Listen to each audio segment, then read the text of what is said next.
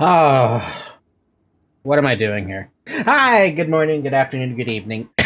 Welcome to Aion EU Classic. Uh, um, gonna be honest with you, this is weird to be on this game again. And I mean, like, substantially weird. Let me explain why it's weird. 10, 11 years ago, I started playing this game, right? I was in the closed betas, I was in the open betas,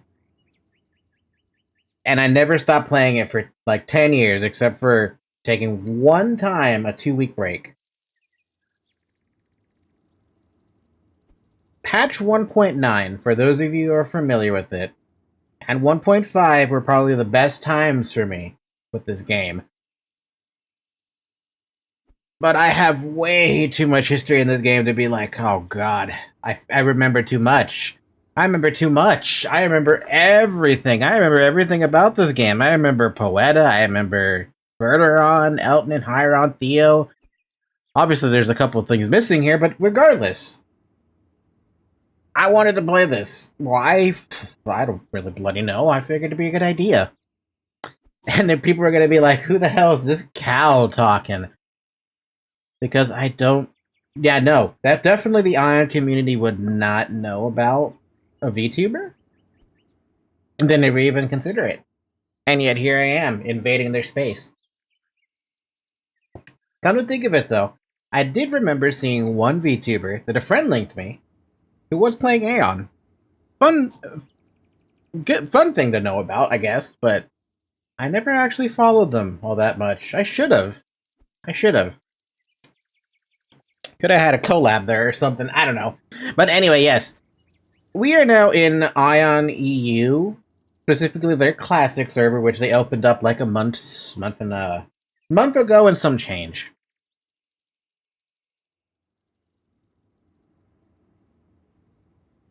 And I was just looking at their shop because I remember looking at the streams being like, oh yeah, their shop's not going to have any pay to win. It's going to have lots and lots of costumes.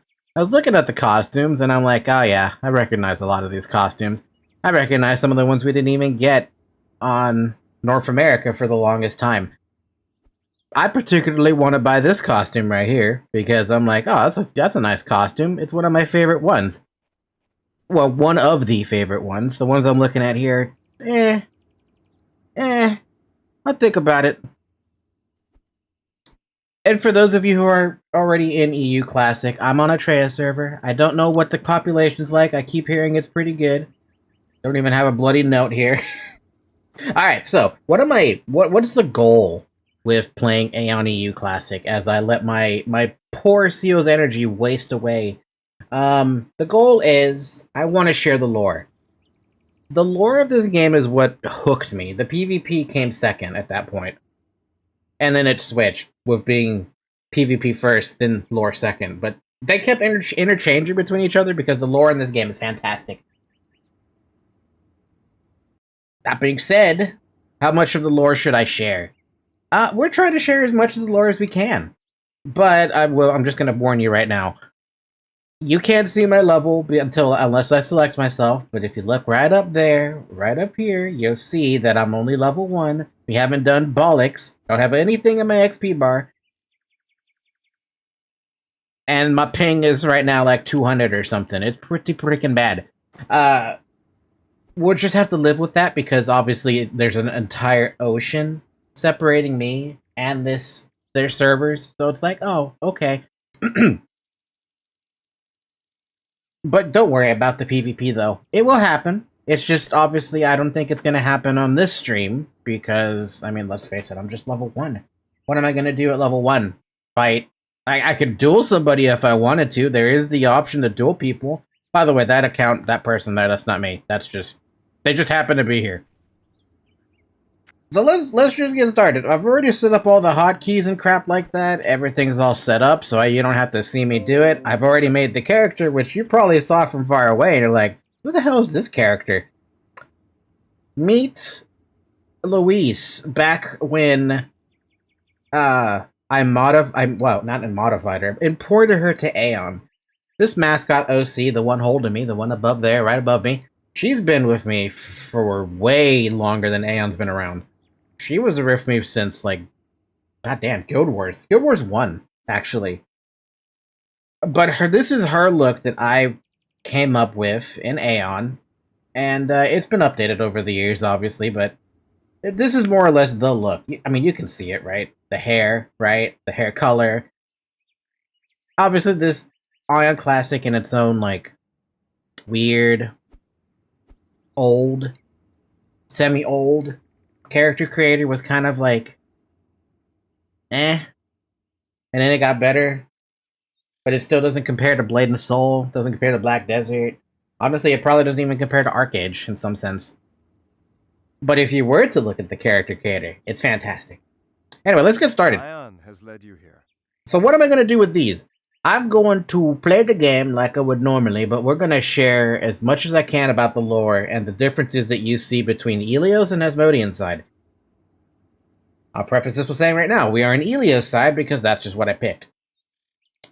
I don't have an Asmodean character to show you the differences side by side for the story. I can tell you what was different compared to what I know from NA, but as far as I know from EU, I want to know if they actually changed anything. Anyway, we are here talking to Elpis. There you are. New quest, sleep on the job. Valky, I've been looking for you. There's work to be done. Hey, are you okay? You look like you're miles away. I was having a strange dream. Dreams are for dreamers, Valky, not mercenaries like you and I. Come on now, we have to get our head down if we're to do well here. Alcario's village has run into a whole host of problems, and we need to be on our game if we're to succeed and build a reputation around here. Accept the quest. Good. Put in a good show, and you'll get paid well. Otherwise, you have Mares to deal with, and he's not known for patience. Go, and now no more screw-ups. Got it? Got it. So, one little thing about, well, Aeon's quest system. Sometimes some of the names are highlighted in blue. It just brings up a dictionary that tells you who the person is. In this case, we brought up a dictionary entry on Myrus. A mercenary in Alcario's plains, he thinks highly of himself. And as per usual, you have even more dictionary things you can click on that tells you what Alcario's plains is. A prairie spreading to the west of Alcario's village. What about Alcario's village? A human village in Poeta. It is named after the deva who saved the village during the Crawl War. They have something similar to this on Asmodean's side. I hate trying to pronounce that damn name, but I guess I could literally just show you, right? If you were to go to the world map on for Aion, and you go over to the little two different sides here, you got the Abyss, you got Asmodee, and you got Elysia. We're currently in Elysia, but if you were to go over to Asmodee, you'll see that they have their own little map, right? They got the same amount of maps as we do on Ilia's side, and that's just how it is. But their starting location is here in Ishlagen. Ishlagen? I can't pronounce it. I've never been able to pronounce it for the 10 years I've played this damn game. They also have a story with the village that they start off with, but for them, there's a stark difference. On Ilia's side, they're mercenaries. On Asmodean's side, they're raiders. So you start off as technically a pirate, I guess you could say. That's the big difference there. There's going to be more differences. You're going to see it. Aion, watch over you. And as me being super bloody slow on the first bit. Myrus, Merc Sentinel, let's talk. I wasn't sleeping on the job. What are you talking about? Stop lollygagging and go earn your wages. Oh, how good of you to show up, Valky. I'll tell you only this once. This outfit doesn't take on slackers. We're professionals. We pull our weight and we rely on one another. You may be a skilled priest, but that doesn't mean you can turn up whenever you like. Next time I snap my fingers, you better come running. What needs to be done, sir? From now on, you work with me, or to be precise, you get your instructions from me. Captain Catlio has lost his patience and ordered me to eliminate the problems on the Alcario's plains. Wanted to work with you the most. Oh, no greeting necessary, just listen to me carefully and work hard. Then you'll be able to make a fortune here. Literally, it's all about the money. Now you're probably wondering, if you've ever heard of Aion, you're probably familiar with the marketing they did. The marketing being, you can fly, flying combat, that kind of thing. It didn't happen yet. The first 9 levels, you don't have that that benefit. You don't get to fly yet. All it is you have your humble beginnings as a mercenary or a raider, depending on the side you picked, and you just did quests and kill stuff for the mercenaries. In this case, mercenaries of Poeta. Or, yeah. Now, let's get started. Your first job involves the striped caribs. One of the farmers here, Agar, has lost his farm to them already, and now they've moved into the nearby fields. If we don't act fast, Poeta risks losing the majority of this season's harvest. And no harvest? No food? Exactly. My more experienced soldiers have already left to take care of problems out by Cleona Lake? So what I need you to do, Falky, is hunt some striped caribs for me. They shouldn't be too hard to put down. They're the weakest of their tribe and end up running away about as frequently as most Asmodeans. Now this is interesting.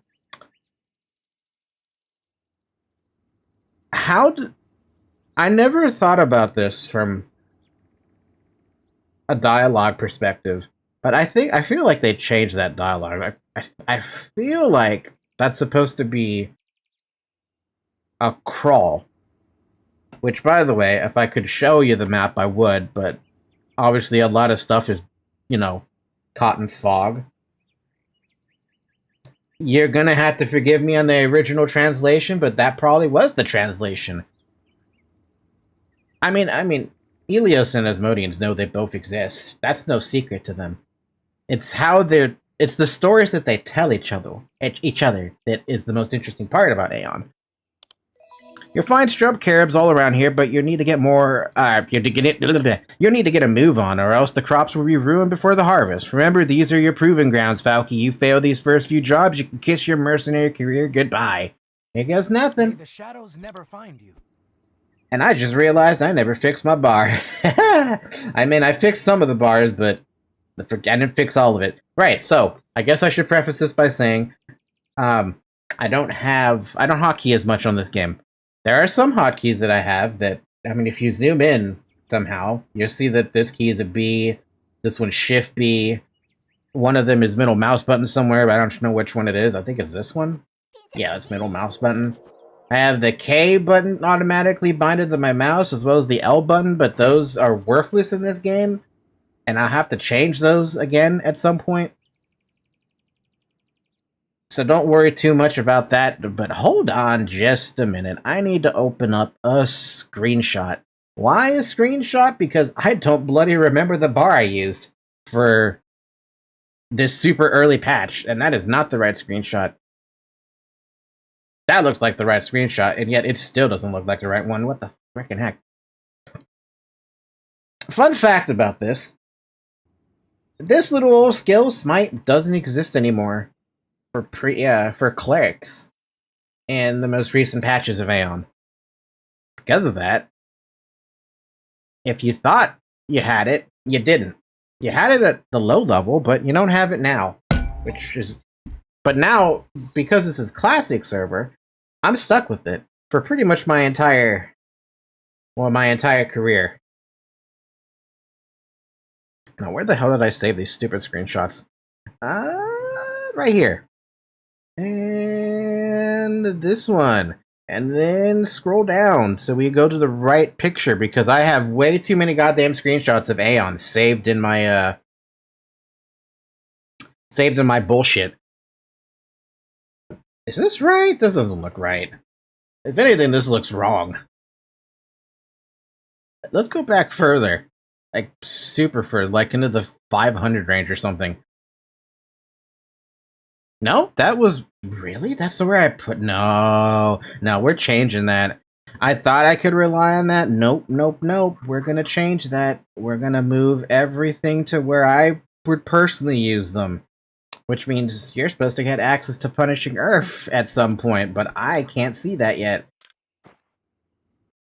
Man, that's so odd to look at this. I'll leave you right there for now, and I'll figure it out later. Anyway, combat is standard. You tab to a target. In my case, my tab target is C. When you select yourself, you select your nearest target, stuff like that. And then you attack stuff with, attacking it. In my case, because I'm a little cleric, I could just use Smite. And that's unfortunately going to be my combat for a very, very long while. I don't get anything special.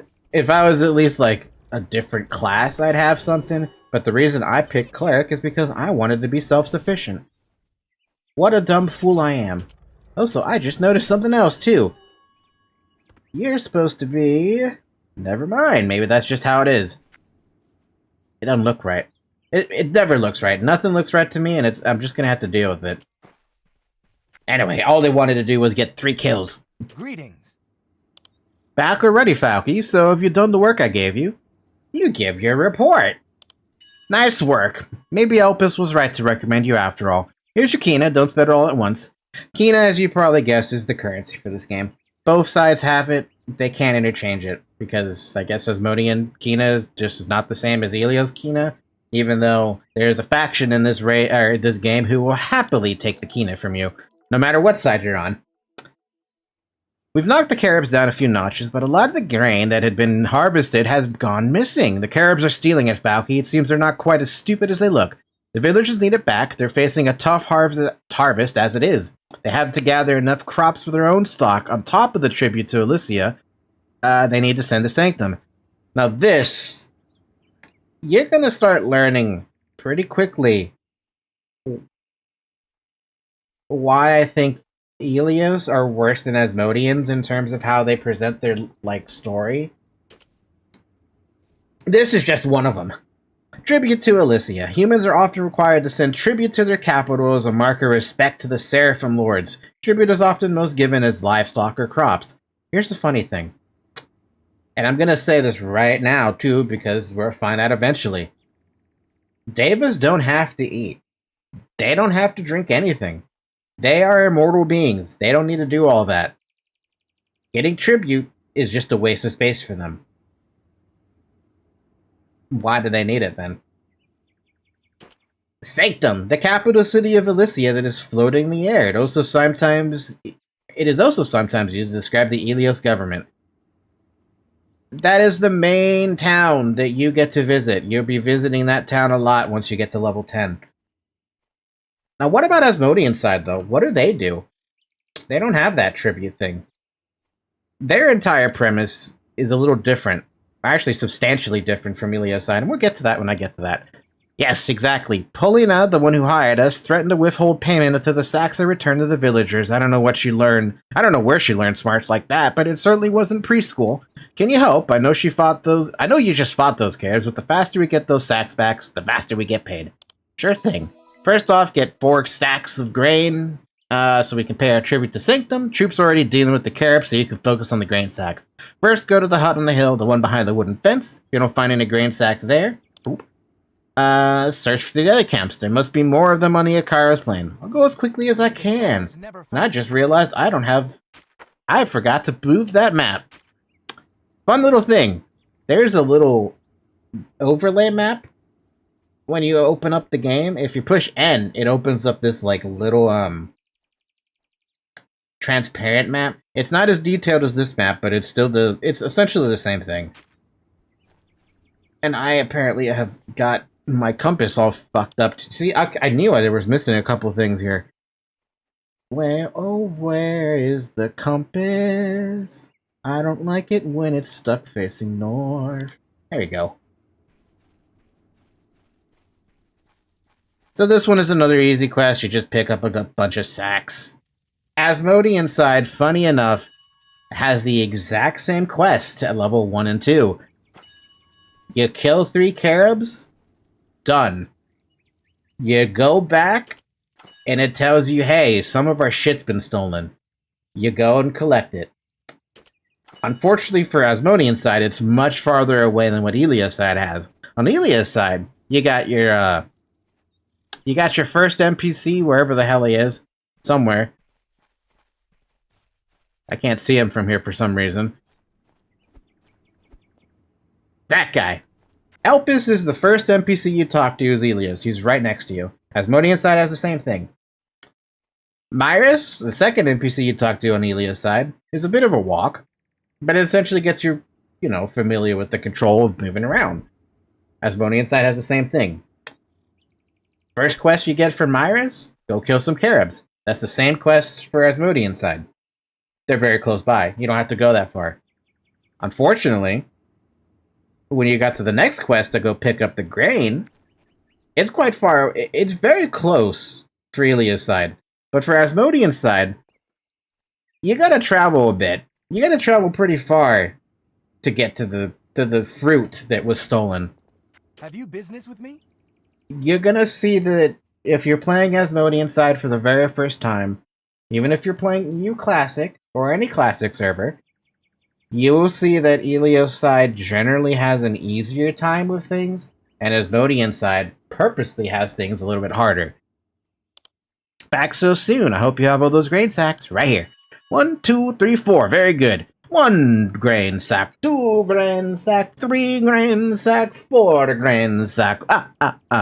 Very good. You had me worrying you were a slacker like Elpis, but I guess I was wrong. Good work. Thank you. And we're level 2 now, which we get nothing for it, except for maybe like a couple stats. Okay, Falky, listen up. You're working out well, so I think we can trust you with more important tasks. What about the Caribs? Why do you care about the Caribs? Stop caring about the Caribs.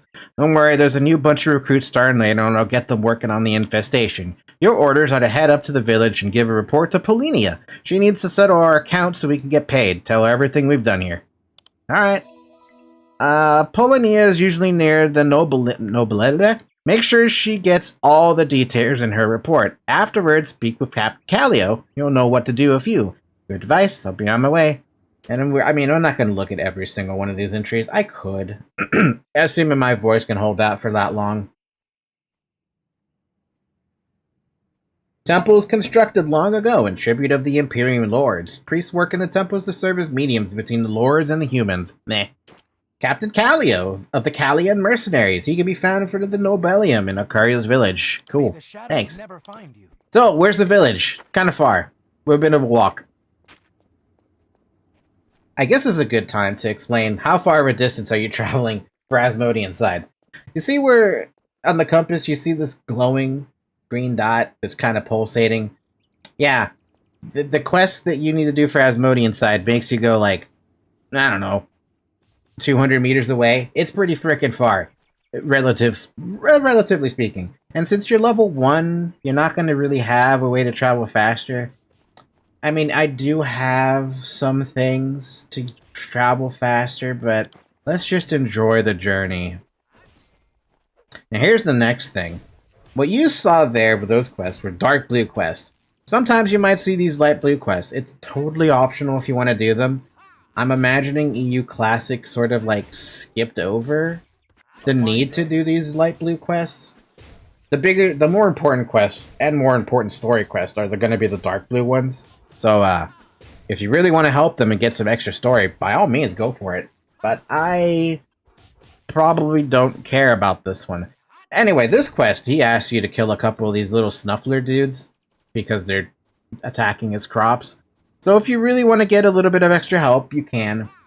Days like today strike misery in my heart, mercenary. Why farm at all when hard work is devoured by beasts? I see no sense in the struggle. If I could fight, I would. But I have no training, and the creatures are impervious to my blows. Case in point, this guy's literally hitting this dude with a fucking rake. I mean, you're doing damage. Yours, but not mine. Can I help? Of course you can, but I thought I had to speak to you via Polinia. If not, I could certainly use your help. It's the grain snufflers, my friend. They're sucking up all the seeds I plant, and ruining entire batches of crops in mere minutes. I need them dead before all is lost. Could you help? I have a little Kina left over that I could part ways with. And that's the basis of every single quest here. So why don't we just help him out? It's not that bad to kill a couple of these dumb rat thingies. Oh, and you're also going to see that you're going to discover places occasionally, which adds a little bit more to your map. It becomes more important later in, but considering I've already memorized, like, almost every single goddamn map in this game, even the maps that are gone, yeah, it's not too bad. Anyway, this is a collection quest. You're going to be needing to loot some stuff. In this case, we're looting tails. I don't know why he wants tails. I think something about, oh, collect the tails and it makes them go away. I wasn't paying attention to the quest. It's a light blue quest. Who cares about a light blue quest? Schmacka. Oh man, I can already tell you, the lag, the ping is going to be a big issue. For me, I'm used to having like 100 ping or sub 100 ping. I'm double that right now. So it's not going to be exactly the easiest journey for me to do some leveling up or even just playing regularly because I mean, I'm going to have a tough time with it, man. Unfortunately, Aion is one of those games. Aion? It's one of those games where you kind of have to... It hinges on ping. By the way, I think I already mentioned that this first skill that I have is called Smite. It's just the magic damage thing. But this skill, though, is my only heal. Pop it, and I get a little heal. Takes a bit of time to cast, easily interruptible in my level. Hey, you're back already. Do you have the grain snuffler tails? What does he want with these? The tail of a grain snuffler, purportedly meaty and tasty. Right here. Look at how fat those pests got from eating my crops. Perhaps I could cut the corpses open and retrieve my seeds? At any rate, there's 3 fewer problems to deal with today. I don't know. Is that a good idea? Would you even... I don't know anything about farming, but I'm pretty sure that's not a good way to farm. By planting seeds that have already been eaten. Wouldn't the digestion process... Would the digestion process not kill the seed? I feel like it would. Please take this reward for your work. It's not much, I know, but until I get to market, it's all I can spare. Hey, thanks anyway. Apparently you still have stuff you want me to do for you, though. Hey, Valky, I have another favor to ask. Those snufflers and carobs nearly wiped out my entire crop. Things are under control now, but I'm worried that if I leave my plot, they'll do even more damage. What can I do to help? I just realized that. So I have her head hiding the chat window, sort of. And I just noticed that I see Clerk chat, which is funny, because I can't chat in Clerk chat right now. If any of you has done DPS without Ripple, what, is 55 open now? I didn't even know. I need someone to take what grain I could recover up to the village. I've already struck a deal with Uno, the village cook, so you needn't worry about selling the goods. Just up the road, and I'm sure you have other work that'll take you there anyway. Need to trade the grain for enough food to survive. Sure, I'll take it. Luma, friend. As we proceed forward to the village. By the way, you probably noticed that there's a nice little glowing flower over there named an Aria. I have a friend named Aria, who's actually getting married to another friend of mine. They made an Aion. Very cute. Beautiful stuff. What's the point of this? This game also has gathering. So, I highly recommend you do it even at level 1. It's based on a success bar based on your skill level. It's not that complicated. But the higher your skill, the less likely you are to fail. So, probably a good idea to do it. Depends on how long-term I want to be. And every time you collect it, you get one little aria in your inventory or whatever the heck you collected. Am I gonna do it? I feel like it's a good idea to do it, depending on several factors? Several factors? Like if I decide to do alchemy. We'll get to that when we get to level 10. I'll tell you all about the trade skills. And I'm about to run out of free Seal's Aura. Too bad. But there are quests in this game that require you to gather, 5, 10, maybe 15 of an item. So it usually helps to have the gathering, since, it's free experience, right? It's free Kina, it's free experience, it's a free quest, could be another piece of stuff, or another potion you might get, that kind of thing. Oh, man, my throat.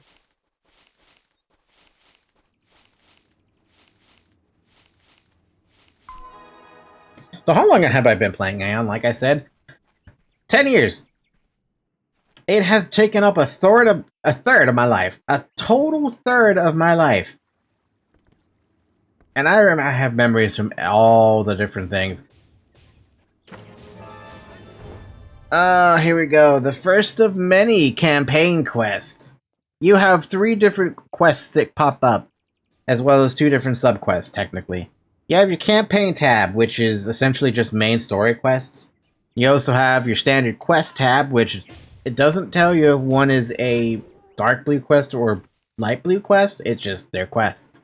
And work order quests, which we will cover when we get to level 10. And here's another mechanic. Obelisk. I highly recommend binding this obelisk. For the first obelisk you see, it makes it so that when you use return, you come back to this location. If you ever need to bind to a different obelisk, your return will take you there. There's also escape if you type out escape, which doesn't work, so never mind. Just put a sad face because it doesn't work. Does escape really not work? Oh, they named it Retreat. Oh, it's Retreat now.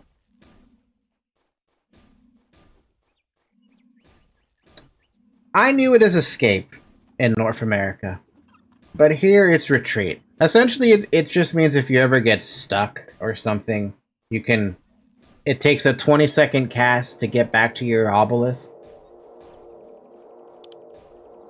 I just use it because it's a free... It's a free teleport, but it's got a cooldown of an hour.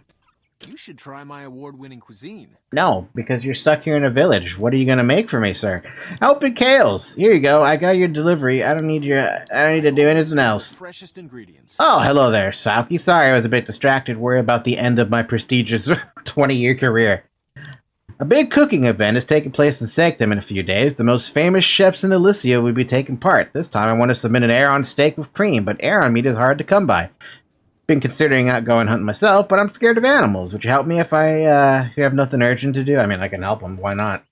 I'm on the way that way. Thanks for your business. He just wants 6 Aion meat, which is very easy to get. Anyway, where the hell is... There you are. Polonia. Greetings. Before you speak, remember that you stand before the Great Nobelium. This is a place of worship, and I will not tolerate disrespect even from a mercenary. Now, what is it? Have a report. Ah, you bring good news to the Nobelium. I'll combine this with the other reports and present them to the villagers later. The Icarius Plain are a source of concern for the villagers here, and while some are hesitant to bring in mercenaries, I can now see that that our money was well spent. Tell me, though, did you see a farmer in the plains, a man named Kales? He is my cousin, and I have not heard from him in some time. I do hope he is well. Oh, don't worry. I took detailed notes. I know how particular Maris is about his reports. You're welcome, though. Greetings.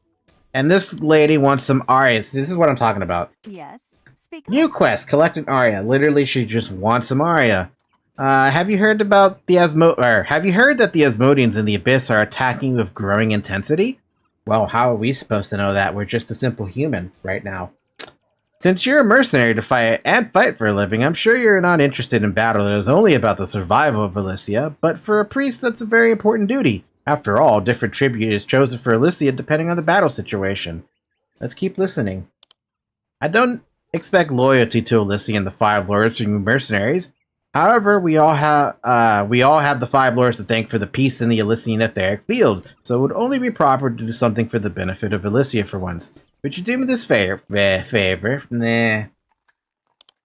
Very good. I have considered sending rations to the Abyss, as we normally do. However, in this time of crisis, something else may be needed. Now here, we can open up the entry for the Abyss, which is another premise of this game. Gimmick, I guess.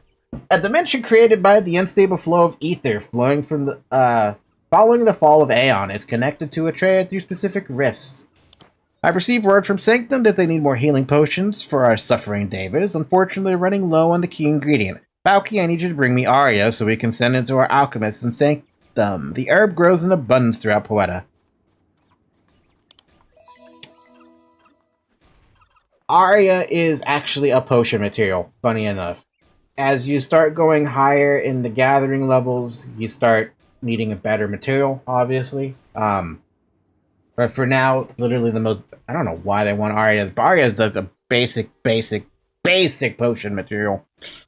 Aria grows in the grove. It's easy to find by giant trees. Bring me 10 roots. That'll be plenty. Please could you deliver this as quickly as possible? There isn't much time left until the tribute to Alicia. I await your return. Take care. Yeah, I'll do that for you, since I'm on the way to Yes? getting more Speak Arya. up. Faith in arms, mercenary. Good, you're here. I trust you've come to grips with mercenary life by now, Falky. There's a special task I'd like to give you. I called you here because you've caught my eye. You've been with us for some time now, and I've something of a test for you to complete. Now's your chance to shine. Don't worry, every mercenary must take this test at some point or other. But there's something you need to do before I can tell you more. Do you know what an obelisk is? Well, obviously I know what an obelisk is, but let's open the entry up and read the entry for everybody. A device that resurrects defeated devas, binding a deva's soul at a specific obelisk allows the deva to resurrect there. Here's the thing. We can bind to it as well. As a human. Technically, as a human, you die and you do come back to the obelisk. Even though we're not devas yet, we're not immortal, we're not supposed to be immortal. When you bind to an obelisk, you can resurrect there if anything happens to you on a mission. It'd be useful for you to know how to use an obelisk. There's one right here in town. Bind to it now. If anything happens to you, you'll resurrect there. Come back after you're bound to it and explain more about your mission. I'm already bound to it, though. But they want me to go over there and investigate it. Investigate the thing. Do it. Investigate it. We've already done that. You're already bound at this location.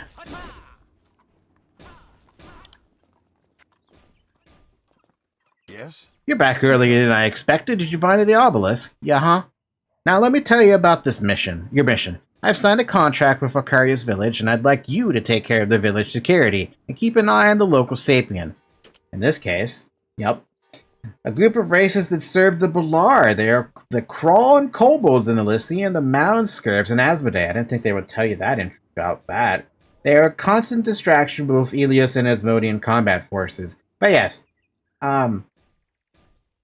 only the Crawl and the Kobolds are in Elysia, which is on Elia's side, and only the Mao and the Scurvs are in Asmodee.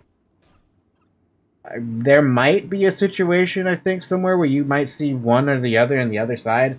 I don't remember when that happens.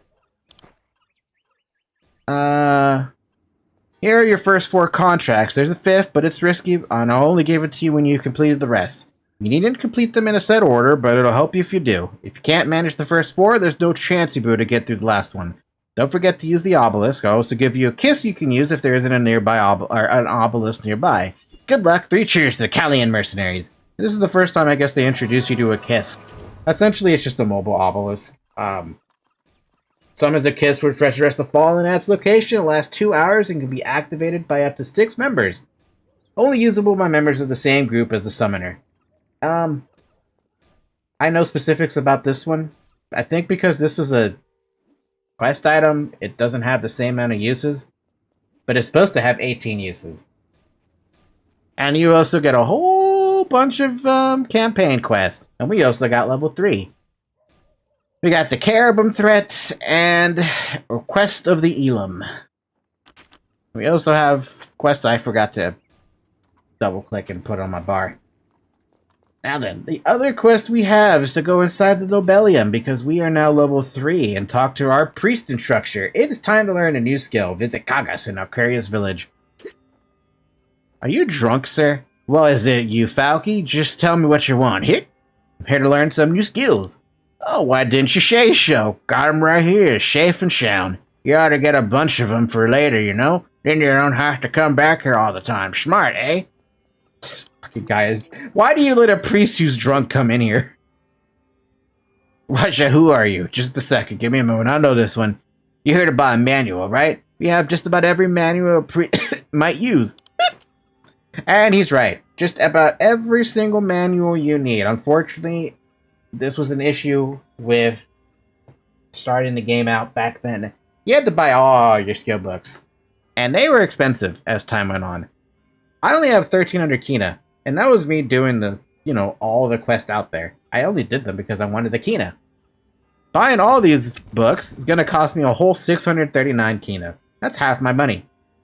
It gets worse as you start leveling up. But I'm going to buy all the books. And I'm going to just pop pop the 2 new ones that I learned. Which pops up here in my active stuff. We got Blessing of Health, which is literally what it is. It just gives me some more HP. Kaboomy. And we got Hallowed Strike, which, I'm going to be honest with you, the last time I used Hallowed Strike was before they removed it. And I feel like that was maybe 6 years ago. Maybe 4 years ago. I can't remember. It's been a while. It's just a melee attack. Clerics at this era did get a melee attack. It was kind of garbage. Personally speaking, it was garbage to me. By the way, here's another thing you can do if you're Kina, which is another Kina sync. Yeah, obviously you only have 3 rows of space, which translates to 27 units of space. If you click on this little lock icon in your inventory, you have the ability to expand your inventory by 1 more row. It costs 1,000 Kina for the first one, and it gets exponentially more expensive as you try to unlock more rows. You get to a point where you can't unlock anymore with Kina, and you have to spend money to get the next slots. It's a thing. I would say you don't need it, but if you plan to play long term, you're gonna probably want it. Anyway, who the hell is this? Zoe, you good there? Anyway, this guy. These are Shugos. They are the money laundering, like money greedy bastards of this entire game. Everything to them is about Kina. Kina this, Kina that, profit this, profit that. Hey you, come here. I have something to tell you. What is it? You're a mercenary, yes? Clever Minalinurk has a job for you. There are caribs all over, yes? At Adris farm, the farmhands fled, and they left their things behind. Whoever collects them can keep them. No questions asked. The goods are worth a small fortune, but Minalinurk cannot leave this shop unattended, so maybe a strong priest brought the goods to him, yes? Half the value for each of us? And here's their favorite line. Knew it! A true mercenary. There are barrels scattered across the farm with bottles of wine inside. The wine is so good that Sanctum requires as a part of the tribute to Elysia. There's plenty profit to be had. Go quickly before others discover that we know. Got the wine for you. The coin be your guide, Deva. They don't usually sound this weird though. But you can usually tell it's a Shugo by the last 4 the last 4 letters of their name. Nurk. They have a variation of Nurk somewhere. It's just their thing. And another one of their things is the that's the thing. And then a couple of their lines being like, Kina is Kina. If Deva can't find, or if Shugo don't have it, maybe Deva don't need it. Something like that. Now let's proceed forward. We are now at Cleona Lake. More of the map is revealed. By the way, you can zoom in if you want. Not really necessary, since you get way prettier sites just looking everywhere else. This is not the Cleona Lake I know, though. This is such a sad version of it.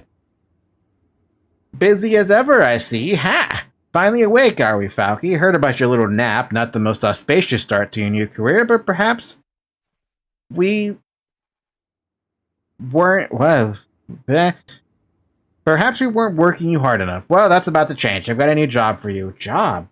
What job? Oh, right, cutscenes. The Carabim have overrun Ager's farm. The farmhands have scattered, and the farm lies in ruins.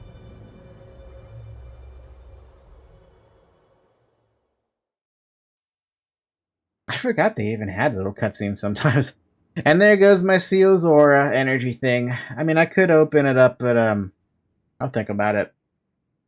Listen closely. You know Adria? He has a small farm near the Cleona Lake. Anyways, he's in a bit of trouble, you see. Small horned caribs have been completely overrun his farm. Adria and his farmhands have fled, and now his crops are in danger of spoiling before they can be harvested. That means people will go hungry, and more importantly, Adria won't be able to pay off his grain tax in the rebellion. Dude, this is dumb. It's not only a tribute, it's also a tax. Like, come on. Maybe the tax makes sense, but the tribute, no. Good. Well, a couple of days ago, the villagers... I'm gonna watch you while I'm eating my bowl of crispy chicken skin. Have fun with that. Good. Well, a couple days ago, the villagers all got together and tried to take back the farm. Needless to say, it did go well. Now, There are even more carib than before. It's no surprise, really. These locals make fine farmers, but they didn't stand a chance against those things. Anyway, this is where you come in. The village priest has asked for our assistance, and since this whole situation affects the Nobelium, the captain has agreed to help. We need to find those caribs and teach them a lesson. They won't soon forget.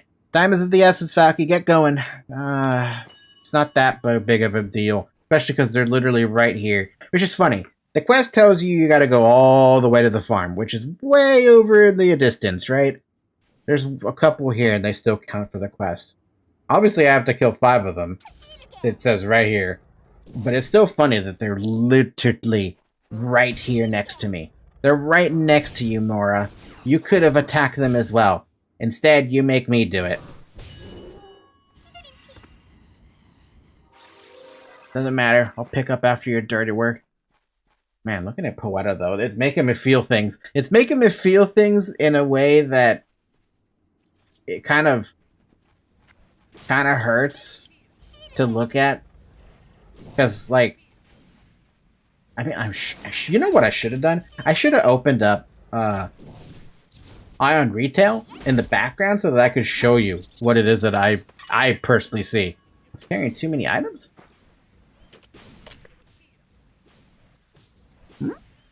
You're unable to obtain items at the current time. Wait.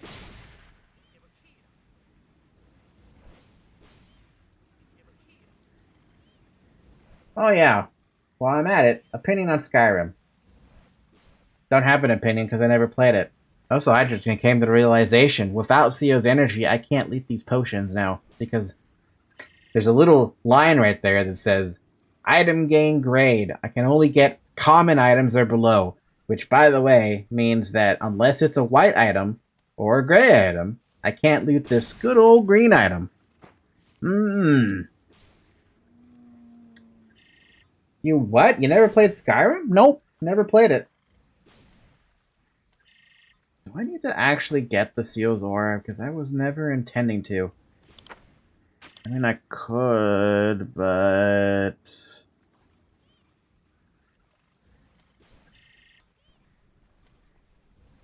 It's 399, which I think translates to something kind of high. Actually open up the website and see how much that actually ends up being.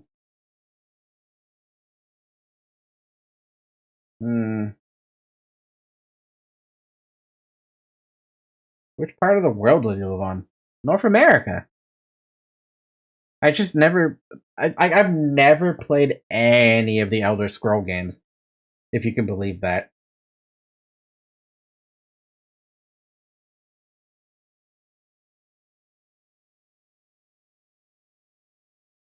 I'm gonna move chat down here, so it's not blocked up by the quest text. Let's see. If I would have to spend $15, right? Well, how much is 15 EU right now? 15 EU to USD? Like 16 bucks. I definitely cannot believe it. Well, believe it. Just like Naruto would say, believe it! Or believe it! Or however he says it, right? I've never played any Elder Scroll game. Not a single one. Also, I guess... Hold on a minute while I purchase this stupid Seal's Aura. Wait, hold on a sec. What else is there? Item gain grade, common items below, Kina gain not possible, AP gain not possible, collection not possible, crafting possible, private stores not possible, quest reward, AP gain not possible, relic trading not possible, XP gain 50%. So I really get hamstrung if I don't do this. Okay, if we're gonna play this a bit, why not? Just give me a minute, I guess. Gonna be really awkward doing this, but I mean, I don't have a choice, right? So you're a PayPal user. You can make payments more quick. Don't use PayPal Quick. I don't have any interest in doing PayPal Quick Pay. I'd rather be able to type my password in every single time. Even though you guys can't see me typing in my password. I just prefer it that way. It makes me feel safer. I don't know if you guys actually feel this like same way, but whenever like sometimes PayPal's like, oh yeah, we can ask for your password every time, or you can trust this device. I don't ever tap the trust this device thing. I prefer to always see the opportunity.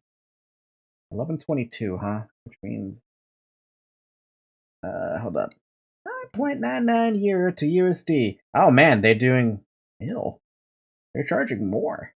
Ew. Fine. I have to do this one more time anyway. Hi, Zoe. Your tail's in front of me.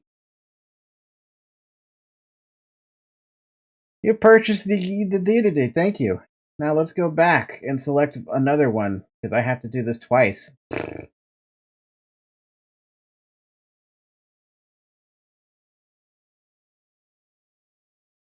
Bum bum bum bum bum. 561.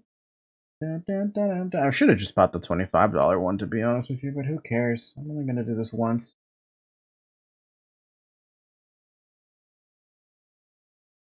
Alright, now let's wait for the dumb coinage to come in. Zoe, get off! Get off! Get off it, Zoe.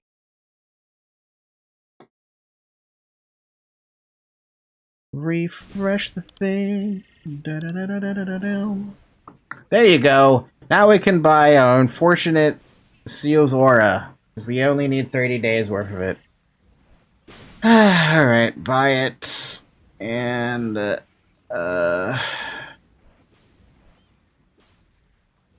thank you for the purchase. Cool, there you go.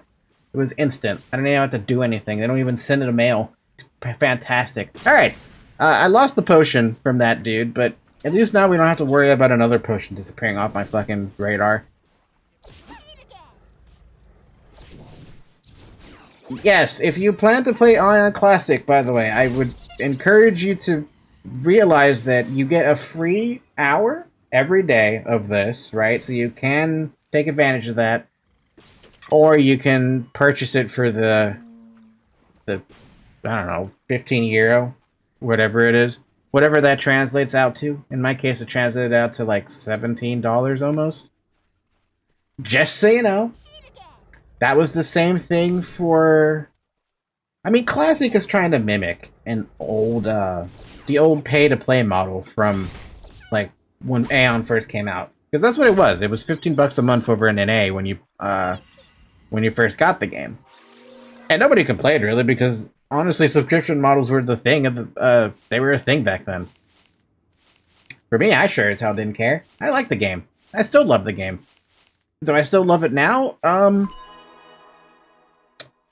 If you were to ask me about North American retail, I'm gonna say no.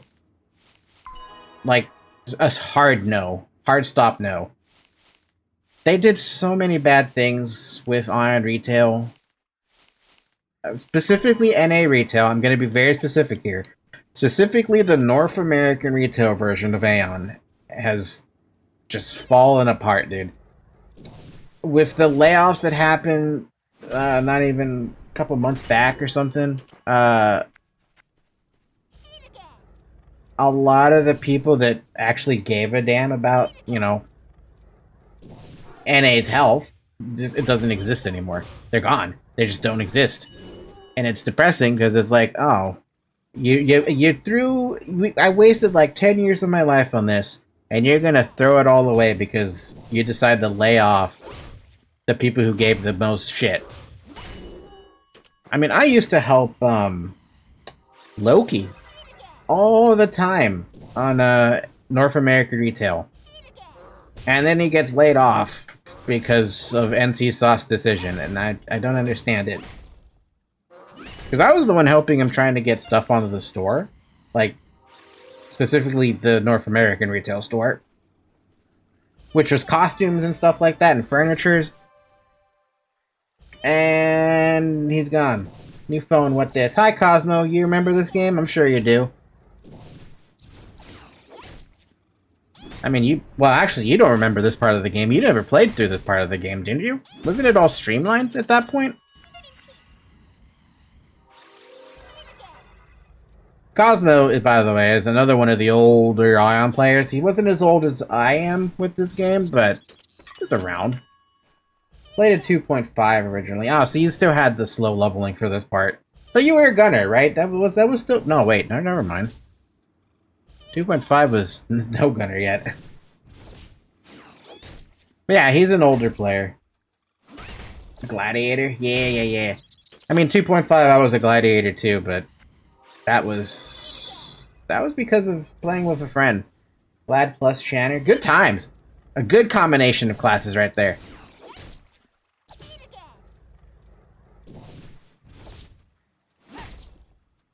Yeah, I'm back to the old priest days. The old priest days. Old slow-ass priest days. But you know what's worse?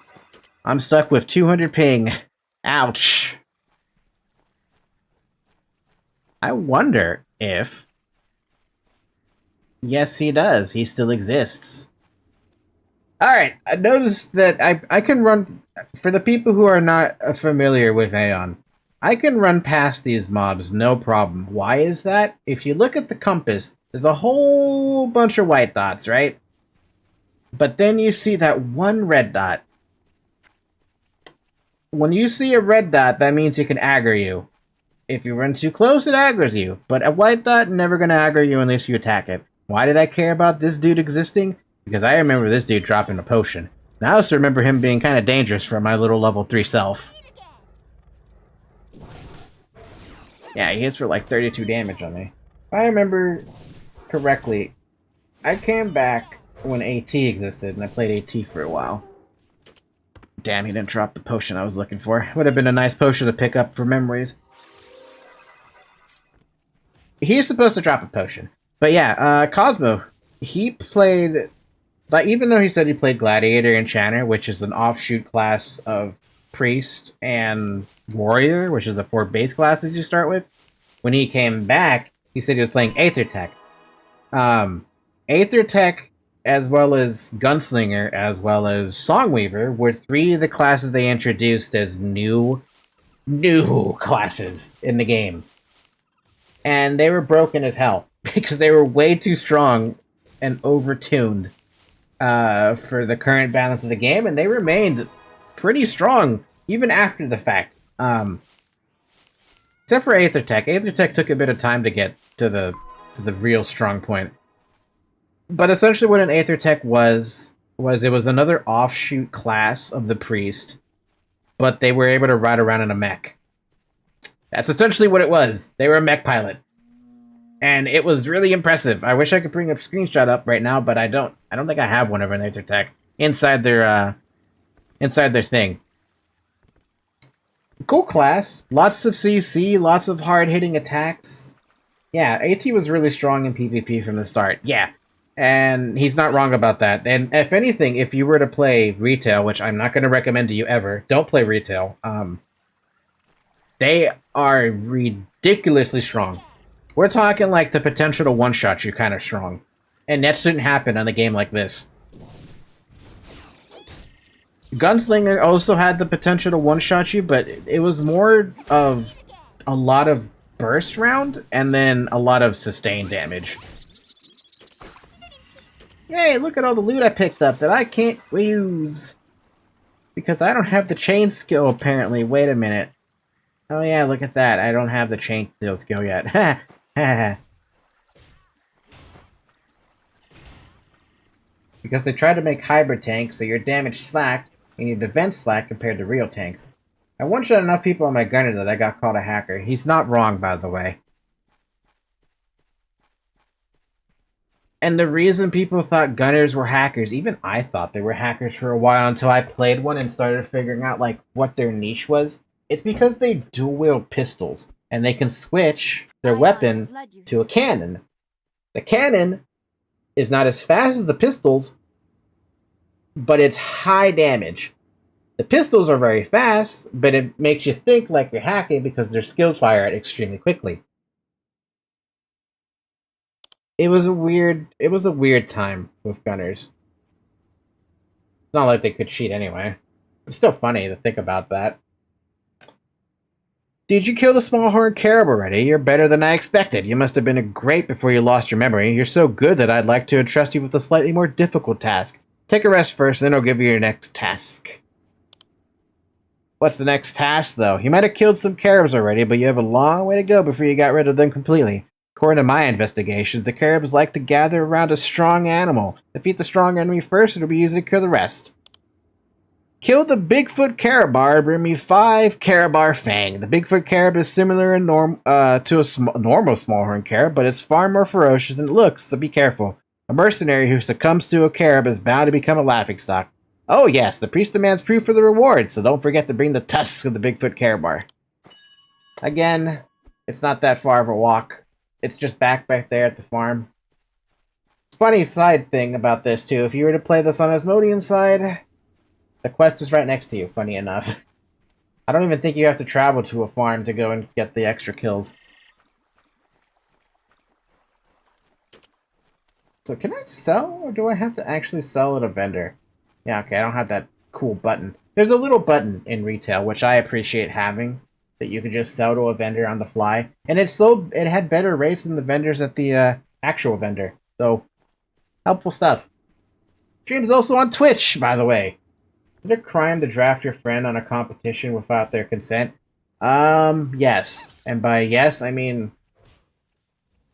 yes.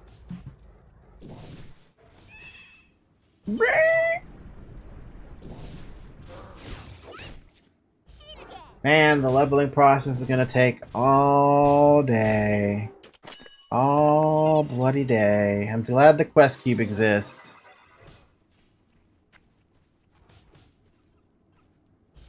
But oh my god, I'm stuck doing smite. Smite, smite, smite. You're gonna be seeing a lot of smite, by the way. A lot of smite. Like I said, it's more interesting when you have the other classes because they get way more attacks. But because I'm a steep priest, I get 2 varieties of attacks. I get some damage skills and some heal skills. It's gonna be really weird seeing some of those heal skills, though. Like, really weird. Some of those skills don't exist anymore in retail. I mean, it's already weird having smite. It's not supposed to exist. Not in my memory.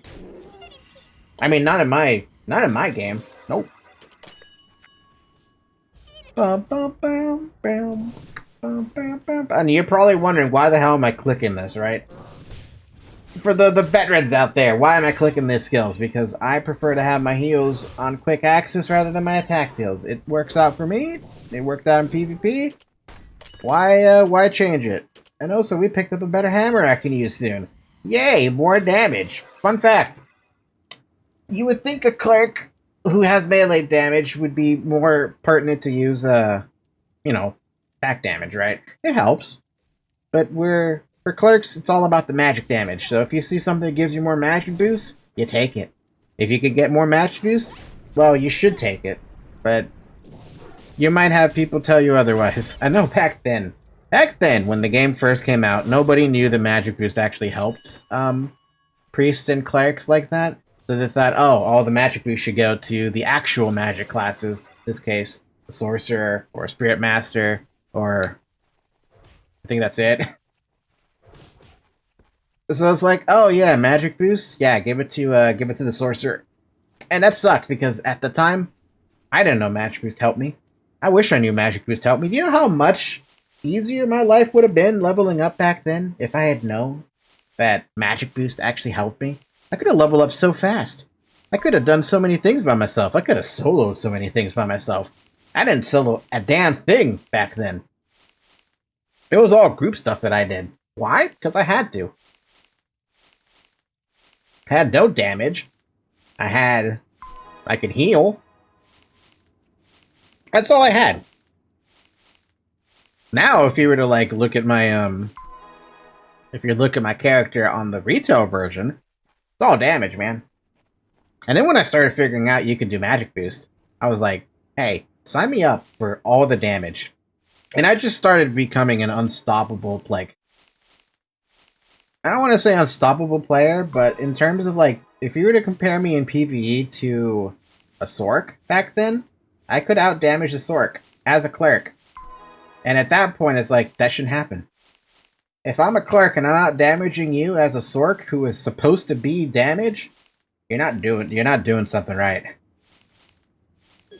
And then I did play a Sork, and I managed to outdamage all the clerics who tried to do DPS. So it's like, now I know you're doing something wrong. Should you be worried when a girl messages you saying she would come to pick you up for a day out? Are you getting isekai'd? Are you about to get ran over? Don't get ran over, man. Also, what are these questions? They're so random. Welcome back, Cosmo. Aion has led you here. Back already. I trust you've got some carabao fangs for me. Yep.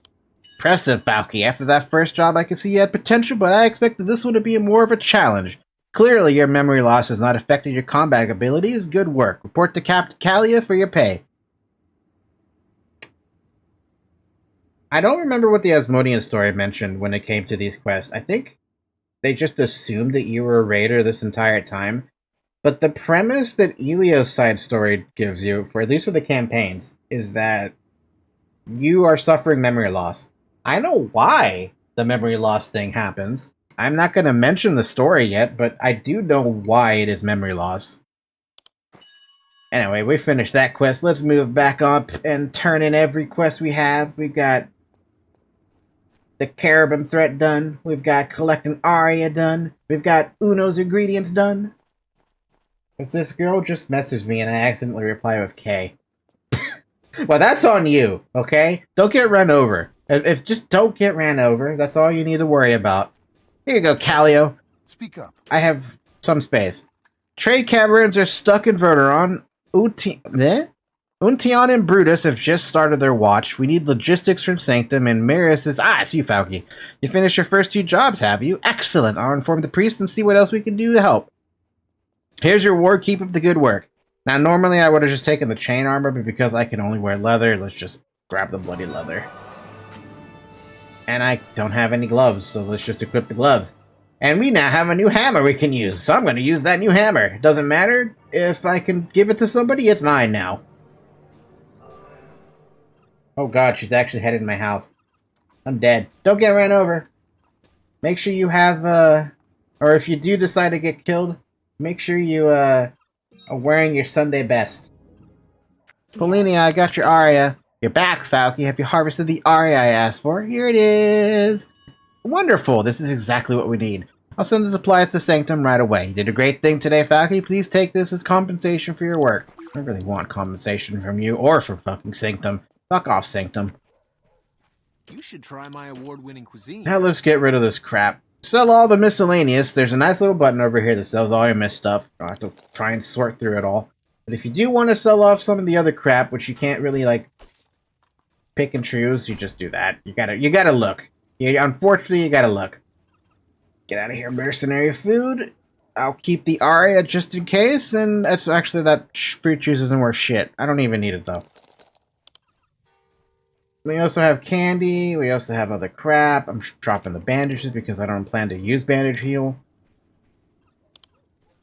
You should try my award-winning cuisine. Here you go, I got your ingredients. Why are you so late? Everything is as good as prepared. All I have to do now is sear the steak. Your husband wanted me to bring these. You can tell just by the clear color that the meat broth is going to taste fantastic. Thanks. Thanks for the quinoa. I'm going to use that quinoa to expand my inventory. Oh, wow, her house is half-hour driving to my house. Still have time and I haven't taken a shower yet. You better do that. You don't want to look your, Tuesday worst. You gotta look your Sunday best, like I said. Right then, we can now continue onward for the next couple of quests. If you look at the map, by the way, you can see where your quests are lining up. We hover over them, you can even look at the name and which NPCs give them to you. In this case, Melampus. Melampus. I'm just a mercenary, but my father is a scholar. With his works in Sanctum Library, he regularly sends me books. Guess I'm supposed to study hard and find my way in the world, but to be quite honest, I don't read any of the books he sends me. I find learning difficult, so what difference would it make if I read a book now? Hey, at least find a book you like. Although I don't read the books, I take care of them. I also lend the books to people who are interested in them from time to time. Namus once wanted to borrow books about nymphs. I don't know why a woodcutter would be interested in such things. Anyway, I couldn't lend him any books at the time because I didn't have any on the subject. Amongst the books my father gave me yesterday was the one called The Nymph in Folklore. I don't know if it's the right book, but I'm sure Namus will enjoy it. I'm not allowed to leave my post. Can you take this book to Namus? Sure. Great, thanks, Valky. Namus is usually in the forest, just up the path. Can't miss him. Blah, blah, blah, blah, blah. No problem. Take care. Still pretty dead, since after all my all-nighter playing Skyrim. Okay, you doing an all-nighter, that's on you. I ended up, because I didn't stream yesterday, I ended up sleeping for a total of 12 hours. So, no sleep for me. I mean, no tired for me. The Nymph in Folklore, a book exploring the folk tale about a nymph and a woodcutter. It's the copy of the original, which is stored in the library in Sanctum. Fun little story tidbit about this. You're gonna see why I find this funny. As soon as I get to the man himself who I have to deliver this book to, it gets really funny. You don't have a quest like this over in Asmodee. For some reason, this is like Ilios exclusive funny. It gets more funny too. The later in the patches that you get into. Because at some point, I don't think they have it on this patch. No, they don't.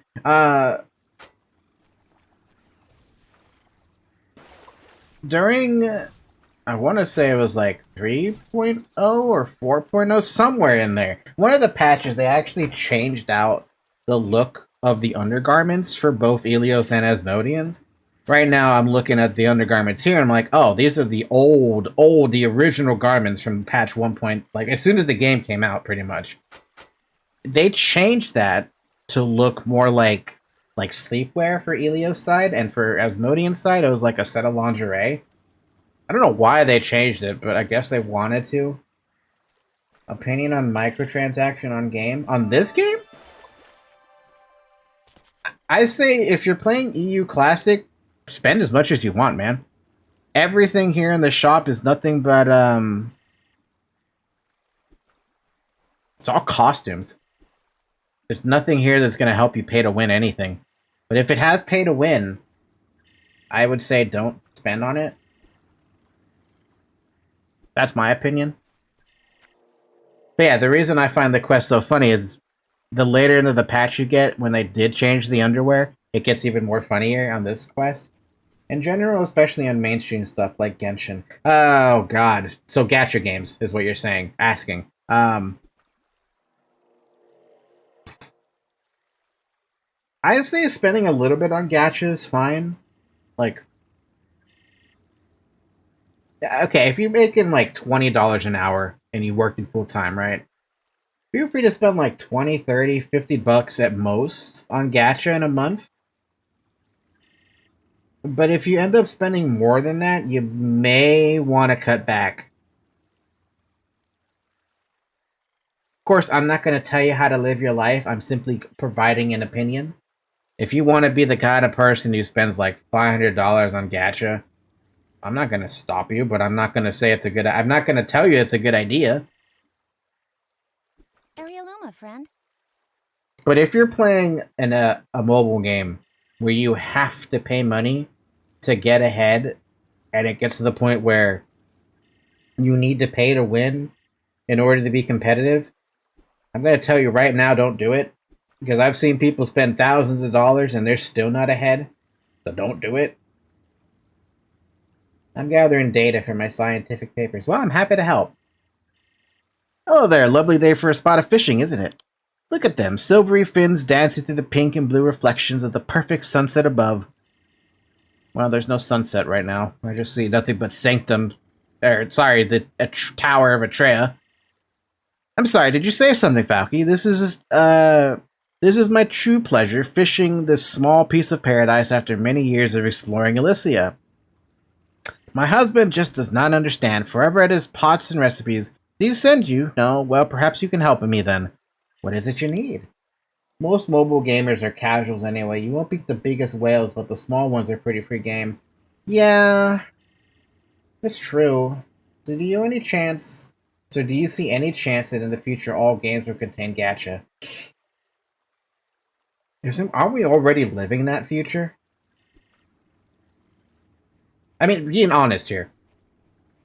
I feel like every single game has some form of gacha in it.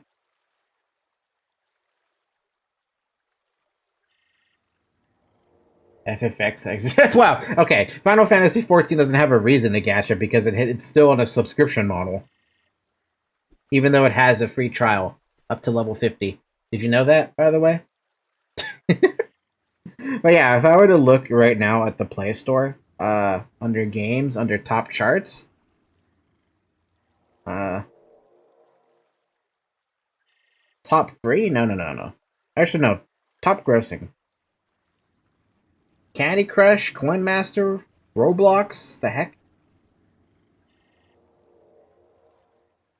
I mean, we're living in a world where you can pay money on all of these stupid games. That's ridiculous. It's a better model, though, for playing at least. That's true, I cannot deny that, but I also have never played Final Fantasy XIV either. But the problem is the biggest income comes from the gacha models. That's because people like to gamble. You're essentially, with gacha games, you're probing on people who have a hard time with not spending money.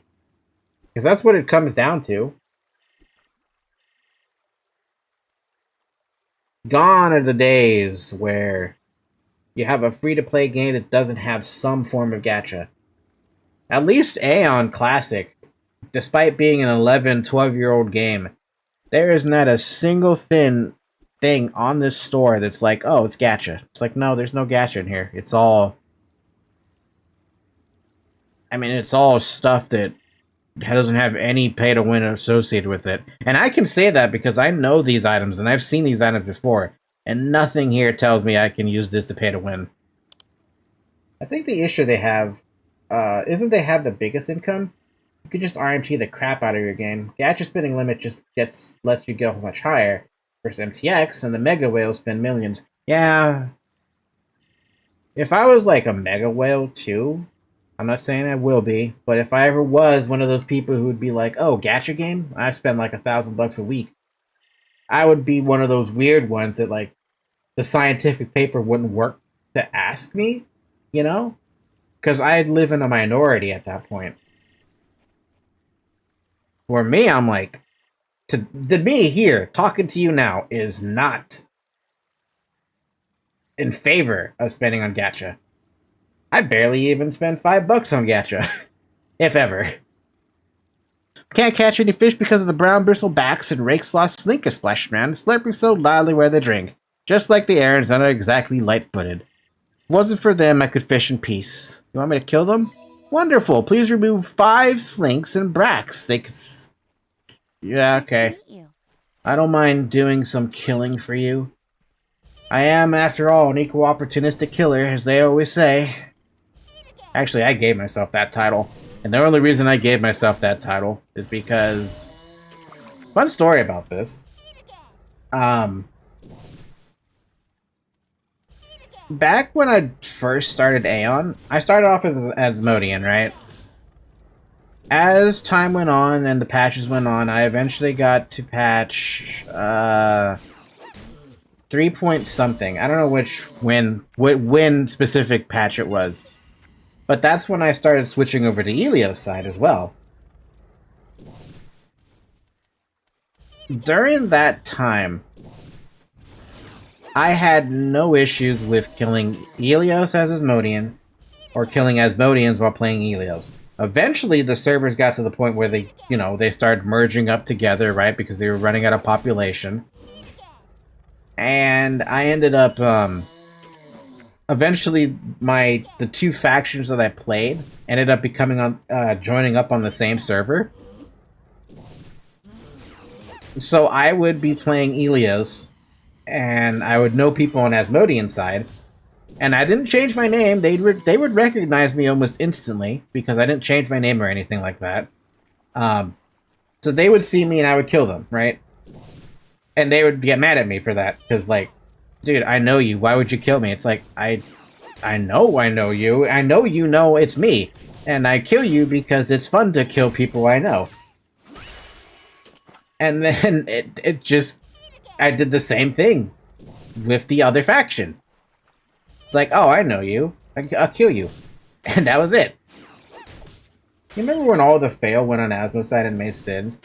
I don't think I was there for that. All I know is that being able to kill your friends inside of the game is like super fun. My sin killed quite a few people in Ellie. Dude, I went nothing. Every time someone talked about Falky, it's like, hey, did Falky come through here or something? Yes? Question mark?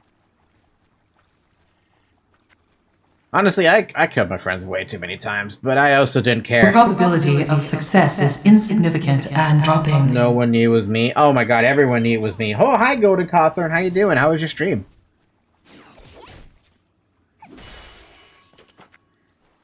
The worst part about it for me was, at least in terms of, like,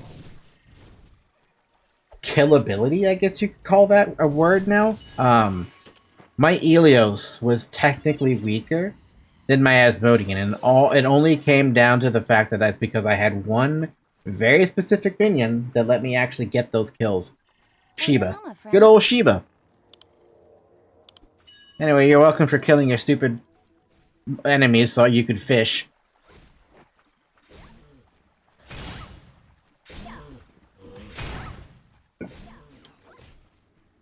Yeah, it was ridiculous, because at the time I was also playing with, what is it, my best friend? I don't know what he wants to go by anymore, because he keeps changing his name. So I'm just going to refer to him as my best friend. If you know who I'm talking about, then you know who I'm talking about.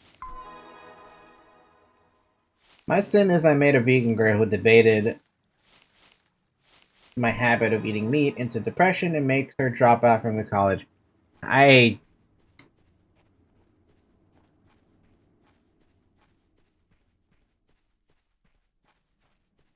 Tofik, I don't even know how to respond to that, man.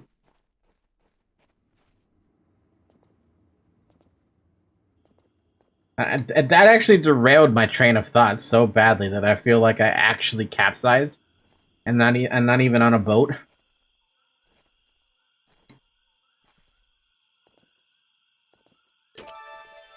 Oh my god, I could pick a new cloth armor. Why the hell would I do that?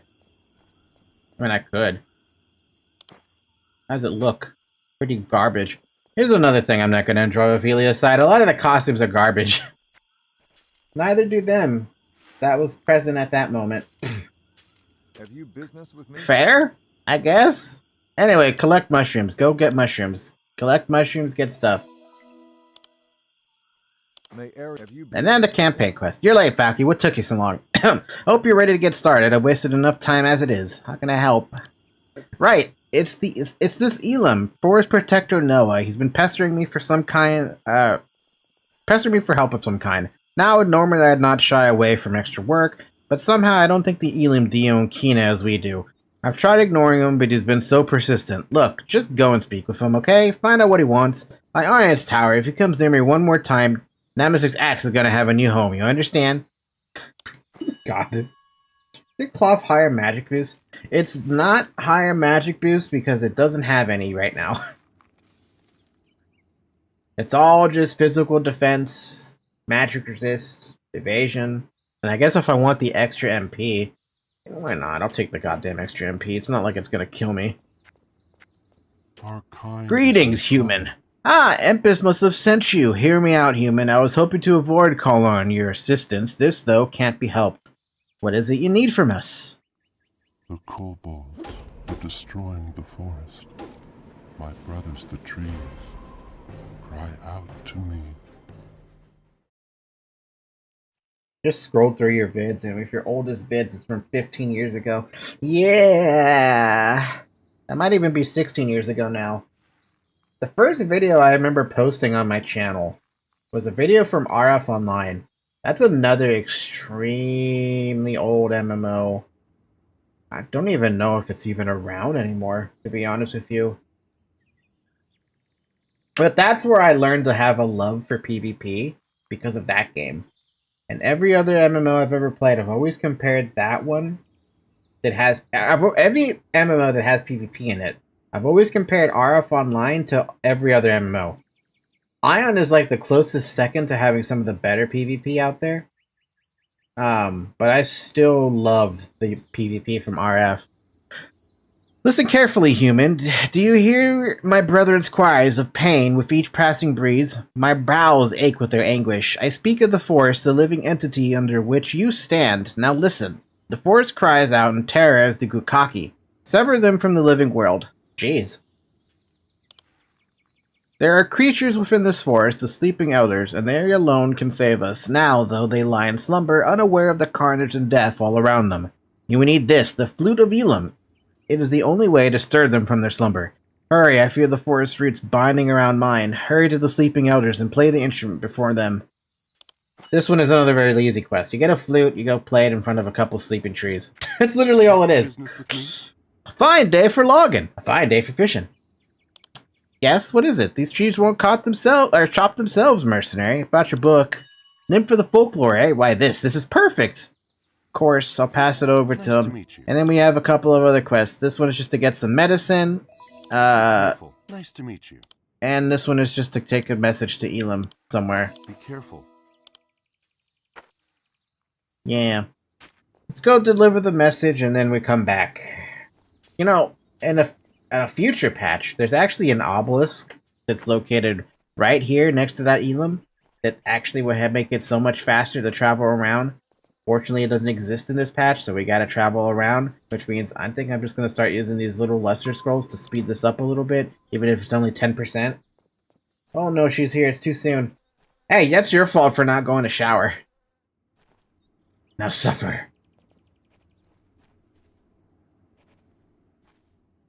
Ugh.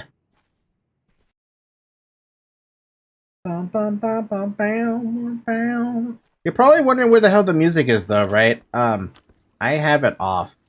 You can turn it on, but I generally keep it off.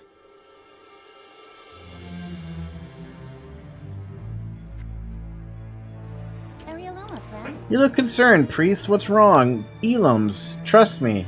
Talk with Astestos. Sure, we're gonna hit the return button for this time, because I don't want to walk all that path and then back.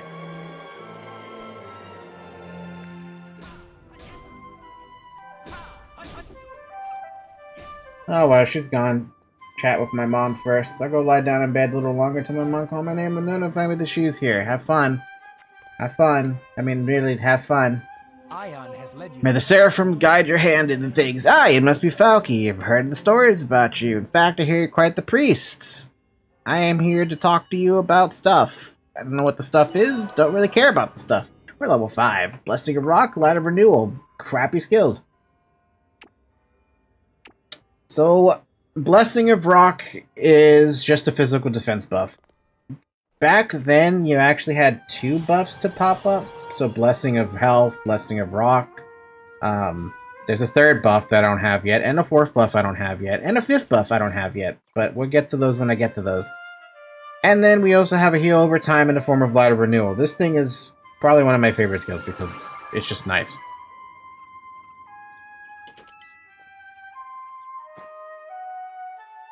What are you doing?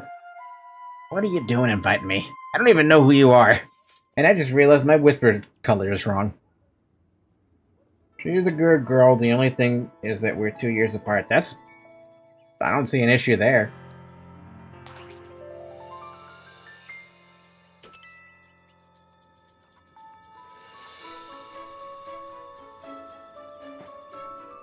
This guy's trying to be a free helper, and I'm just like, I don't want it. I'm streaming.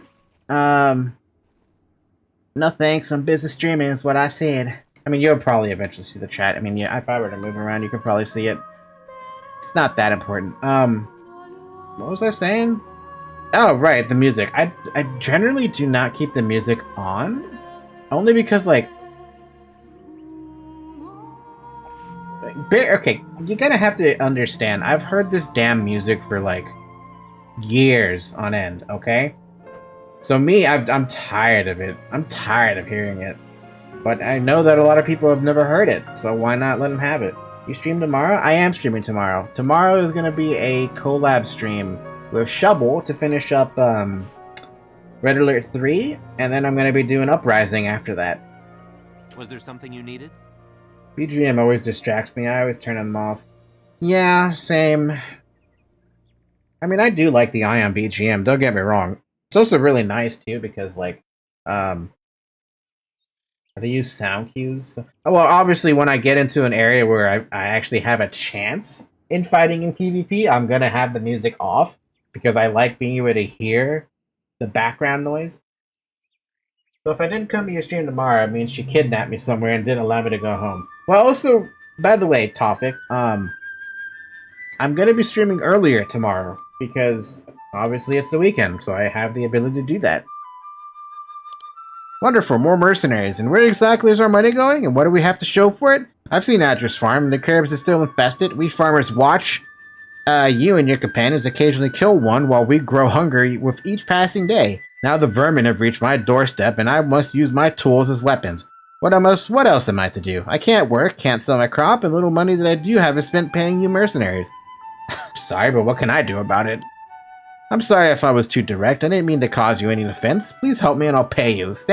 I stand guard until late into the night because of the carrot bar. But I don't have any money to buy candles or oil. The poor harvest hasn't brought in money. Then I remember the Sparkies. Why did I never think that their backsides glow? I can illuminate my foods at night using the Luciferin. Would you kill the adult Sparky and get some stuff for me? So you want their butts? Is what you're saying. May God save my soul for whatever she prepared for me. I mean, for all you know, you probably got a hot night coming up. Spicy. More spicy than a chicken hot wing. Also, if you don't mind giving me just a second here, because I really don't like that some of the crap that I changed, that all of it not change. No, everything did change. I just forgot to change the whisper color. Hold on, I have a spreadsheet for this. A spreadsheet that is still funny that I even still have. Do I even have it still? No, I don't. Guess what? I gotta change the colors eventually because I'm dumb. But you know what I should check?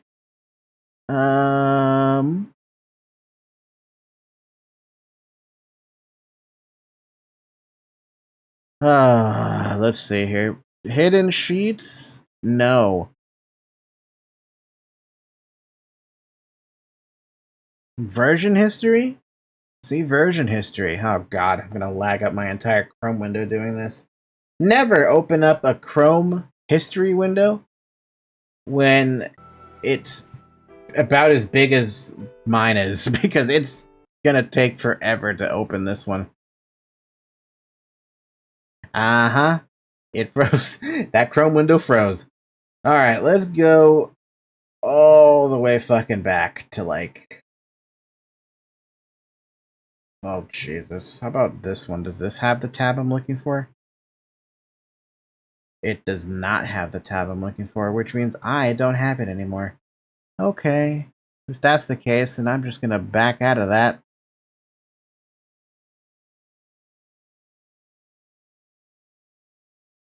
Yeah, this is supposed to be a different color. Same with this one. For incoming and outgoing stuff. Also, the emotes are supposed to be a different color as well.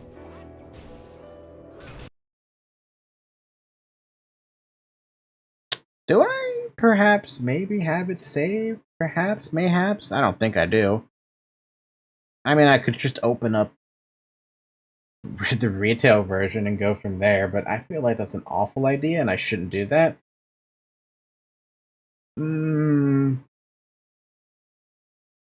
All this for just a little change?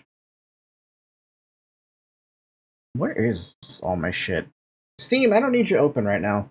Screenshot folder, I don't need you open right now. Sticky notes, I technically don't need you open, but I'm keeping you open.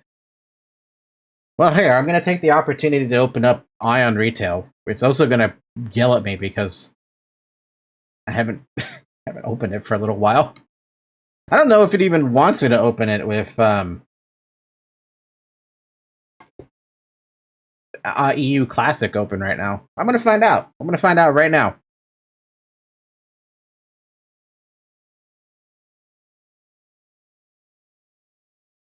Oh, God. Oh, God. It's all weird. It's all really freaking weird. Ah. Da da da da da. Bam bam bam bam bam bam bam bam bam bam.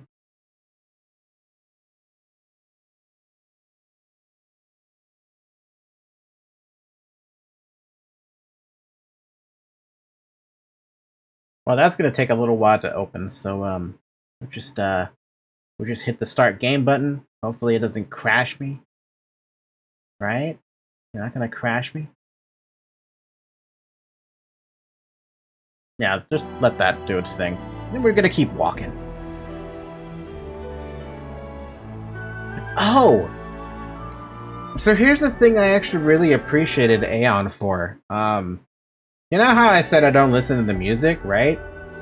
There's a good excuse to listen to the music, and it was during these early years of Aion that it made more sense to have it on. Right now I'm not in combat, right? As soon as I switch to combat,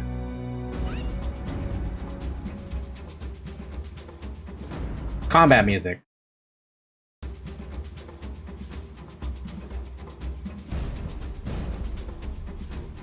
And when you put your weapon away, it went away. That right there is primarily why I listened to the music for Aion for so damn long. And every zone, every other map has a different combat music in it. And some areas even have more different combat musics along with it. So because I didn't play it in Alcaria's Plains, I played it in Kelowna Lake, it probably had a different combat music compared to where else I was going. Very nice to have around, because then you actually have variety in your music. There's a lot of music though in Aion, and it's all really good music. And it never got... The music kept staying good. It got you hyped, essentially.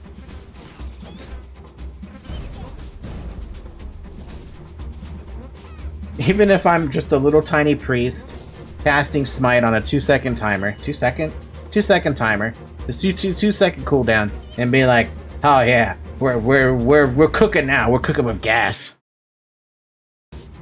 So I should probably like, there we go. That way, in case I accidentally tap out to check my frickin' other client, it doesn't do a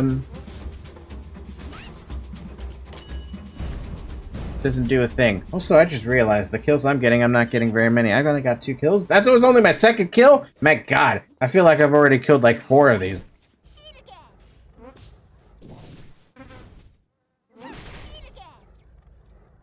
Where did my music go?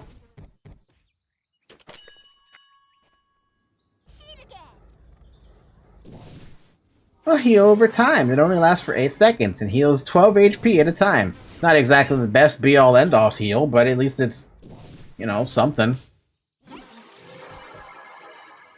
By the way, I have actually tried to ask friends if they wanted to play this game, specifically EU Classic, and I was like, I understand that it's probably not the best idea, but it was still a good idea in my head.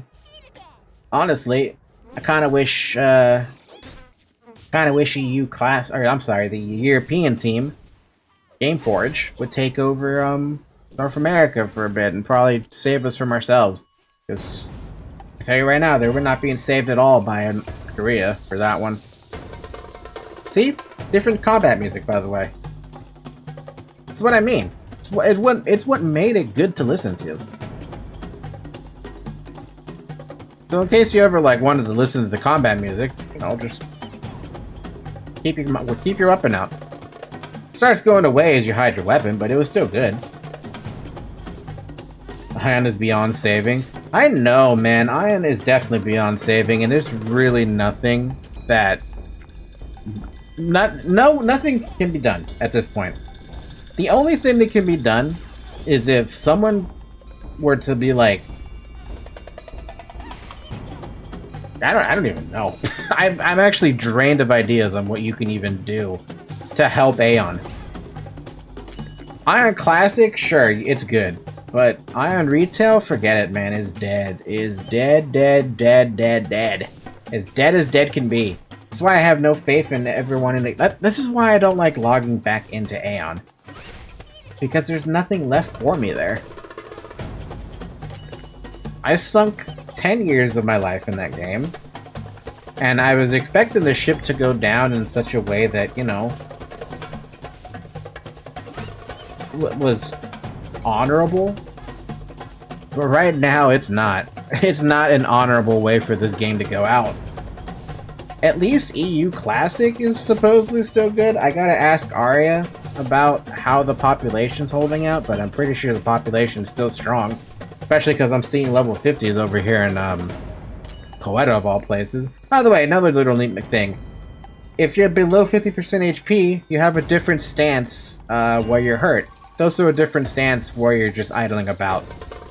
In case you're also wondering, because I don't feel like using potions, if you push the comma key? Comma key.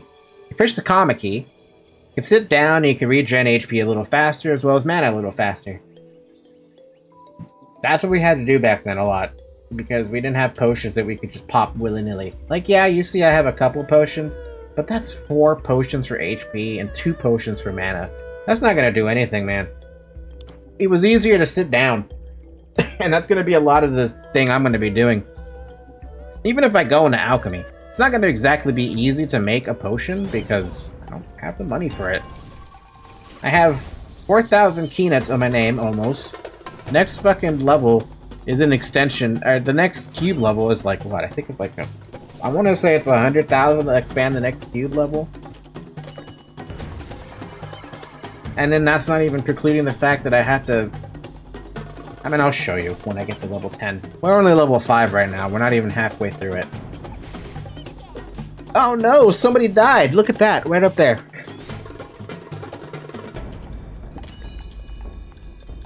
Bam, bam, bam.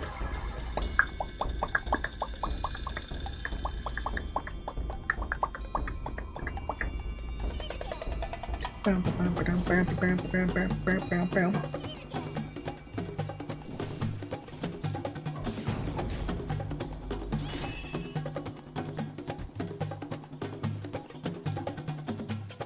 You good there, Zoe?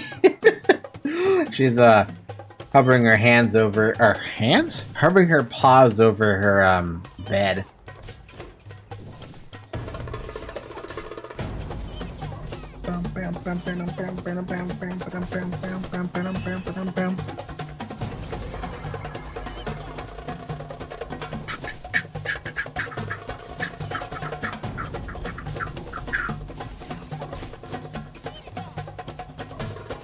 Don't do it, Zoe. Don't do it.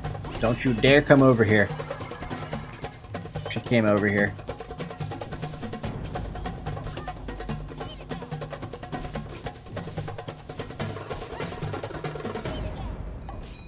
Seriously, my cat follows me goddamn everywhere. Which is why when I saw that there is a cat pet that you could get in the shop, I'm like...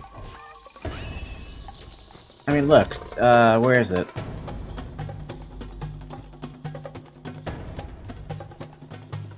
This cat. This cat right here is a Siamese cat. It literally looks like my cat. Apparently, I've been so invested in Siamese cats that I had, oops, another server disconnected. I've been so invested in Siamese cats that even in my time in Aion, when this pet came out, I was already exposed to Siamese cats. So I was pre-exposed to wanting a Siamese cat long before Zoe was ever born.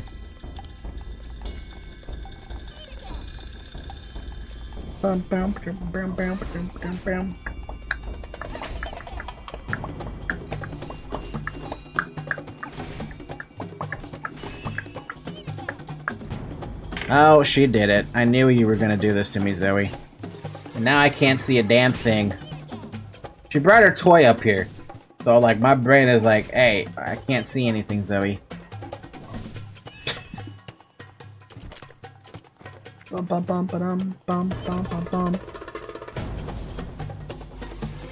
As you can see, though, some quests get pretty freaking boring when you're very low level and by yourself. I guess you could also mention that too. Should I have taken that guy's help? I mean, I could have, but I really didn't want to. Oh, baby, you're gonna kill some more bell pigs and get onto the server that I'm trying to get on. Uh-oh. Don't you dare die to a goddamn bell pig.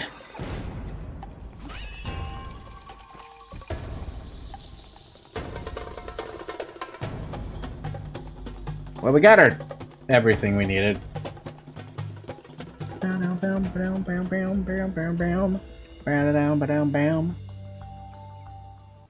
Now, hold on a minute. Something's supposed to drop a thing here, and I think it's you guys. So I'm gonna kill a few extra of these Apegrixs and be like, hey, where's the thing you're supposed to drop?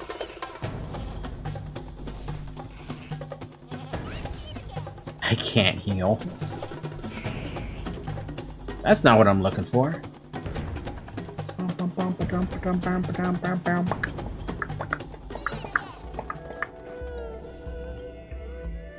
Oh, I guess I can go do the campaign quest from here as well. It doesn't show it on the map, but if you look around a bit to the south, if you're playing on Elio's side, you'll see a couple of trees occasionally. Not these trees, not obviously these trees. I meant these trees, the sleeping elders. All you want to do is just go up to them, and I think you just right-click them and it plays the flute automatically for you. Yeah. Down. Look at that flute playing my nose. Our kind is in trouble. It's that simple. I could sit there and wait for another one to spawn, but there's literally just one right there, right next to it. Anyway, we have the other game open finally. You can hear myself putting the pin.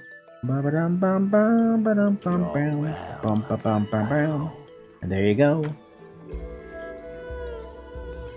Oh god, I'm getting more lag from the other client. the initial loading lag, which I didn't think would affect this game, but it did. Anyway, now that I've got that out of the way, let's open up this tab and this tab and then grab this number. That was literally just one bloody number that I needed and I didn't even know what the number was. 227, 0 and 0. What about the other one? 159. Alright. 0, 159, 0. And the emotes, please. This one is a little more complicated. 196, 223, 255. There you go. That's the only things I needed to change. And now we have our proper whisper color, which you can't see, but just know that it's proper. I mean, I could show you my Asmodean that's on the retail server. Not like I plan to close that client yet. Our kind is in trouble. Oh, right. The quest. Greetings, human! Fauci, the panicked voices of the trees are beginning to quiet. The forest thanks you. But the Dukaki, they attack in such numbers. The elders do their best, but there's just so many. Please, I must call on you again. They must be stopped. I have seen their work. How can I help? The time for battle is nigh, Fauci. You must go to you must go to the deforested area, and there you must defeat Dukaki woodcutters and I can't for some reason say Dukaki. Dukaki woodcutters and Dukaki lumberjacks. For the sake of the forest and the eland, please hurry. I'll bring you their axes, Noah. Fun fact: the elam exist in both Asmodee and Elysia. The other fun fact is you cannot attack these friendly elam. If they are an elam you can talk to, the Asmodeans can talk to them as well. If Asmodeans could get to Poeta, this guy would be an ally. If Elios could get to Islogen and they saw a elam, it's an ally.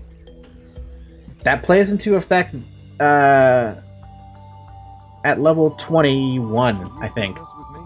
I've been waiting for you, Falky. Here you go. I got your pig. I also apparently have to keep running backwards, so I'll deliver this shit to you once I've done everything else. I just realized that I have to use an old macro on this game to use scrolls, which is gonna be awful. And the reason I say it's gonna be awful is because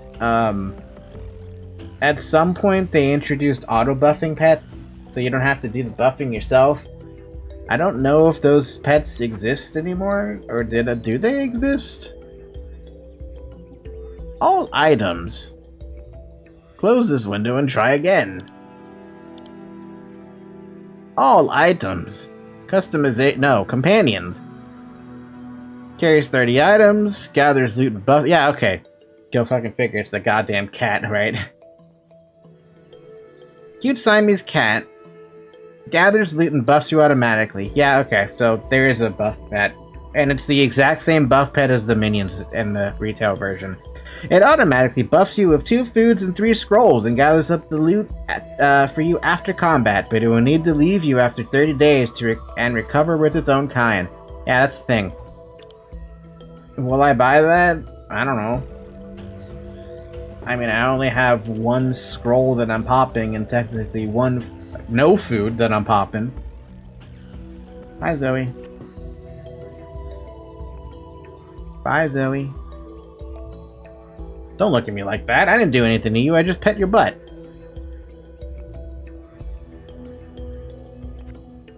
Alright, you wanted 6 axes? I got your axes, man. I've got all your axes. Also, we revealed more map.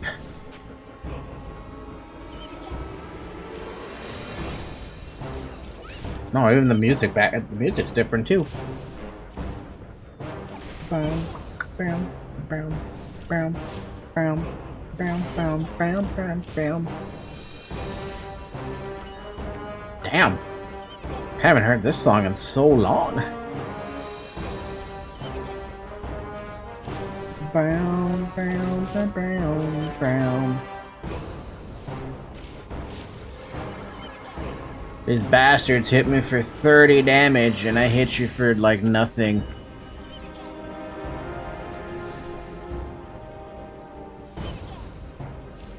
Fun fact, too. I can kite if I wanted to. I haven't been kiting anything because... it's not efficient to kite with just 1 skill. But I can use the Hallowed Strike to kite a little bit. Save myself some damage. Again...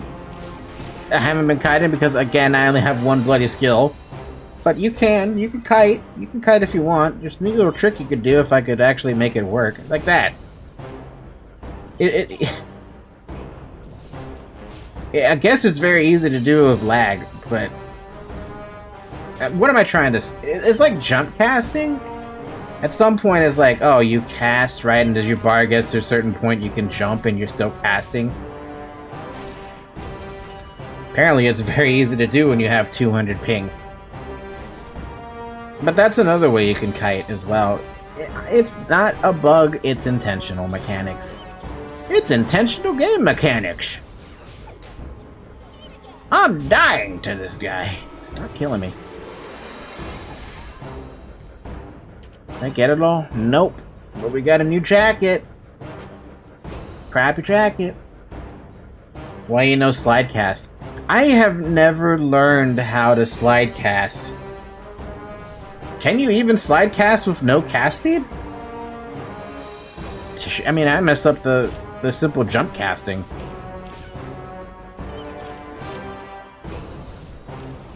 You should be able to. Cosmo, if you can remember how to do slide casting, by all means, feel free to tell me. But I don't remember how to do any of that. Especially with 200 ping, man.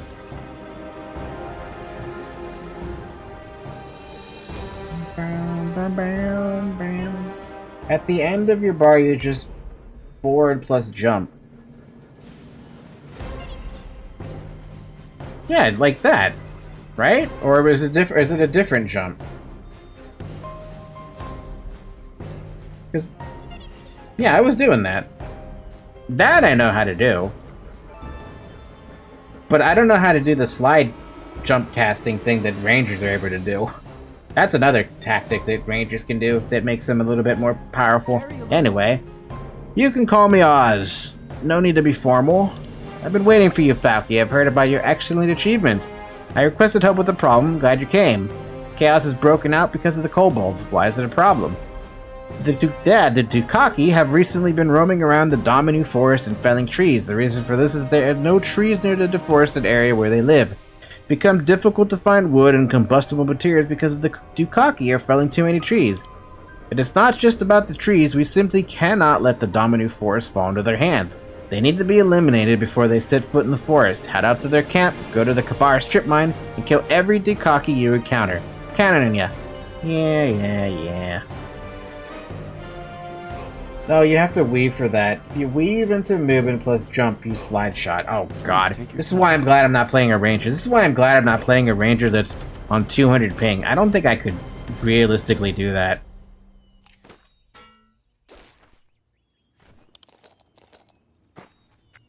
Unless you'd rather walk. So you don't have to walk everywhere, by the way, you guys. There are flight masters here. They take you places. There used to be way more of them around. Or there is more of them around in later patches, but right now there's not a lot. I'm actually gonna, like, bind here. And then I'm gonna take the flight transport back. Just play SM, press instant fear into fear lock, then go hide in town for 2 minutes. The worst debuff in the game, fear. Isn't this the version where we could glide it too? I wonder about that. That's what Spirit Masters did to fight me. Yeah, well, you were a gunslinger that hurt them. I was a clerk that didn't do anything to them for a while. Pockets couldn't even kill me with instant fear keck. I hate fear. Fear is by far one of the worst debuffs in any game. I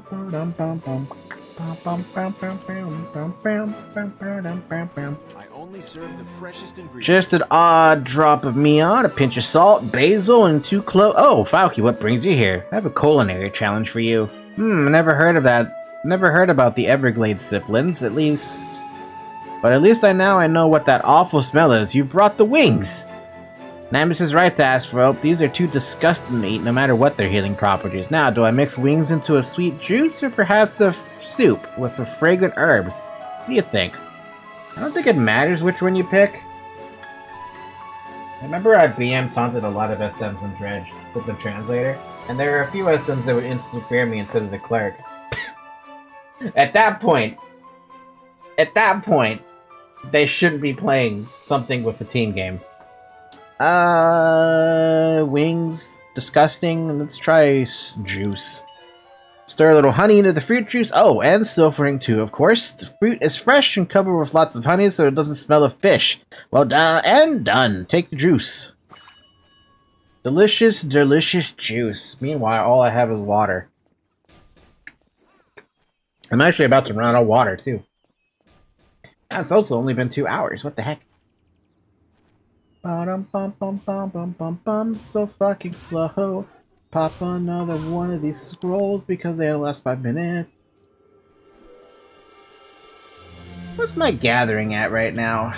Let's see. Our collection is at 13 out of 49. We need 7 more. Or something like that. Do I need it? Not really, but do I want it? Yeah.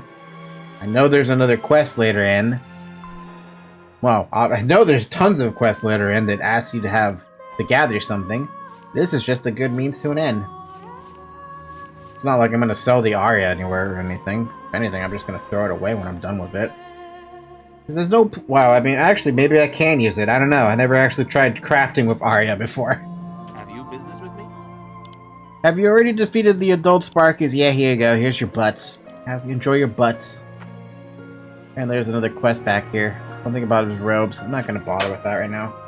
Are you not leveling crafting? I do intend to, but the only craft I'm going to be able to level up is alchemy. If I remember correctly, early Aion had a lot on crafting. It does. There are all 6 trade crafts exist. I haven't gone over the trade skills yet because I want to wait until I hit level 10 to show people off that kind of stuff. Even 2.5 had equivalent to Song We Were Orange. Right now, this is a weird situation with this patch, or with EU Classic. They have, can I show it? No, I can't show it. They have the world map, right?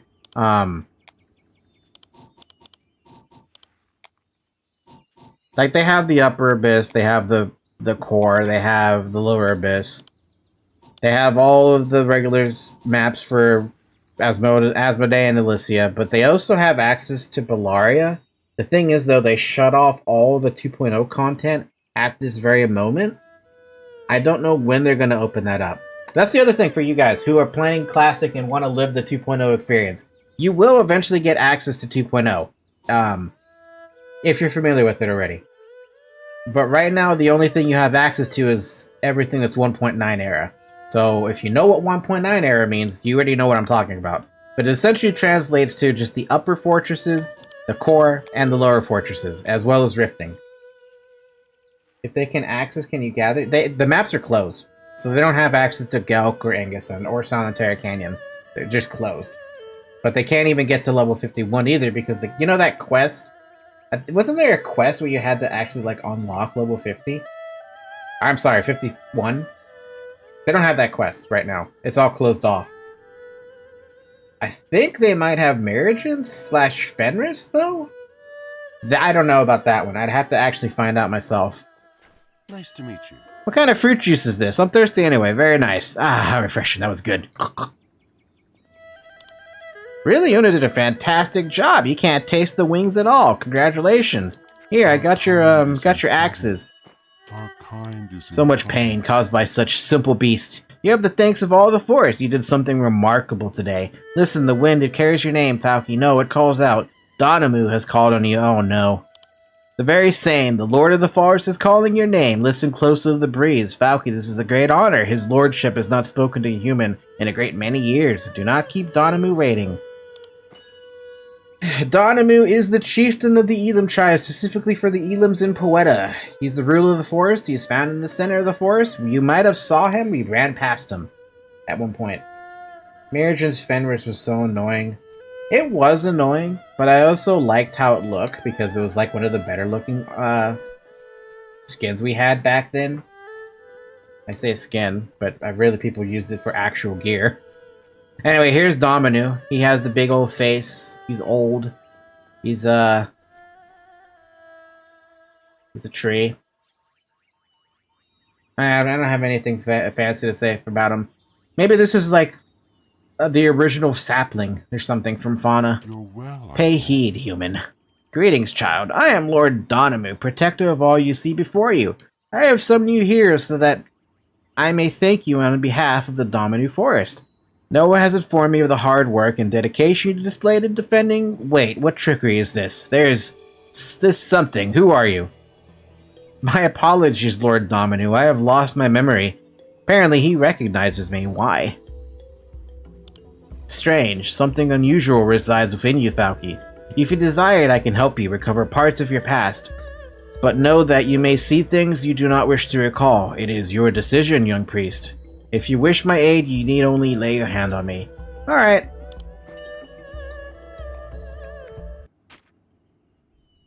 Now this is where the story gets interesting. Of course, this place wasn't called Aphira at one point. It was called something else. But this is a direct translation, so that's probably what it was called. You are now in the Abyss. You are looking at a memory. Asmodeans have the same thing, but it's not a memory, per se. I'll explain more when we go through this. Falky has come! Whoa, it's Falky! Now that Falky is here, the tide of battle shall turn in our favor. What's up, Bell Parton? You're level 35. You guys are fighting... Who are you fighting? We got a legionary fighting an Archon legionary of a level we don't know. Wonder what that's about. You're finally here, Falky, not a moment too soon. The Bellaria have seized Karamatis. We have to retake it now if we're to hope of winning the battle. And as if the Horus Legion were not trouble enough, the Asmodean Archons block our access to Karamatis. We would take care of the Asmodeans, but we need you to go to Karamatis and defeat the Bellar. We're gonna get a cool little cutscene, too.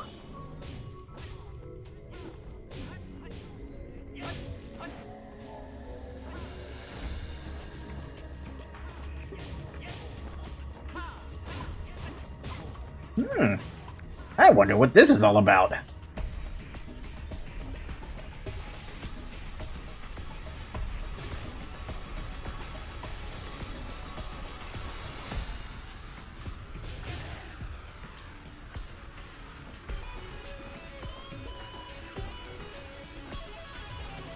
Well, too bad. You don't get to know about it. Whoosh. Goodbye.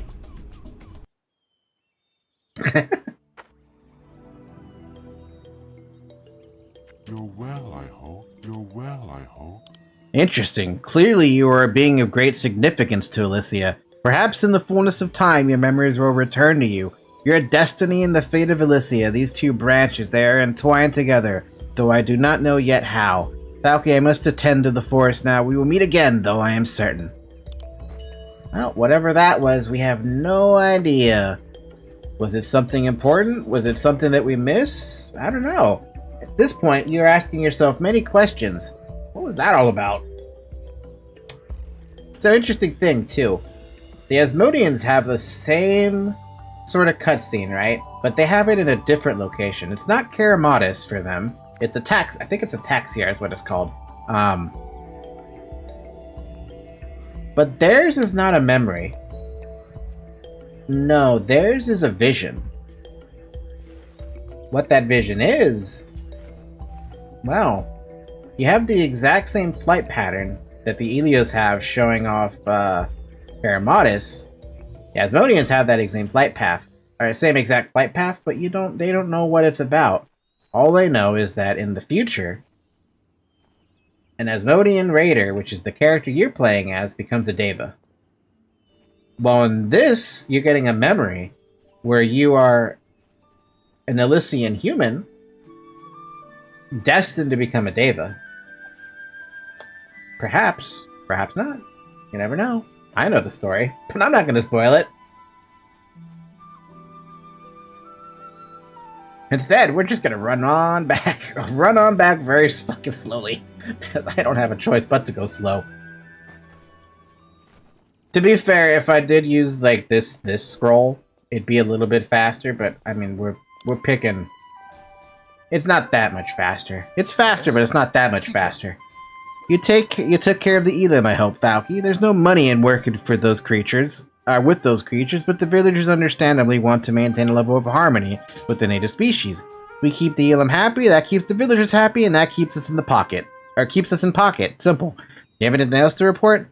Lord Dominu, he showed me my past. Lord Dominu? He never speaks to humans, at least according to the villagers. I wonder what it is those Elim see in you.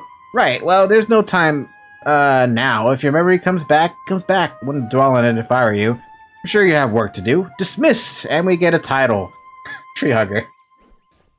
We also get a choice of weapon, which in this case I'm just going to take the mace and say thanks, but no thanks, because it doesn't help me.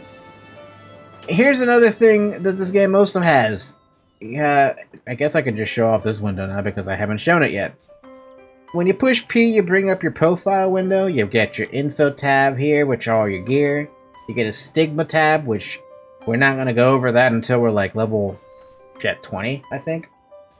We have a rank/competition tab, which in my case is the Abyss rank tab, is what I call it. Abyss ranks are tied to PvP. There's a rank associated with it, which is under... where is it on here? It's not there because it's under influence. Under the influence ratio button, you will see an influence ratio as well as a tax rate. Go to Abyss Rankings, and you get up another window, which tells you the rank information, which tells you Abyss points required for a certain rank, and how many people can be in that rank. So if there is someone who has over 800,000 Abyss points, they can become governor, right? But this number gets reduced by 1 as you go down. So if there is no governor, but everyone meets the requirement for commander, you get 3 commanders. But if there's 1 governor, you only get 2 commanders, so on and so forth. When you go to the next tab, you get an individual ranking based on the amount of Abyss points someone has. In this case, you see that you see their ranks and how many Abyss points they have, as well as their class, their level, the legion they're in, which is the guild, and their name. Obviously, or in this case, we see one guy up here at the very top as a governor class, but we don't have someone who's in commander class. This is where this comes in. If you don't have anyone who meets the commander requirements, you don't get commanders. But we do have people who meet the general requirements, so they become generals, but we don't have someone who meets the great general requirements. So we have the one governor But because we don't have the 2 commanders and the 8 great generals, 7 great generals, it translates to having 33? Wait, 37 great simple generals? It's weird. It's weird like that. You can also look at the Asmodean Abyss ranks if you'd like to as well. They're all there. Tells you if there's anyone new who pops in, how many ranks they went up in compared to the last update that happened, and all the usual stuff. You also have Legion ranks if you want to look at that too, as well as for both Elias and Asmodeans. You can find out their level, how many members they have, which essentially that tells you who's like the more dangerous Legion to fight, or maybe join. That's up to you. I don't really care what you do with that information, but that's what the Abyss tab is for. Whatever Abyss points I get goes to my rank. And it's based on the lowest rank possible, which is rank 9, all the way up to Governor. In my case, I don't think I'm ever going to see past 1 star, personally speaking. I would have to be way more invested in this than I am now, and I'm not that invested. Next tab is the title tab. At the moment, there's only 71 titles. When you pick a title, you just change the title, it marks it as a star, and on this side right here, it tells you what title you have.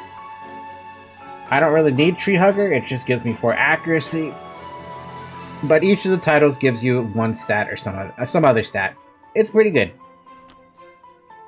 The next tab is the motion tab.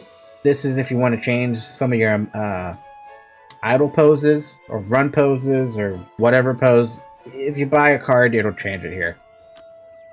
And then the account tab, which is if you have Seal's energy and stuff like that. Don't worry about it. If you don't have it, you don't need to look at that. That's all the tabs there I wanted to show.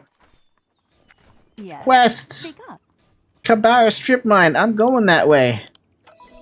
May Aion protect you. Ancient cute. Wait a minute, I know this quest. Urgh, Shugo hasn't had much of an appetite lately. I hadn't been sleeping well. It was tough work getting the cube. Just thinking about it makes it hard for Shugo to sleep.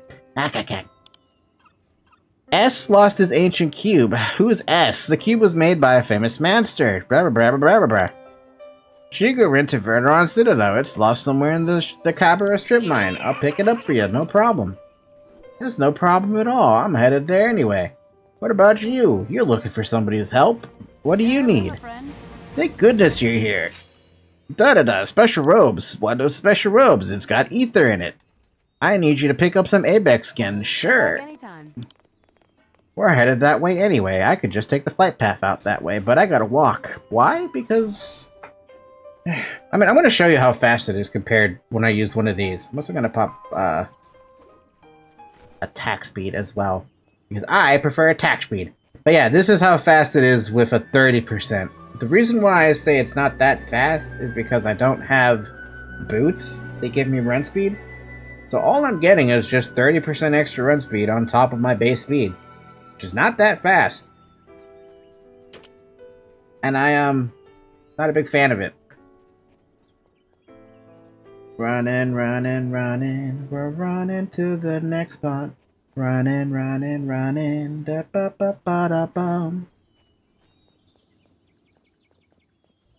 Ba dum bum bum bum.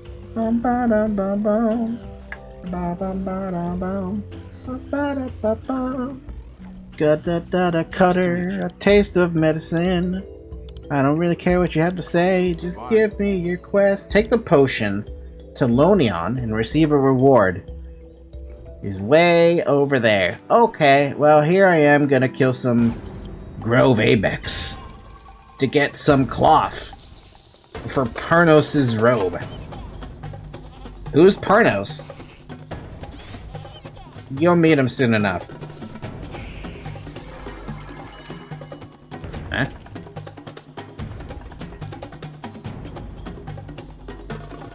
Oh, it's this quest. I didn't think I was gonna get this quest already.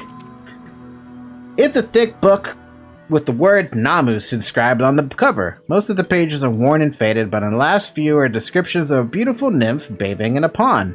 This may be Namus's diary. Probably considers it valuable. I guess I could take it to him. He's right here behind me. Have you business with me? Is that my diary? Please give it back to me. I thought this was gone for good. I've had it for so long I panicked when I realized I'd lost it. Now I have to ask. Yes? What is it? Tell me, Falky. Please be honest. Did you read any of the entries? I did not. Can I even read it? No. No, of course not. You didn't? Are you sure? Because it looks like someone left marks on the page. It's alright. I would have looked myself. My foolish dreams might have been worth a laugh or two. Sounds ridiculous, I know, but I've fallen in love with a nymph and have no idea what to do about it. Tell me more. I only looked at the last page. Did I even look at the last page? Well, I've heard stories of a beautiful nymph bathing in pools. Imagine my surprise when I was out late one evening and saw with my own eyes. She was beautiful. A woman so perfect. I couldn't take my eyes off her. She stole my heart without saying a word. I learned everything about them, about her. The stories that say whoever possesses the gown of a nymph can lay eternal claim to the nymph's heart. But I could never do that. I'm no hero. Perhaps I could help you? Do you love her? Oh, yes, I do, Falky. I'm a sad, lonely man. If you would do this for me, my life would change forever. You'll find the nymph's pond down to the left as you travel along the forest path. I have seen your robes folded neatly on a nearby rock. All you need to do is take them and bring them to me. Oh, and make sure you aren't seen. Nymphs are known for their strength, and I'm sure this one is no different. Alright, I'll see what I can do. Steal the winged dress mentioned by Namus at the nymph's pond as soon as the sun sets. Well, right now we can't do that quest because, funny enough, this game follows an in-game timer. It's actually soon to be nighttime, though. I think nighttime happens in this game at 5 or 6 p.m. And right now it is almost 4 p.m. inside the game. Yeah, fun fact. The day-night cycle you can actually view up here in the corner. There's game time and real time. Obviously, real time is based on your clock time, but game time is actually based on the in-game time, obviously. So if you ever need to check something like that, which is not very often you ever have to do that, but in case you need to know, is it nighttime or is it daytime? Obviously, you can also just look at the sky, but you can also look at the little timer right there on the side. Or corner. Now hold the phone while I slaughter some Grove Apegrixs because I need I need to skin them for their what? Their leather? Their skin? Is that a better mace than what I have? Nope. It's the same thing. Excuse me. Gotta go somewhere else because that assassin murdered that thing. Where's the Grove Apegrixs? There you are. Remember how I said the other classes kill way faster? I wasn't kidding, by the way. I was not kidding. They kill substantially faster than I do.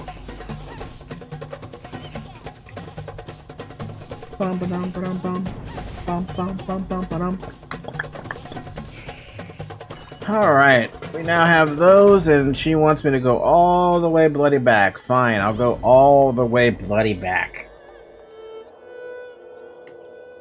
I'm not even level 10 yet, dude. We're not even level... Oh, right, I have binded to here. Here you go, I brought your medicine.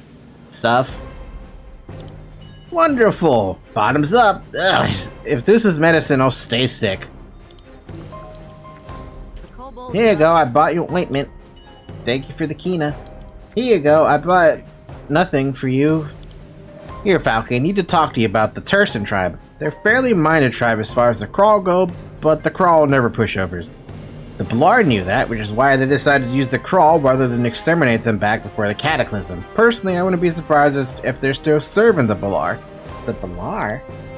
Oh, right, your memory. I'll put it this way, Falcon. Some say the Asmodeans are the greatest threat to our way of life. Others say those people just haven't met the Blar. I haven't seen one myself, to be honest, but I know people with family members who've ascended and fought in the Abyss. Apparently, but the Blar don't leave many survivors. Anyway, let's focus on the immediate threat and put a stop to the kobolds' attempt to extract ether. How can I help? At the Kabara strip mine, there is a huge cauldron. The kobolds guard it day and night. That must be where they're refining the odium.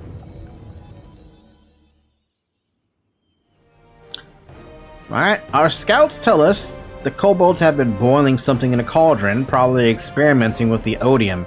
It's imperative that we learn what they're planning. Odium, a stone imbued with ether. Odium can be mined and has many uses. Infiltrate the kobold compound, steal a sample from that cauldron, and take it to Pernos out on the Apegrixs Road. Oh? He's the only one with the expertise to analyze the substance. By the way, Pernos is a bit of a hermit, so don't expect him to welcome you with open arms. Be done. Pernos, a mysterious old hermit dwelling near the Apegrixs Road. Well, that's all we get from him. So, guess that's Pernos. You want me to kill wargs as well? Sure, we'll do that. You want me to kill other stuff as well? Sparkies? Sure. Man, everything wants me to kill something. Hey look, it's a little cute pet. Now I gotta fly back.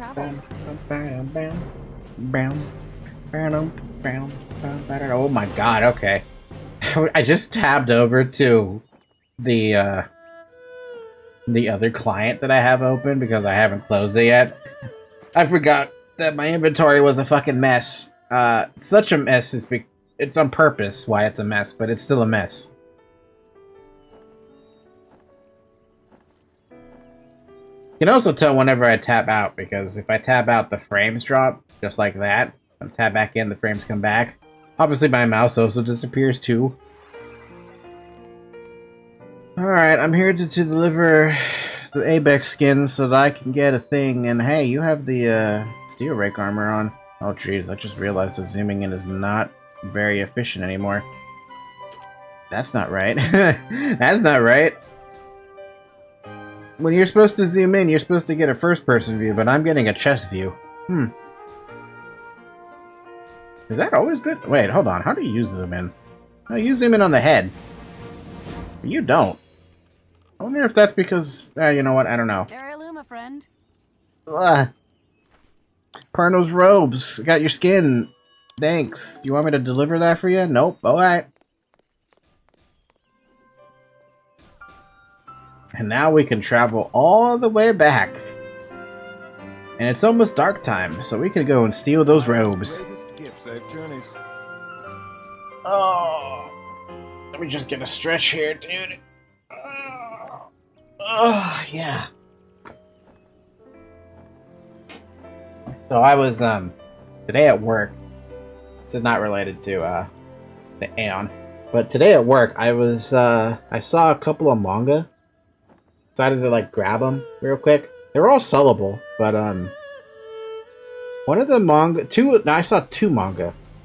One was called Happiness, and the other one was called Inside Mari.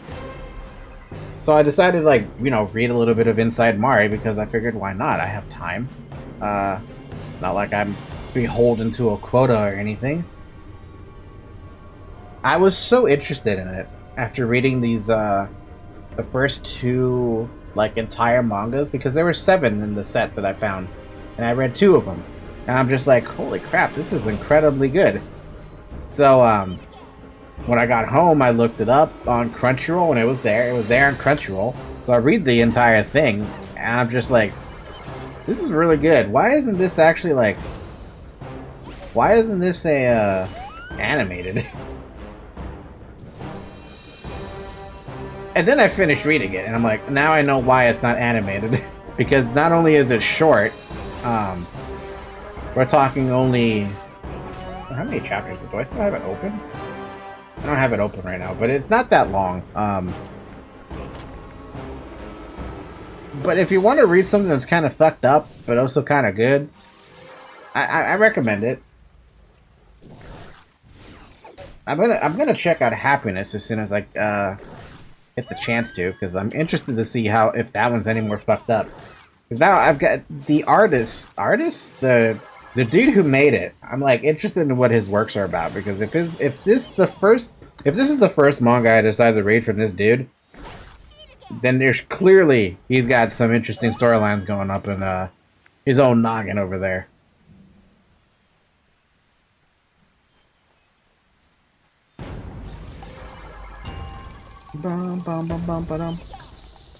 Yeah, good manga.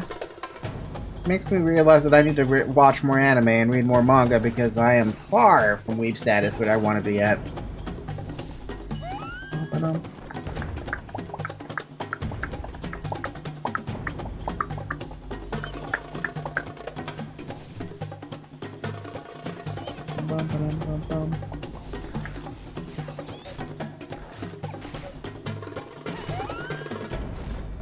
Oh wow, a better leather hat than a thing that I can't wear yet. Damn. Oh look, it's also a crappy Mana Stone. I guess I should have mentioned that too. Mana Stones come in two varieties. They come in simple white varieties and they come in green varieties. Green ones are obviously better than the white ones, but nobody uses MP Mana Stones. I'm gonna point that out there right now. Bum bum bum bum bum bum bum bum bum bum bum bum bum bum bum bum bum. We got a belt, I can equip it. Bum bum bum.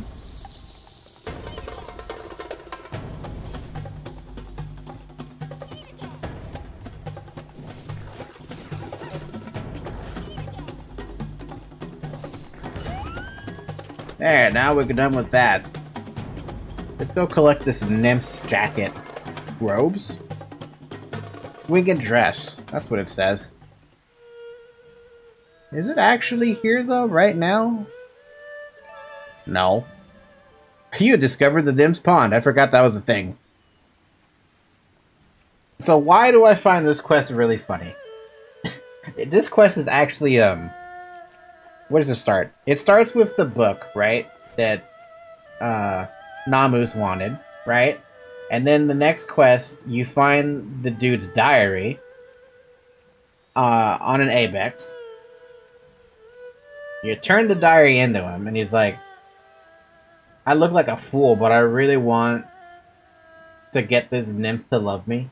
And the folklore is, you grab the dress of the nymph, and they're apparently locked into eternal servitude for you, right? So that was, what was that? Was 3 quests? Grab the book, turn it, give the book to Namu. That was 2 quests, sorry. Because the diary is the second quest. There's a 3rd quest after this one. And it becomes very funny, because it's only after you ding to level 10 do you get the 3rd part of the quest. The first one is like, oh, it's just an innocent book. Second one is, this isn't so innocent anymore. You're literally taking something from someone. The 3rd quest is where all the pieces fall together. This is why I say that Asmodeans don't have a quest like this. But when I found out about this quest the very first time, and I ran into the twist, I laughed.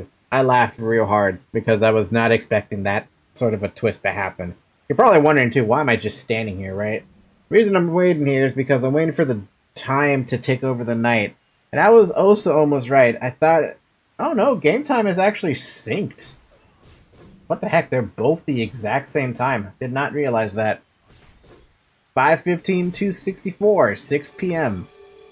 5:15 to 64, 6 p.m. Except this one also has server time and local time on it, but that's something else.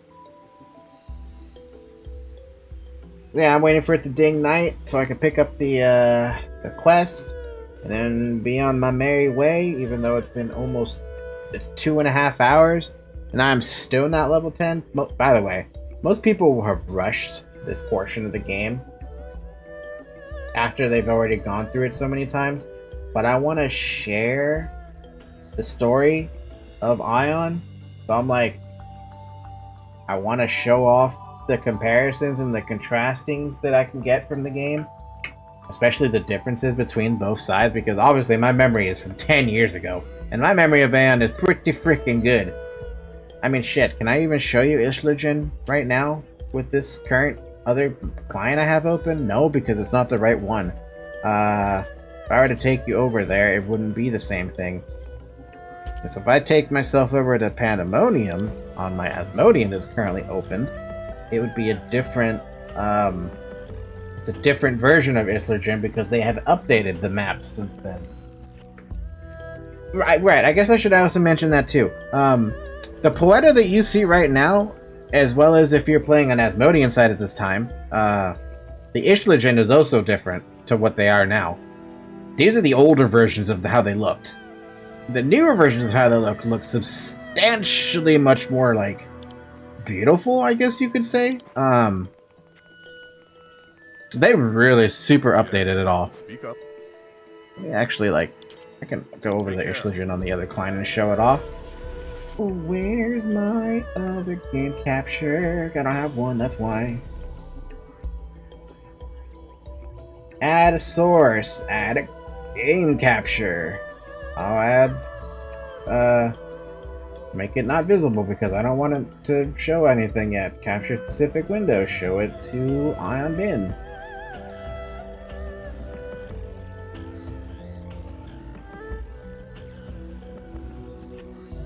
Here we go. Here's the other client. Remember how I said that, as I just said, the client is, or the game looks substantially different, right? This is not what Ishlogen looks like in Classic server. It's so much more different. Obviously the maps are also updated. You even see a little boss icon for stuff like this, which would have existed in the other patch. I'm sorry, in the other version, but that boss isn't considered a boss right now. Now, what was I going to show off? Here's what I was going to show off. You start here in Adel Basin on Asmodean side. This is still the same. Your first quest is right here. You've got another quest over here.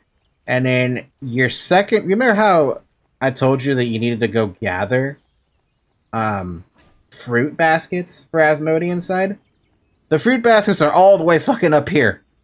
Compared to Elia's side, if I just close this for a second, where the baskets are like, you start there, you get your first quest here, your second quest here, you kill a couple caribs, and you pick up your bags right there next to the caribs you just killed. It's that close, comparatively. It's so dumb, and I hate that for that reason for Elia's side having that. Who still plays in NA? Aion anymore, NNA.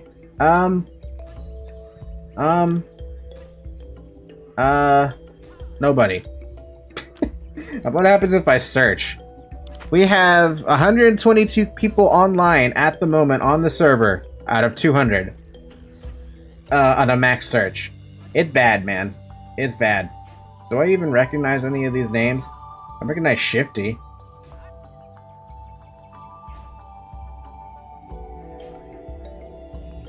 Yeah, we don't have anyone. I recognize Eager Beer Fairy. And that's it. It's pretty bad. Don't know any of the 100 people, Keck. The top 100? I mean, do we even have? Like, that's not the rank I'm looking for. We're looking for current rank.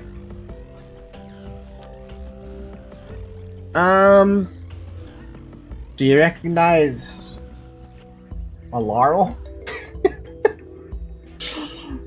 Nadua? King Walla? I mean, those are probably names you might recognize. Hi, Nightmare Keck. How you doing? Nope, lol. Yeah, I told you, there's no one you're gonna recognize. Like, as far as I care, Aion Retail is such a dead situation that there's, like, no point to even logging in. The only reason I log in, like I said, is because I wanted to grab something from this real quick. And that was it. I wasn't on your streams for too long. Well, hey, welcome to the streams regardless.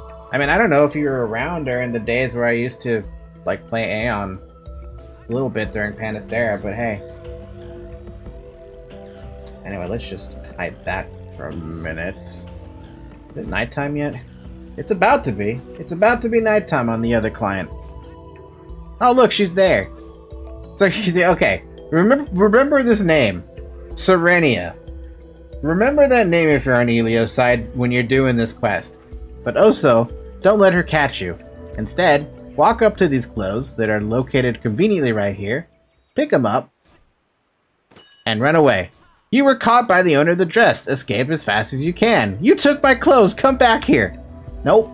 I don't know you exist. I don't know you, lady. Panastera was decently fun. I miss Panastera, dude. I missed it. I wish it stuck around. Then when I came back, everything was so asthma-driven, LMAO, except for our World Boss Alliance. That's another good memory I have of the World Boss Alliances in Illuma and Norsvold. That's a good time. Anyway, Namu, I've got your nymph gown. Soon the gown and her heart will be mine. Oh, it's you. How long have you been there? Ah, it doesn't matter. Have you brought me the gown? Is that what you're carrying? Please give it to me. Here, Namus. Hope you'll be happy. Wait a minute.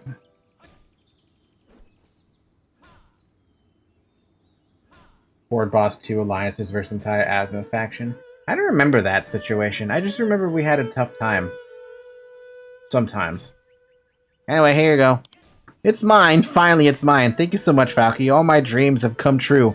All I need to do now is bring the nymph her gown tonight and we'll be married before sunrise. You're welcome, Namu. May your love take wing. Right, I better brush off my best outfit. I want to look my best for the big night. My dreams have come true, Falky, and all because of you. Please take this reward as a token of my gratitude. You're welcome. Now, you're probably wondering, what the hell is up with that woman, right? Fun fact, if you let that girl hit you, I think she does like 10 million damage. Basically, it was like Old Feo plus Old Solstice plus NN and 2 or 3 alliances. Noda brought like 200 people. We were like, well, if we die, we may as well kill them first. Then we went, wait, we're wiping them, keep pushing. I don't remember that. I don't remember that situation at all. Anyway, here's, remember the name, Serenia. But also, if you ever attack her, she just beats you to hell. Ow. And look, it's my first death in the entire game so far. 312 damage, or 300, almost 400 damage. Doesn't matter though. What do you want? Anyway, here's another little annoying mechanic about dying in PvE. You get this little thing called Soul Sickness. It reduces everything. Your attributes and movement speed have been decreased. This condition can be removed by visiting a soul healer. You don't have to visit a soul healer. But if you don't, you have a couple of experience that you can recover based on a little bar. I don't know how well you can see it, but you have the bright blue bar, right, showing the XP you have, but also a faded blue bar that shows the XP you can get back. What do you want? Just heal your soul. It costs a bit of Kina. You get back the XP as well as, you know, you remove the soul sickness. But you don't get back your HP. Or mana. So you gotta actually take the time to get it back. Just buy a mansion forehead? Dude.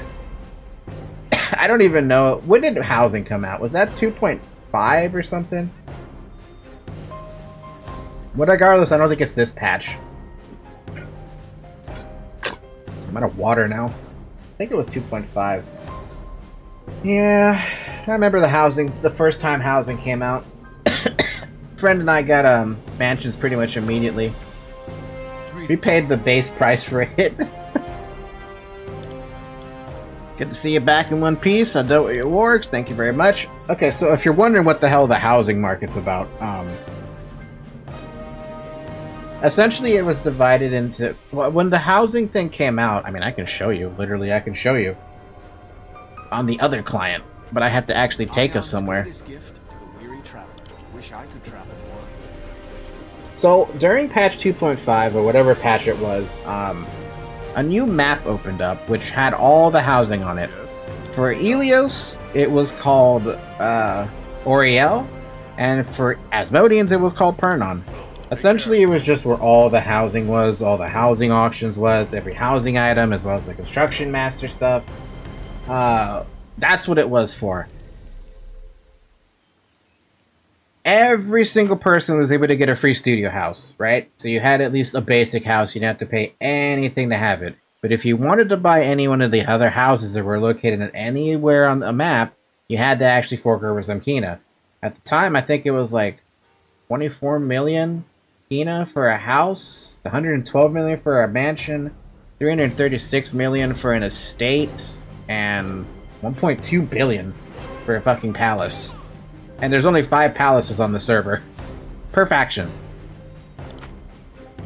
When you did get your house, or mansion, or estate, you got a little skill that you could use to go back to that house. In my case, I'm using it right now. It's called Homeward Bound. And you could decorate however you felt like it. And this is what I did with my house. This is an estate. And after you paid the $336 million or however much you ended up paying, because it was a housing auction that happened every Sunday throughout the entire week, which is this housing auction thing here, right?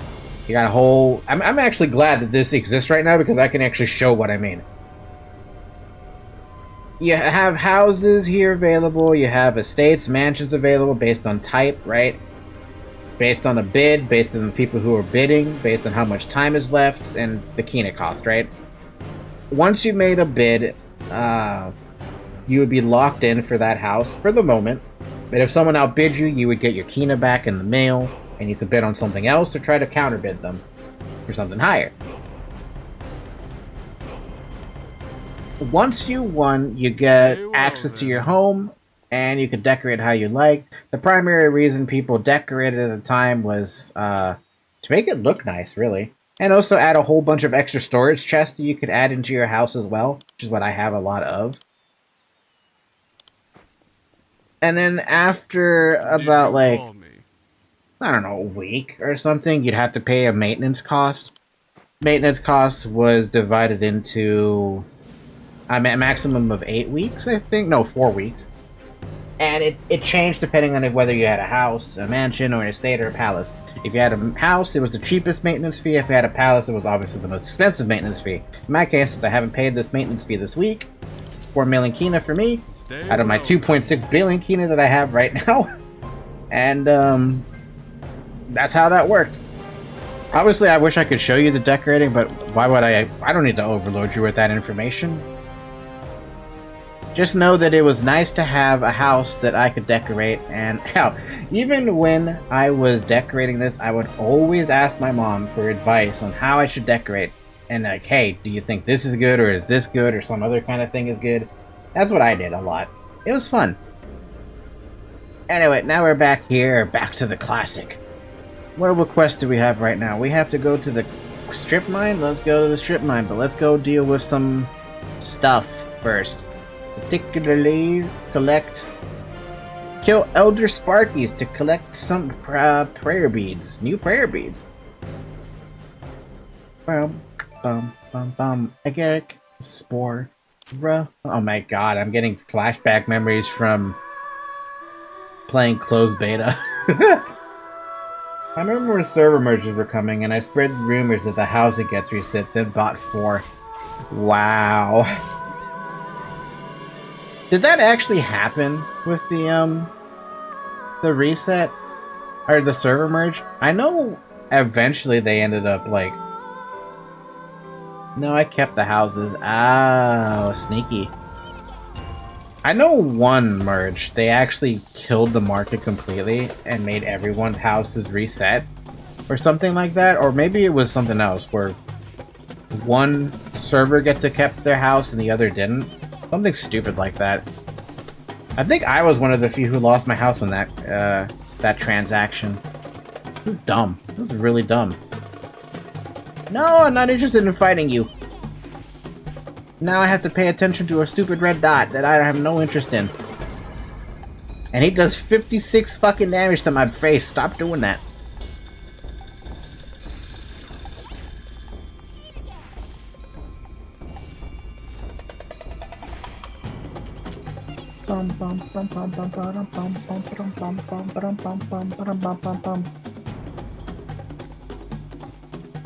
Oh my god. I'm too weak to fight these things. I'm not level 7. I'm taking penalties for fighting them. Yeah, I saw a few people caught onto the 500 IQ rumor, and we were all on board. And with people selling at base price. Oh, that's so sad. No wonder people hated you. No wonder they really hated you.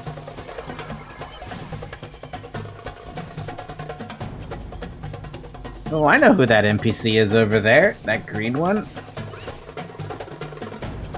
Wait, if you're there, then that means, yep, you're elite. That means you... Cosmo, the marriage quest exists. I know because I see that NPC up there somewhere.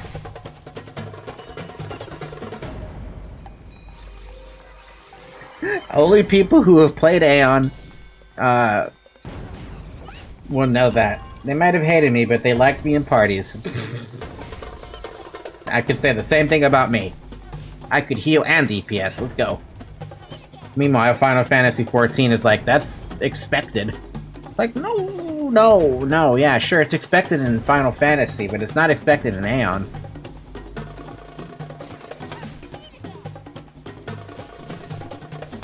God, that girl's moving quick, but I know why.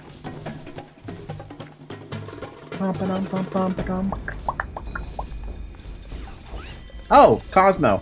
I keep forgetting to ask you on Discord. How, are we good to play Terraria yet? Or is that still a no-go?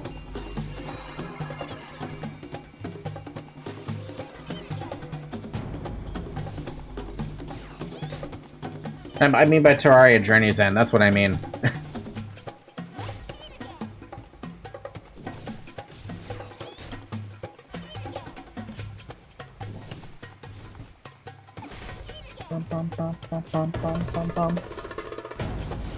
Is it updated yet? I haven't been paying attention to it, I'll be honest with you.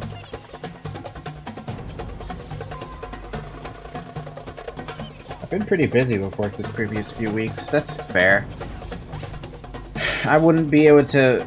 I feel like, unless you don't mind playing at like 6:30 Pacific Standard Time, PM, it'd be hard to group up to play Terraria together.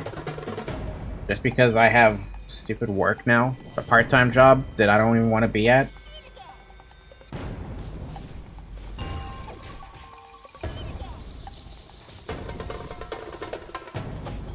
I'm gonna tell you something, guys. If you ever have a part-time job and you have to go to it to make a living, try to find something better as soon as you can. Don't hurt yourself with retail. Don't hurt yourself with something that's labor-intensive.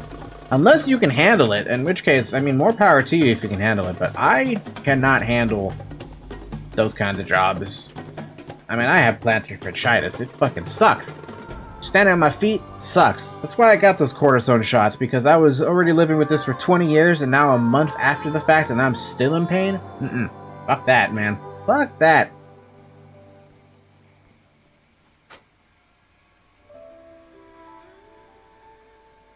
Oh good, we can equip a new pack thingy. Calamity mod not updated yet. Magic storage not updated yet. Fargo not updated yet. Ugh! Oh look, a new skill. This one I don't have to put on the bar either. Not yet, at least. Infernal Blaze! Inflicts 116 magic damage on a target within 25 meters and sometimes stuns the target. To chain off of Hallowed Strike, it's gonna be used a lot. I don't think I have to put it on my bar, though.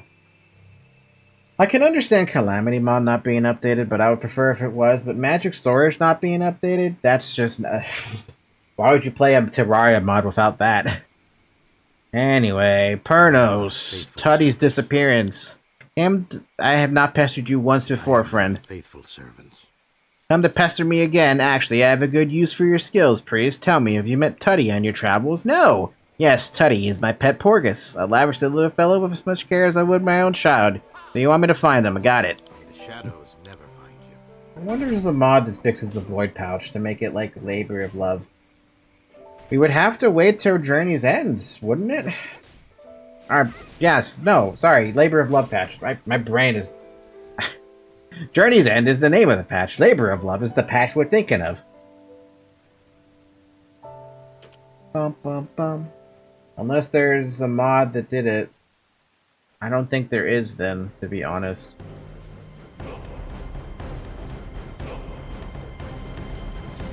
Like the doors for previous patches? You can try checking on friend. I was gonna say Curse, but that's not the right website. You know what I'm talking about. Here you go, I got your prayer beads.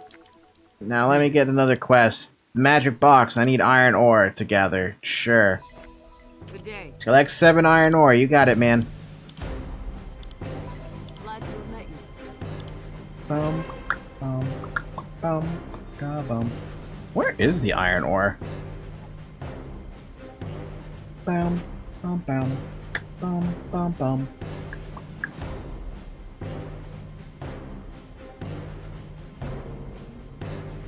My memory is going backwards on this. I keep thinking I'm in a different quest, but I'm not doing a different quest.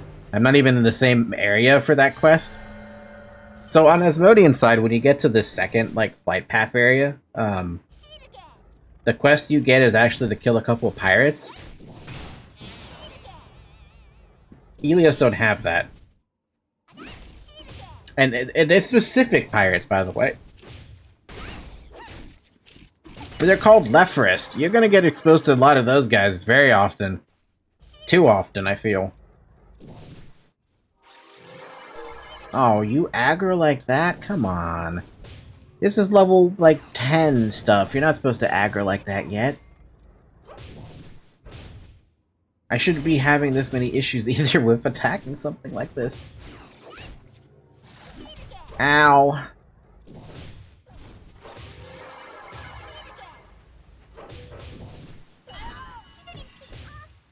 Oh, it's so painful. It's only 26 damage. 28 damage, but it's still painful.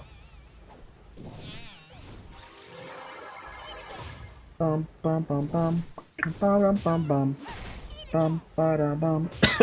Ba da ba bum.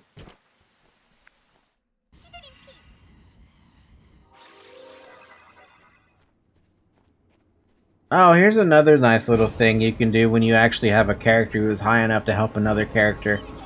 You can spoil those low-level characters with gear.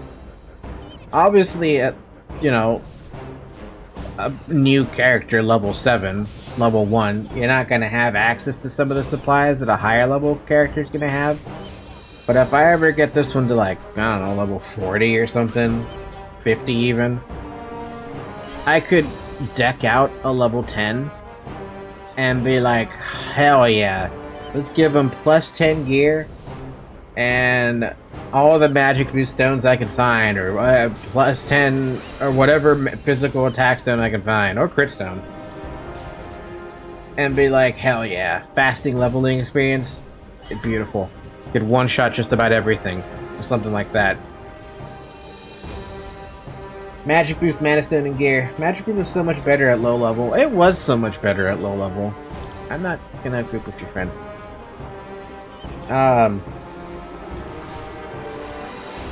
But melee was still faster. Unless you were playing a Sork, in which case, yeah, leveling was faster because, I mean, Flame Bolt did so much damage back then. Gunner was fastest. Well, there's no gunners here, is there? It's only priests and scouts and warriors and mages. Instant cast slide shot across the map, one shot everything. You are speaking beautiful lies and truths at the same time. Now I have to sit down and wait for my mana regen, just like the old days, man. Just like the old days. I don't even have mana treatment. Bam, bam, bam, bam.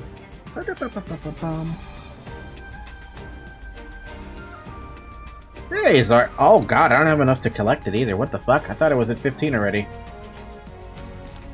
I'm at 14. Son of a bitch. Boom. Now I have to gather something. Bam, bam, bam.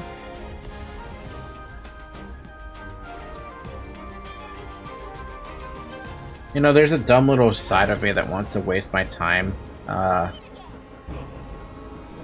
collecting level 30 alts just to get the Bonnie gear, but I'm also like, why would I do that to myself again? I did it I did it 2 times to myself on 2 separate accounts. No, I take that back. I did that 3 times total. Just leveling up alts to level 30 just to get that stupid Devonian gear. Once on the Asmodean for Ismare. Once for,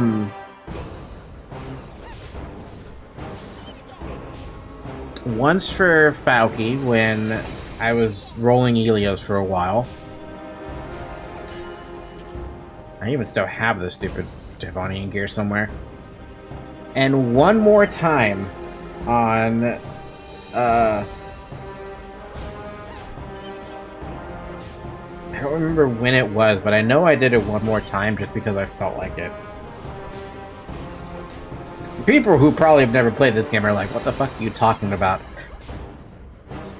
There's a special quest you get at level 30 that lets you unlock one piece of gear. Alright? One specific piece of gear. You have it's only for one character at a time though, right? As soon as you did the quest for that one character, you had to go level up another character level 30 and pick up another piece of the gear. And you had to do that for however many times you needed to get the full set of the gear, right? Which in this case would be 5 level 30 characters. The set itself was probably one of the best level 30 gears that you would get. And it could probably carry you through level 40 and like maybe like all the way up to 50 if you really, really wanted it to. Especially if you enchanted it and stuff like that. The problem was you had to level the characters up to 30. And back then, it was not a fast process leveling up to 30. Like, yeah, you could probably do it in like half a day. But it was still slow. And I did that multiple times. Why did I punish myself? Oh, you know, I remember now. Okay, I remember the third time I did it. So the first time I did it was for the Asmodean side, when I did it for Ismare. The second time was when I did it for an Helios version of Ismare, when I had that gladiator that I played for a while. That was the second time. The third time was when I did it for Falkyboot, because I just wanted to have it. So I did that leveling. I leveled up fucking 15 goddamn characters to level 30. Can you imagine how much of a pain that is? I really like the Black Cape Glamour. I don't remember what gear it came from.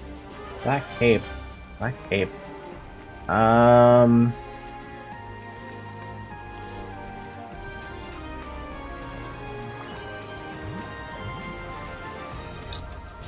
Raperno showing the samples, yep. I think it was the general PvP leather magic boost armor? I think that was gunner specific gear. Because I don't remember anything with the Black Cape that was for standard characters. Or sorry, standard characters? You know what I mean. Base characters. Base classes. But yeah, that armor, the reason armor was so hard to collect is because not only did you need to level up the characters to 30, but if you played other characters that were not the same, like, class type, let's say, because I wanted it for a gladiator, I needed plate armor for that, and I leveled up a cleric who was chain armor, I would have to exchange that gear that I just got and turn it into plate armor, and you could do that with a little bit of extra Kina. But it was just a pain in the ass to do it because, I mean, you're already doing the pain in the ass quest to get the gear in the first place. And it became even worse once you got the weapon, because in order to unlock the weapon quest, you needed all 5 pieces of the armor on.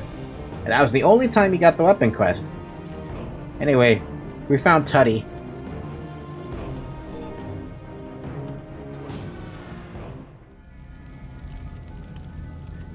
Rest in peace, Tutty. You discovered Tutty, that Tutty had been roasted! Oh no! F in chat for the poor Tutty. That pig didn't deserve it, man.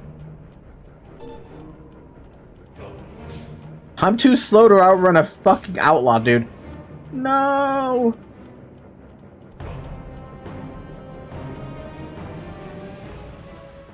Bum, bum, bum, bum.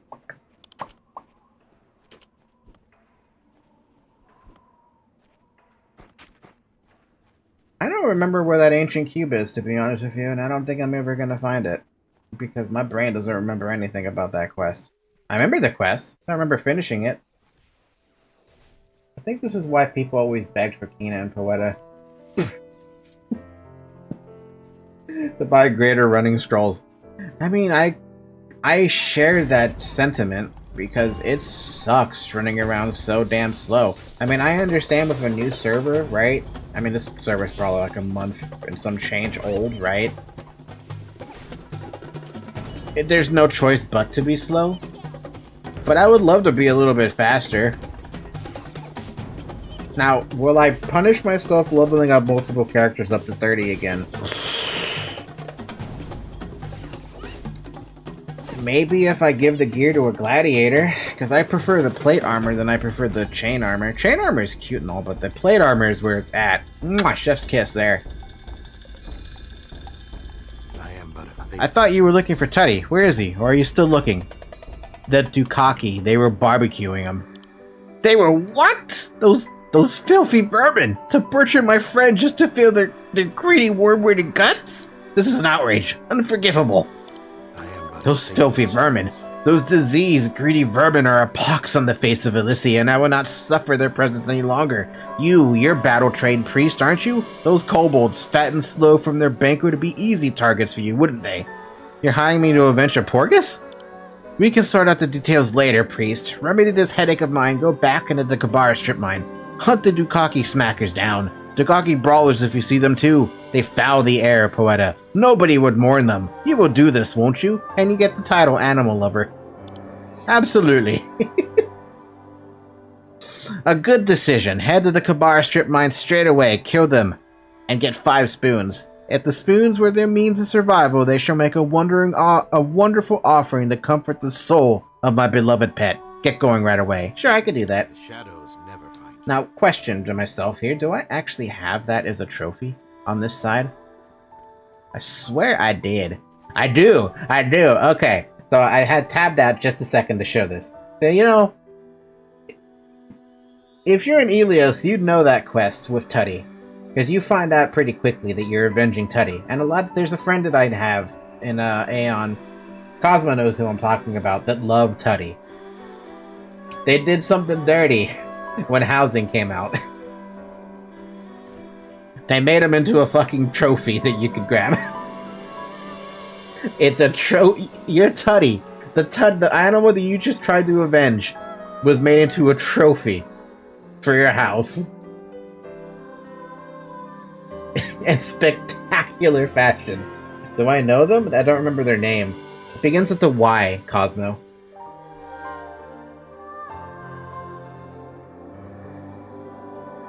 Yeah, I don't want to say her name, because I value her privacy. But yes, they turned the Tutty that you are avenging into a trophy that you can place in your house anywhere you want. Like, look, I can even... Like, where's my housing button? I don't even know where the housing button is. Here we go. We can move it around anywhere we want. I can put it on the floor, I can put it on the table, I can put it in my house. It's great. Figured I'd just show that real quick because I thought I had this trophy, and I did. Hi, Bob! We're playing Aion for the first time in fucking forever. Anyway, let's go back to killing our fungi. We will avenge the Tutty in a moment. We still need to collect some hearts, though.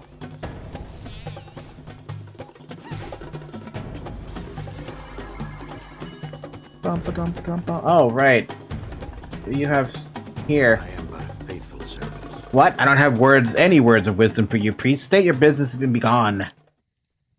Well, you see, you won't hear me say this often, but you are right to come to me. Should the crawl learn to manipulate ether, the forest shall suffer along with the rest of Poeta. I can perform a preliminary test of the substance now if you hand it to me. Here you go. Based on the analysis of the components, a neutralizer can be made from it. But I'm missing some materials. Bring me 3 mushroom spores quickly. You'll find them on Shade Fungin and the Agaric Spore Road. Hurry before I change my mind. Sure thing. Means I have to kill the big mushrooms. I don't like killing the big mushrooms because they're so goddamn annoying to kill at level 7. Actually, they're less annoying to kill in 7. So, Bomb, I know you never heard of Aion before. Well, actually, no. Rephrase that question. I know you've never played Aion before. You have any questions to throw at me while you're here? Also, why are you awake so late? Or early, I don't know.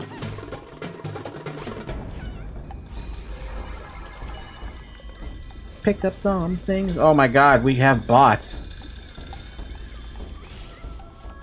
I just realized the names. I'm looking at our bots. 1 a.m. for me? Jeez, what are you doing up so late? I mean, what am I gonna be doing up so late? Anyway, if you're wondering what bots' names are, yeah, they have them. DeviantART, that's a bot name. And whatever the other one is, CSF, Bev, whatever that is. Aion has always had a bot problem. It's always had a bot problem. Not even at level 1 is it safe from bots. Can I even do anything about those? Like, here we go. I can report them. Assuming the button works. Are you about to... Yeah, we report that one, and we report that one. I hope that button works. And then there was that one stairway where all the bots got stuck. Remember when they transport us all back to the main town? I don't remember that. Honestly, it's been so long. What the fuck, Falky? Are you the cow or the girl? I'm the cow. Guap? Guap, is that you? Guap? Like the Guap? Like Guap that I know?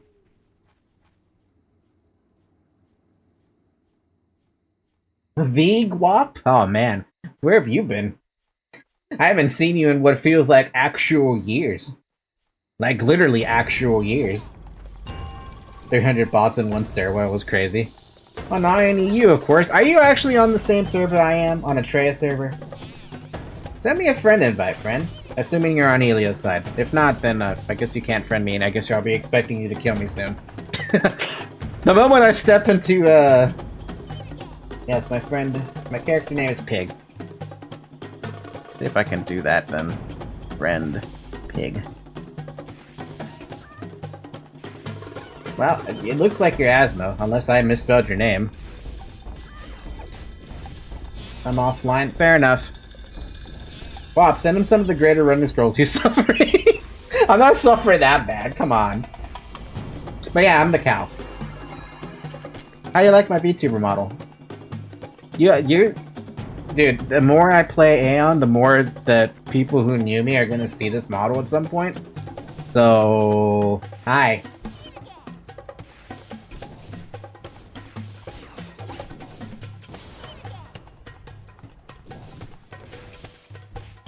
But no, I'm not suffering that bad. It brings me back to the old days of not having a single scroll to my name. Open beta day, or no, closed beta days. Are we still under NDA to talk about? No, we're not under NDA, right? We can talk about the old closed betas. Yeah, the closed betas, I didn't take a single fucking screenshot back then. The only time I took screenshots was when they opened up the Asmodean server, or sorry, the Asmodean side to let us have a chance to play them. So that was something.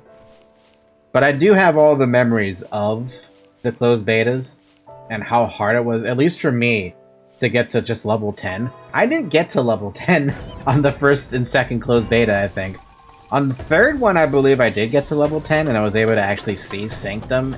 And when the Asmodeans opened up, I was able to finally see Pandemonium. But the only reason it took me so long is because I was soaking up the game, dude. For me, like I said, I love lore. If you talk to me about lore, I can pretty much explain almost all the lore to you. Pandemonium PvP after the GM tournament. I'm surprised you still remember that. And then we all got banned. Dude, I remember telling a friend who played Final Fantasy about that. That friend was pissed at me.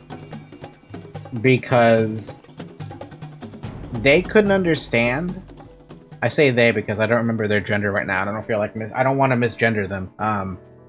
But they hated me for that entire scenario because they never played Aion before, right? And when they see that, they think it's just straight up harassment and bullying. And I'm just like, Faithful servants. Yes and no. Because if roles were reversed, they would do that as well. And that's only because Final Fantasy XIV at the time didn't... Does it even have PvP? I feel like no one ever talks about the PvP for Final Fantasy.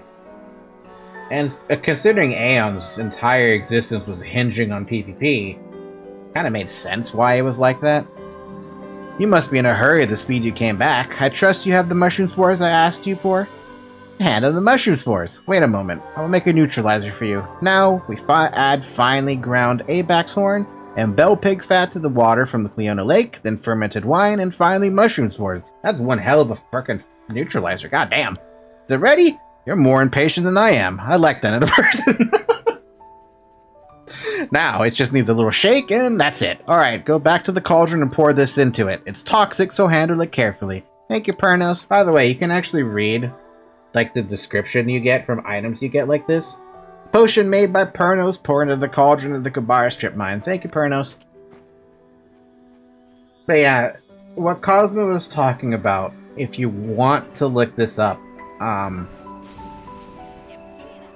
Pandemonium PvP is what you're looking for. Or Aion Pandemonium PvP, because I don't know what Pandemonium PvP by itself will pop up. If you were to look that up on YouTube, it would bring it to a video from two different point of views.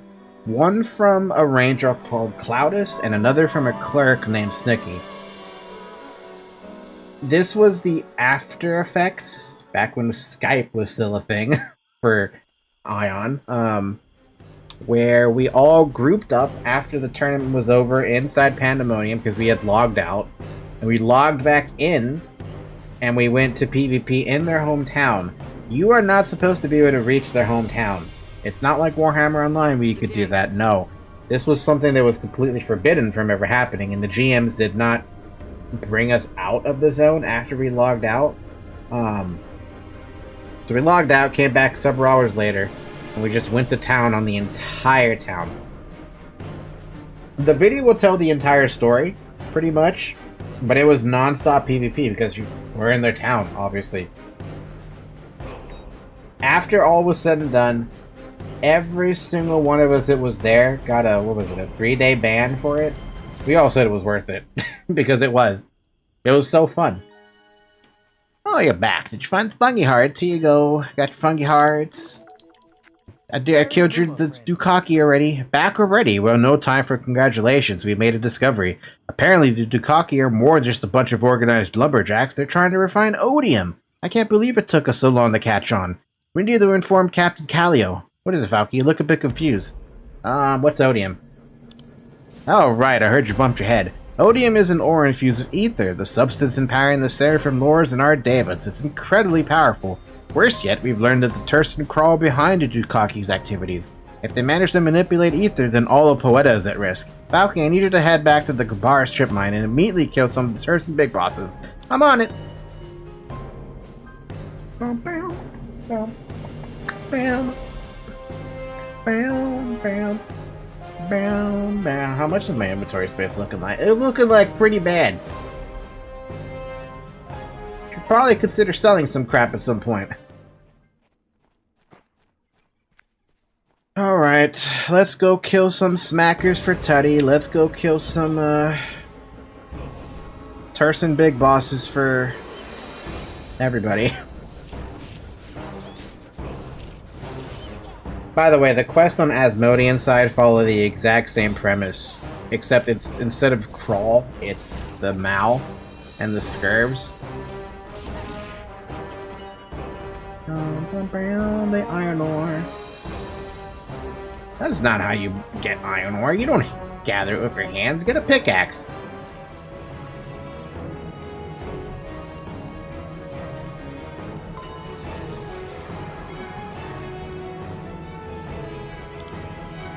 Oh, you probably see the stupid pink quest lighting up, right? And why I never talked about it?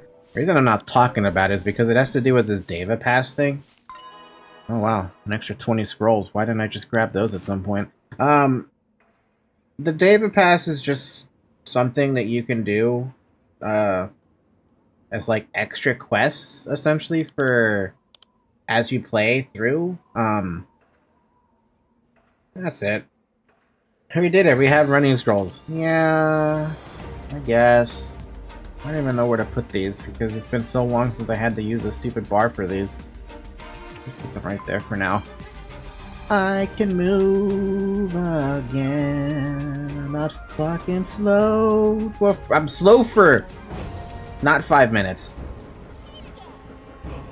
But yeah, it's just like it has you do different little like side quests.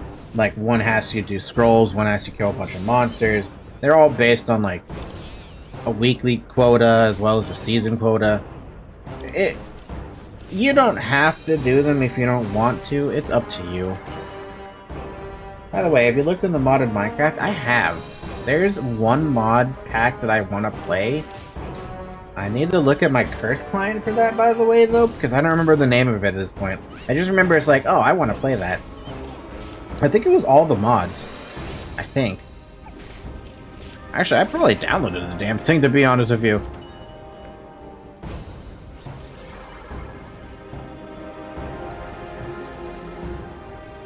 Good old modded Minecraft. Good old fucking my computer will crash playing modded Minecraft. Especially something like all the mods. Like, goddamn, that's a hefty pack right there. Do I have any more water? I'm out of water. I'm actually out of water completely.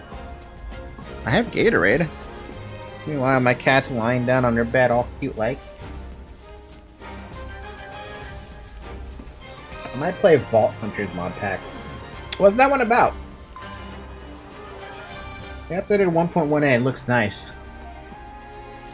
Yeah, what's that one about? Like an RPG? Ah.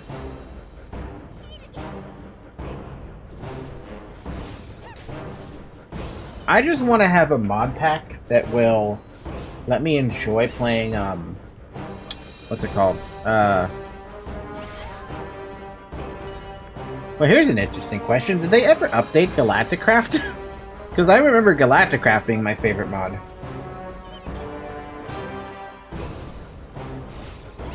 Well, you do Minecraft stuff to create different vanilla items to create an entry key. Wait, I think I have heard of that Vault Hunters mod pack. I think I saw a bunch of previews on YouTube, and that's why I remember that. I'm back, you stupid Turson, big boss. I need to don't go behind a tree!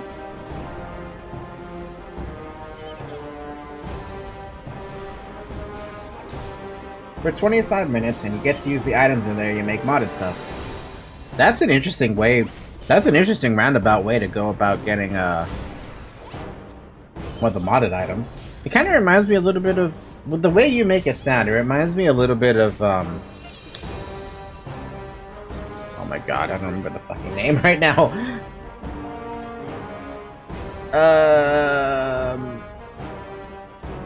Yeah, it's a little bit slower pack, but the progression is quite nice.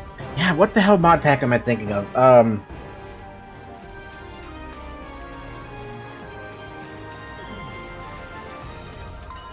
I'm blanking on the name. Now I have to tab out and look.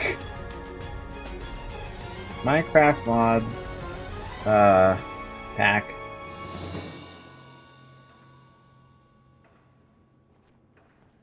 Hi, Pig. I see you there. Let's add a friend. What the hell was the damn name? My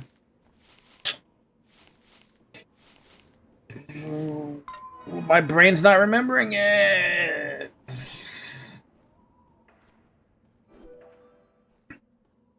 Oh, god damn it, dude. I'm just forgetting it. Private trade is not possible before your David class change. Well, there you go, sir. I can't trade anything. It's time for Pig to make leveling not painful. No, my leveling is still painful because I can't trade anything. It's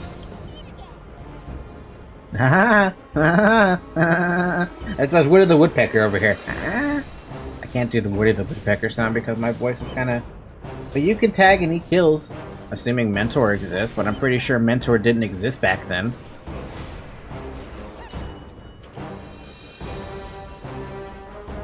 I think that's how it worked, right? Only if Mentor existed, right? What the heck? That was... Oh, you're a Sork. My brain was like, I'm not supposed to see that skill yet. Yeah, no, it's... I think that's only, I think that was only if Mentor existed. What was I thinking of again? The stupid mod pack. Yeah, if I look at Curse Forge, I might be able to find it. Bum, bum, bum, bum, bum, down. Do do do do do do down down. I got a mail.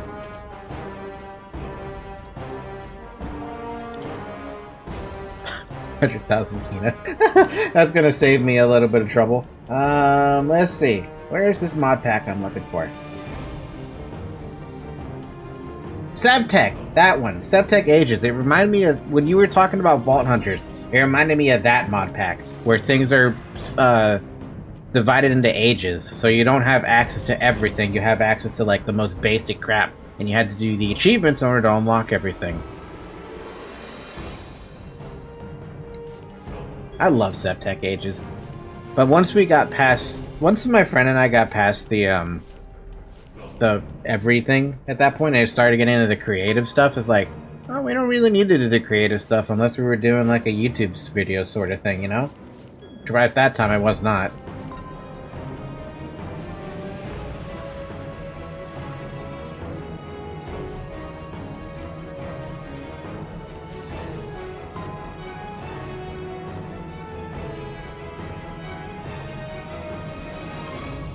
Now, where's this stupid cube? I don't remember where this damn thing is. Looking around for the cube. Can I search it? No. Da da da da. Wait, does the where key work? Where? Ancient cube.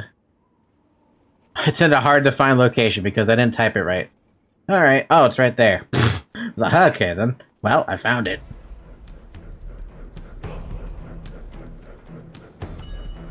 There you go. We now have everything. Which means I can hit the return button? No, let's just run back.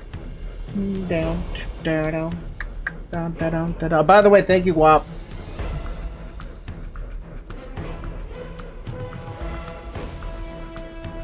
Hey, I was sending you the link on Discord. It's like you get to level and get skills and have to unlock mods before you use them. It sounds like an interesting concept. And if I like Sebtech Ages, I'll probably like Vault Hunters as well.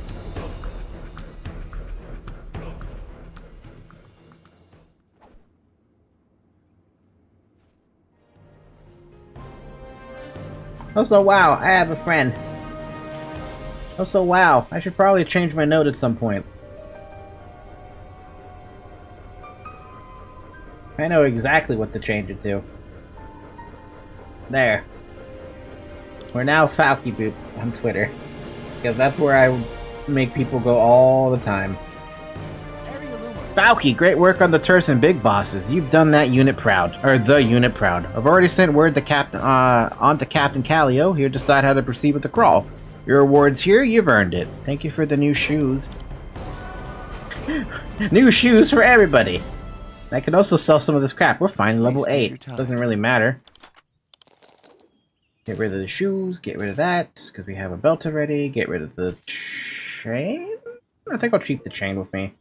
Sword, sword, old hammer, old that, old that, old that, old that, old this. I should keep the shield. I should keep pants, sell the book. And then sell off the... Well, keep the Aria just in case. Brown, brown. So what's going on in the game? What is going currently on is me trying to get to Deva. Level 10, that's what I'm trying to get to.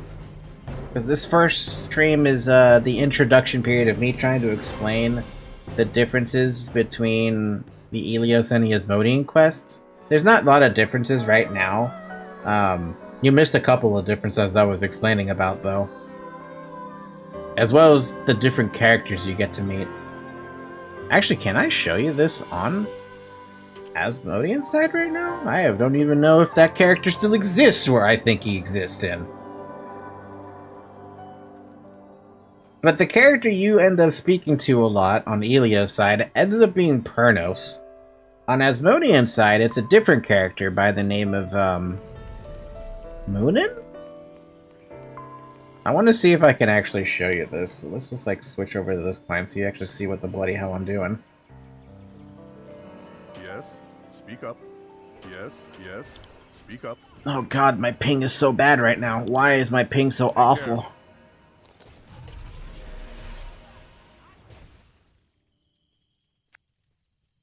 Because it is awful. 700? I don't think that's right. 300? Yeah, I don't think that's right.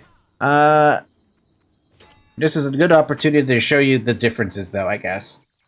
Obviously, I'm showing you right now the different map and how it looks, but the general, like, location of things is the same. But this camp here on Asmodean side is the contrasting comparison to, the other camp that you're at, which is over here at the campsite. It's the same thing. That's where you get primarily the quest you get on Elia's side as well as Asmodean's side.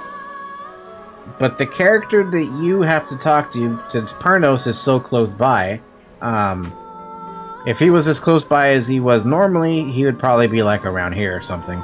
But the character you're looking for is all the way up here at the fucking prison camp. I will go show you that character, and I will show you his name and all his, like what the big difference is.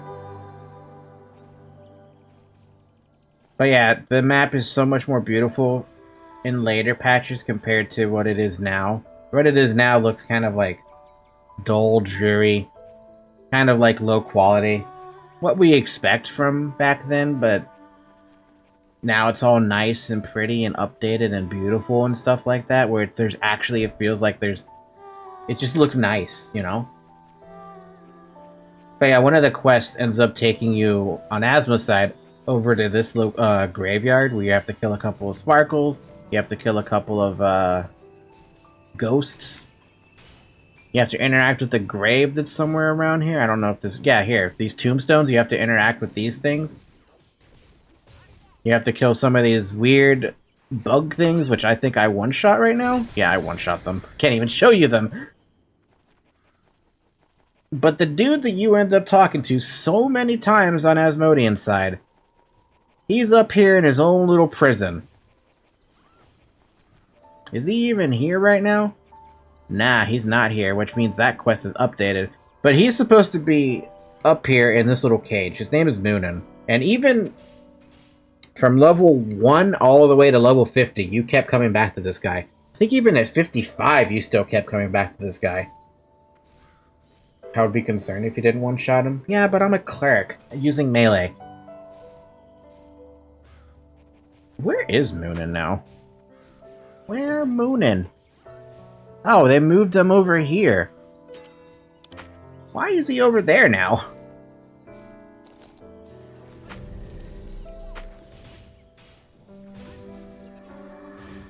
Here.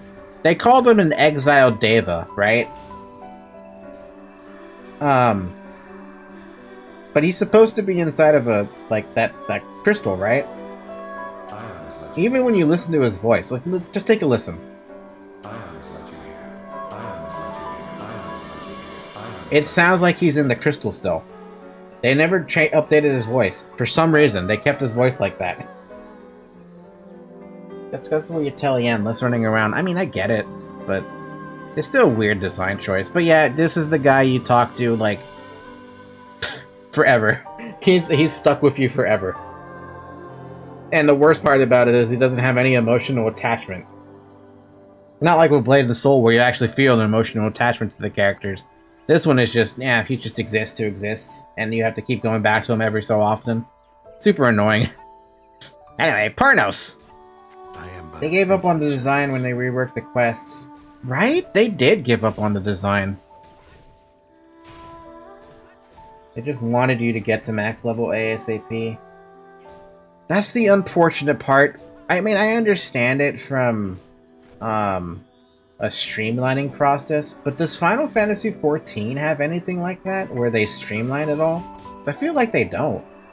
have that. I feel like every story bit is just as important as no matter what level you are, or how many times you played it. No? Yeah, I figured that's what was the case. If you want to skip, you buy level skip. Okay, well, at that point, that's fair. But they don't essentially, like, force it down your throat. So, have you cleansed the mind of gluttonous kobolds yet? It was their last meal. Kobold spoons. This would be perfect for Tutty's monument. Here's your reward. Take it. And this old man stinks. Well, now I'm gonna become an animal lover. Because that's true. But it's one continuous story. Oh, they did clean up some of the fetch quests in 1.0. Yeah, well, the only information I have on, what do you call it? About Final Fantasy story is that before A Realm Reborn, they actually managed to incorporate all that backstory into the actual main story. And I thought that was incredibly good. Kinda wish Aion would incorporate story like that instead of just bombing maps. I mean, they did incorporate the story, but all they did in the end of the day was bomb maps. That's all they did, man. Try the free trial. You should try the free trial. This free trial that extends all the way up to level 50 and includes 3 of the... Wait, is it 3 expansions? Or how far does it go? I don't even remember what the meme is.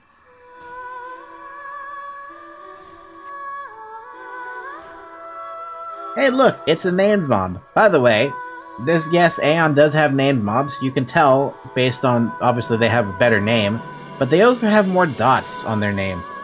Dots mean how much stronger they are than you, or than normal. Standard's usually 2 dots. This dude's 5 dots. He's gonna hurt a lot.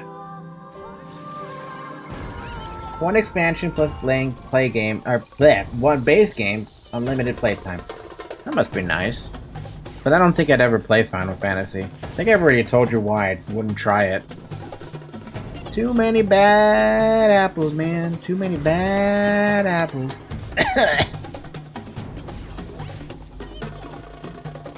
Anyway, the reason you kill named mobs is because they have a chance to drop some pretty nifty loot. Because we're still in the pre-level 10 zone, it's not like he's gonna be dropping incredible loot. I mean, look, he dropped a stupid tunic I have no use for.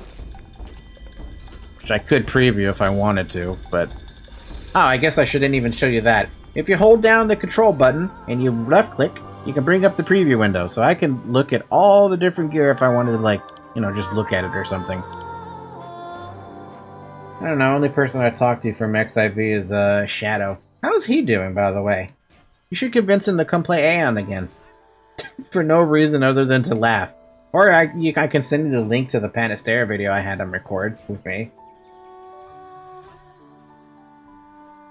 I'm sure he'd love that one.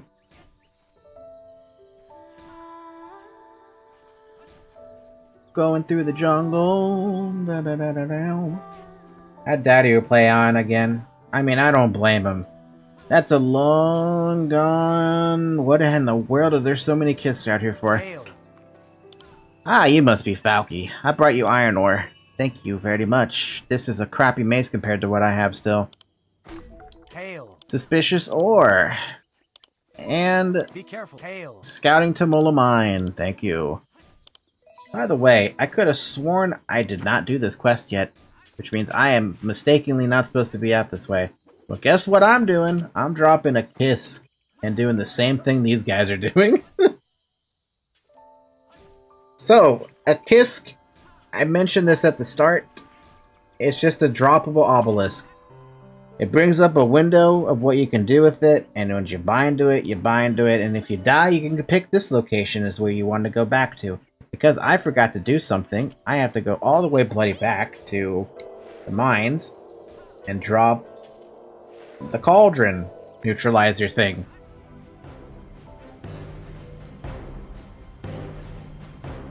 Bum bum bum bum bum bum bum bum bum bum.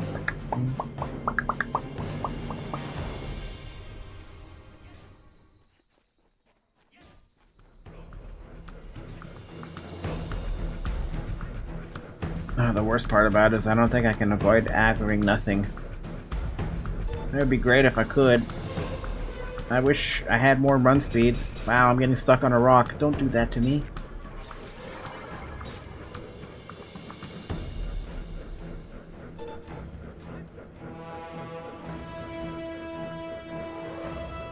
Yes, why am I running back to? I'm running back to that cauldron. Why? Because I gotta put that neutralizer in it. Why? Because that's what the campaign asked me to do. Never question it. Don't question the war crimes. This is a war crime, pretty much. We're poisoning a supply.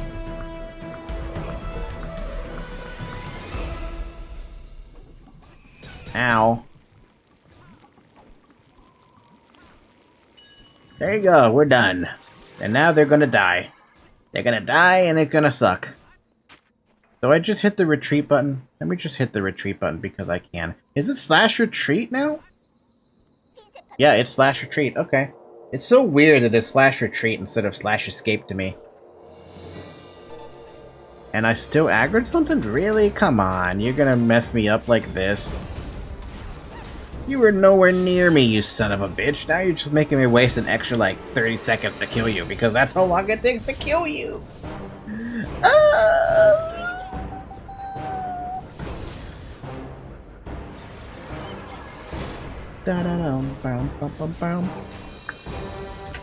Alright, slash retreat again, this time with more fervor.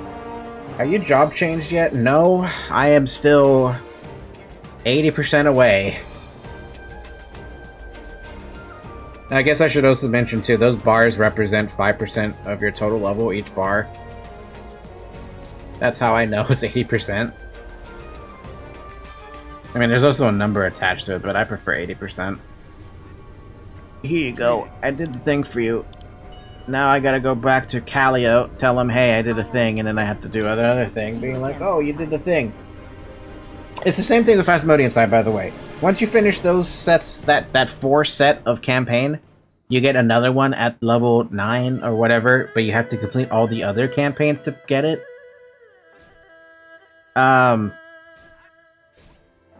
I know which one the Asmodean side is. I don't remember if the Elia side is the exact same thing. I'm pretty sure it is. It's just the how it's done. How it's presented is a little different.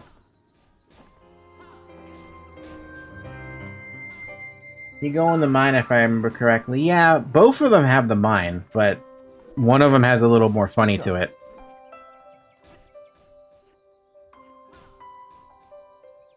I mean, I guess I'll take the stupid cloth thing for now, because no reason. Anyway, Falcus, I need to give you a special task. You can reject it, that's your prerogative, but you are the only trustworthy person. But it's not just about our mercenaries. The future of Poeta and the whole of Elysia is on the line.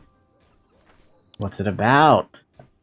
You know, the Crawl wanted to extract the power of ether from Odium, as you know. I thought our work was done when the solution in the cauldron was neutralized, but it seems I was wrong. They have used the ether to finish the Abyss Gate. Nobody knows what will happen if they open the Abyss. Would you thwart the Crawl's plans? I'll do my best. Go to Oz quickly. You have no time to lose. He will give you more detailed information. I trust in your abilities, but do be aware that this job won't be easy. May Ares' protection go with you. Yes, that's the same quest. On Asmo's side, they also have to close an Abyss Gate. I can literally go show you what the Abyss Gate looks like, too. I just have to actually run the fuck out there. But it's faster on an Asmodean to run out there for me, because I have way too much bloody speed. Here, I will show you. They also introduced these little tornadoes that give you a little bit more speed as well. I don't need it because I already have capped run speed on my Asmodean, especially on this server. But just know that if you didn't have capped run speed, I'm pretty sure those tornadoes would give you capped run speed. So running through. Also, here's what the Scurv look like. They're just like little mouse things. I don't know what to call them outside of mouse-looking things. And here are the Mao. They're cats. Feral cats, pretty much. Substantially different from the Crawl and the Kobolds, but they're no different in terms of ferocity. If anything, I feel like the Mao hurt more than the Crawl.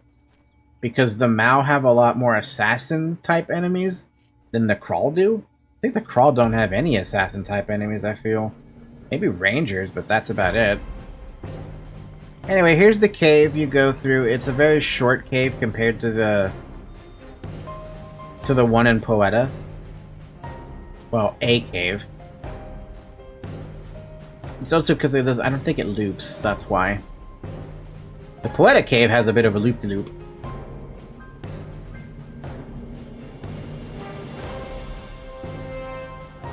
It's okay, the Balar spanks them both anyways. Yes, especially if they have Shooting Starstorm and Ice Wave and Reflect, especially Reflect. But yes, here is the Abyss gate you have to close. It's this thing right up here. The entire purpose is to close it on Asmodean's side. The difference here is that you have to. It's also you have to rescue the raider leader's daughter, which you meet that raider leader back in the village somewhere. I think his name is Orgern? I don't remember his actual name. I just remember that you have to go save his daughter, and you end up closing the Abyss Gate, and the daughter tries to take all the credit, but obviously the father knows better than that to give daughter any credit. Now let's go back here. Back to this one. Back to running through this dumb thing. Oh, right here. Oz, I'm here to talk to you. Arialuma, friend. Welcome, Falcon. We're relieved to see you. Let me start by telling you what this is all about. Perhaps the Crawl have opened the Abyss Gate already, but try not to despair too much. There is someone who can help us. However, it's old Pernos. The Abyss Gate can only be found with the power of a Deva, although perhaps not every Deva is able to do it. Be that as it may, the priest told me that Pernos was a Deva, the only Deva in the whole of Arkarios. He's our only hope now.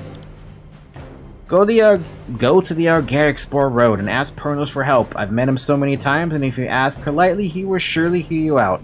You'll be doing it for Arkarios and all of Elysia. There is no other way. You end the conversation. And now you go get to talk to Pernos. Bam, bam, bam, bam, bam, bam, bam, bam, bam, bam, bam, bam, bam, bam.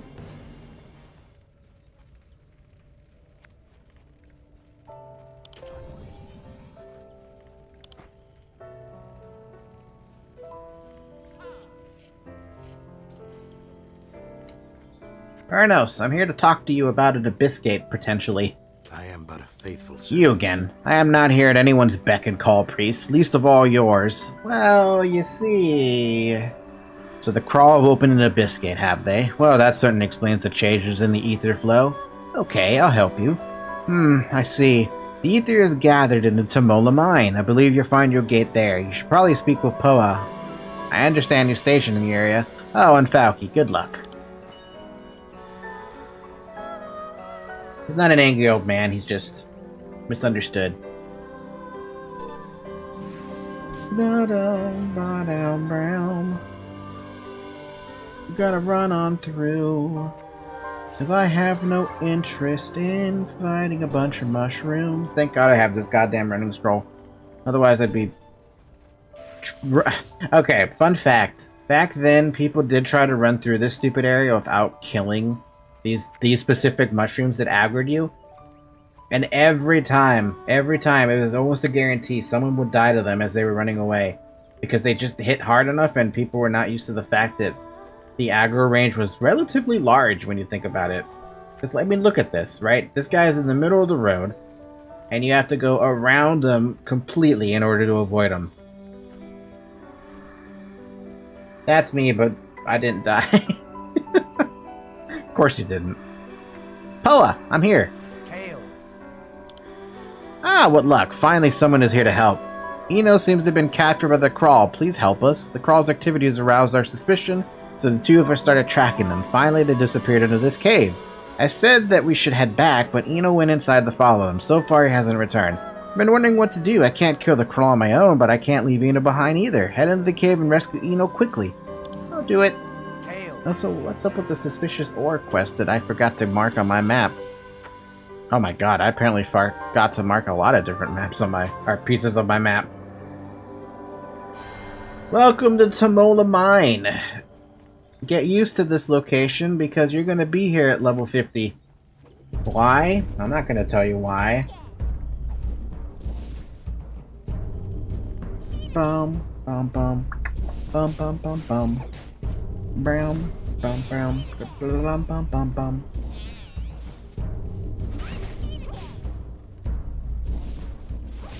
Oh my god, my damage. Thank you for the pants. They're better than mine. Actually, they're way better than mine. Let's equip these. I remember we're talking ashes to ashes, dust to dust, but at least it's better gear. And it still looks kind of garboo. Maybe I should make the comparison between Ilios and Asmodeans, but I actually can't. I can't make that comparison with the gear that they have. And the reason why I can't make the comparison is because, it's because of... I can't wear that old gear anymore. Mostly because I don't have it. We're talking ancient gear over here, okay? That gear no longer drops, it no longer exists. If you have it, that means you had it from ages long past. So even if I were to go on my Asmodean right now and show you like what the heck I can what I could show you, I couldn't show you everything. Because it just doesn't exist anymore. When they ended up deleting a whole bunch of maps and consolidating the leveling process, they also ended up deleting a lot of the armors that came along with it, so unfortunately there's no way to show you. I have some of the armors I could show you technically, but not all of them. That just means you need to make a new Asmodean on this server too and level it up simultaneously. I mean, I could do that. I could do that, and I would not relish the thought. But then I would have to open... I would have to, like... I don't know if I want to do that. To be honest with you, I don't know if I really want to do that. Oh boy, I have two of these aggroed on me now. Do I need to pop a potion? I hope not. I would hate doing that. I always hated playing alts. I don't really mind playing alts. It's the simultaneous leveling up for stream that I would hate.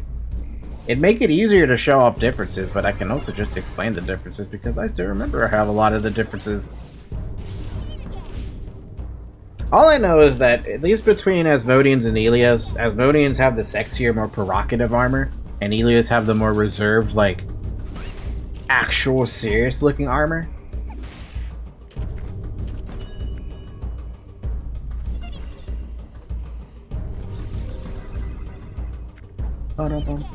Every time I play alts, I just go, man, I could have beat this on my gunner 5 times faster.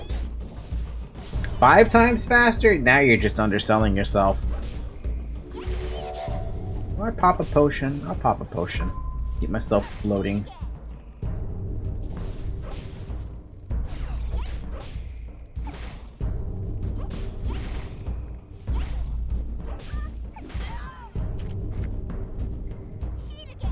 I mean, my Sin had an IS set. And it killed that one song we were general.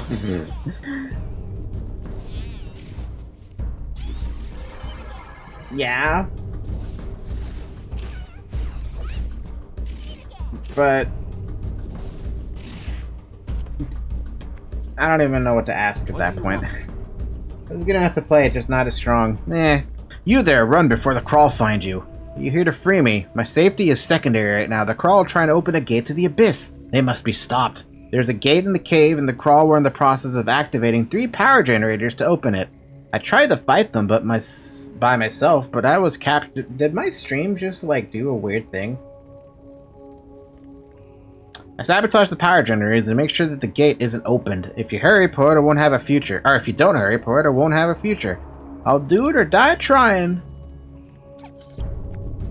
So I found some boxes I probably should have been picking up this entire time.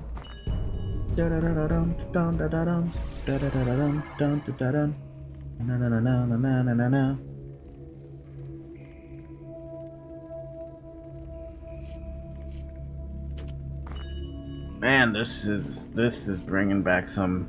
This area right here is bringing back some memories, and not the right memories, mind you. A different set of memories that I'm remembering.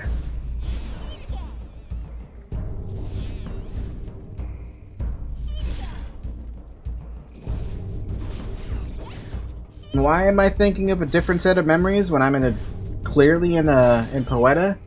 There's a reason for that. There's a very good reason for that, actually. It's a very fucking good reason. It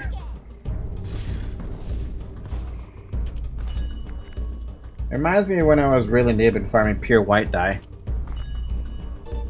From level 10.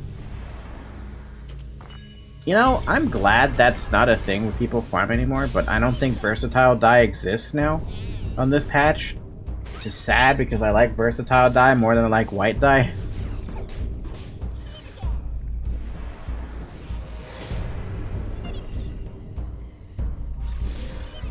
I guess I could try and link versatile dye and see if it actually does exist. But I'm pretty sure it doesn't.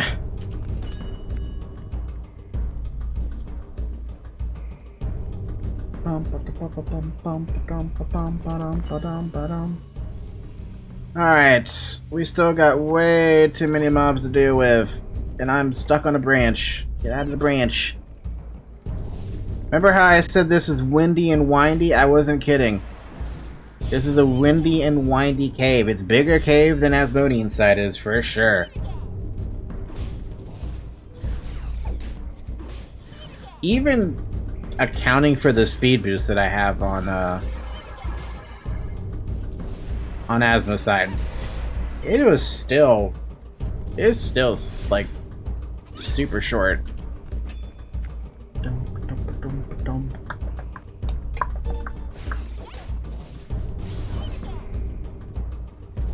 Oh my god. We're almost there though. We're so close, I think. Need a potion. Because I don't feel like sitting around waiting for my mana to come back.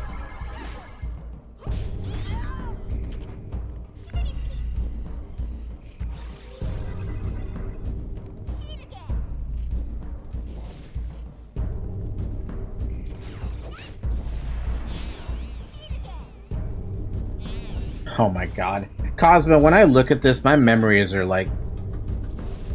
My memories are firing off on all cylinders. If only you could mana leech, right? Do you gunners get that skill at... Our gunslingers, do they get that skill that early? No, they got direct shot, right? It was only direct shot you guys got? I mean pre-10. Pre-level 10. Like 20, I think? Yeah, that's so much better than every other fucking class.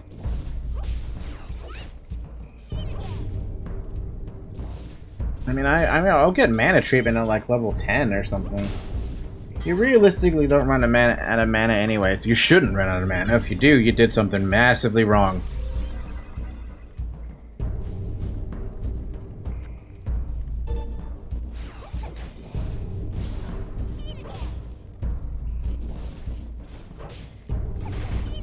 There's like direct shot, bomb, and gunfire. I remember you guys get the green bomb or something. Meanwhile, everyone's running past me. Whoosh.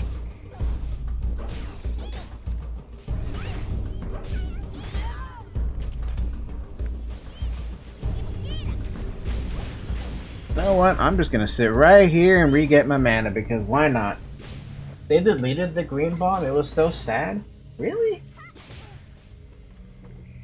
We used to bury it because Annie was faster than Hotshot. And then they forced me to use Hotshot. Surprised you still remember the names. I mean, I'm not surprised I remember the names because I mean I see it all the time, I feel. Meanwhile, I'm over here like smite, smite, smite, smite, smite, smite, smite, smite, smite, so much smite. Every smite, all the smite. You have enough smite? Nope. Destroy the green power generator. You got it.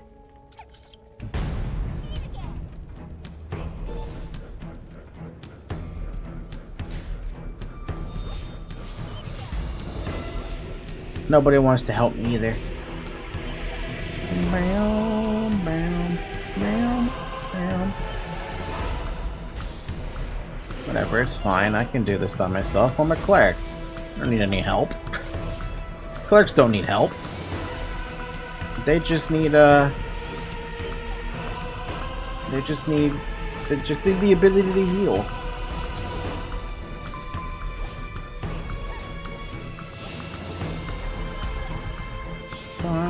Brown. These lobos are doing it right. Oh yeah. Always abuse your cleric? No! Don't abuse me. Don't worry, clerics remember. Every cleric remembers who abuses them. Guess I should pop one of these scrolls too. Bam, bam, bam, bam, bam, bam. If I see fire that I need to stand into DPS.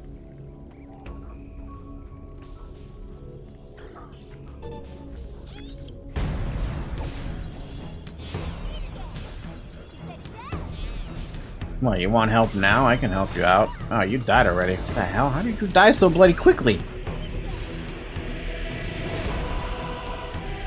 That dude's not even that strong, is he? He's only a 4-dot. How did you die to that? I mean, I guess it is a Sork. They are squishy as hell. Destroy the Abyss Gate! Hey, we get a cutscene. A very simple cutscene. But it worked out. Also you. I want to kill you because I can. Bam, bam, bam, bam. Bam, ba-dum, ba-dum, bam. Oh yeah, okay. So, for those of you who don't know about this game enough, like I do, Sorks and Spirit Masters, they're in cloth armor, we know this. Assassins and Rangers, they're in leather armor, which is currently the armor I'm in right now. So I already have more armor at base class than a Sork and a Spirit Master. Clerics and Chanters, on the other hand, when I get to level 10, are wearing chain armor, which means I have better armor than a Sork, a Spirit Master, a Ranger, and an Assassin. And then plate armor is the last one. And there's only 2 classes that wear plate, Templars and Gladiators. As you can imagine, it feels pretty good being that tanky, even though sometimes I don't feel as tanky as I should be. Hey look, there's a random treasure box over here. I'm pretty sure that treasure box doesn't give anything though. I'm pretty sure it just gives Kina? Yeah, 9 Kina. Like that's gonna do me any good. Anyway, we're gonna let these mobs kill us. Because it's so much faster to go to a Kisk than it is to, assuming it's still up. Yeah. If you ever need to check if your Kisk is still up, if you hover over your return thing, it tells you Kisk info at the bottom, so you know whether or not your Kisk is still there. Plays into effect a little bit more later on as you get more into the game, but it's good to know if it's still around or not. Also, you get this cool effect when you die. And you have a little wait time. You can either go to your Kisk, as you guys said, or your Obelisk. In my case, we're going to the Kisk. Yay! Poa! I got your ore. Poa! I got your Tomola mine stuff. And a hat. Ew, what a disgusting looking hat. How do I hide that? Out of here. Cool, we could go back. To be fair, Chainers are pretty busted in 1v1 PvP even with chain armor. They're like Glads with heals and more stuns. And it got progressively more worse as time went on with them. Unless you'd rather walk. You know, on foot. Safe travels. We're almost level 10 though. We're almost level 10.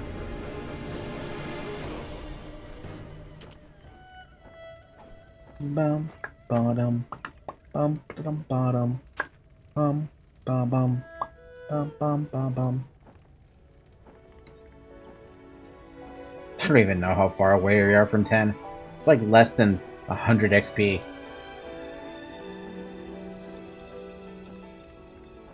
I think Channers now, if we were to go to retail, are like still one of the strongest classes. Obviously they're countered by clerics still because of all the different shit we can do with them. Anyway, Falky, please tell me you destroyed the gate. It's taken care of. You're a hero, you saved Poeta. You did it. You're the protector of Poeta. Thanks for following, Mr. Yetalis. Yetels? I can't pronounce it. The Y is throwing me off. You did it! I knew you were good, but single-handedly down in the Abyss Gate would have been a steep challenge even for a Deva. Perhaps the past Lord Donamu showed you was true after all. You saved all of Poeta today, and we're in your debt. What's more, you've made our outfit famous! Here's your reward. Aion knows you've earned it. And we get Poeta's Protector. In this case, though, I'm not going to take the cloth or the tunic. I'm actually going to take the chain armor in preparation for the level up. And you unlock a new campaign once you hit level 9. The Ascension Quest. All you gotta do is go talk to Pernos.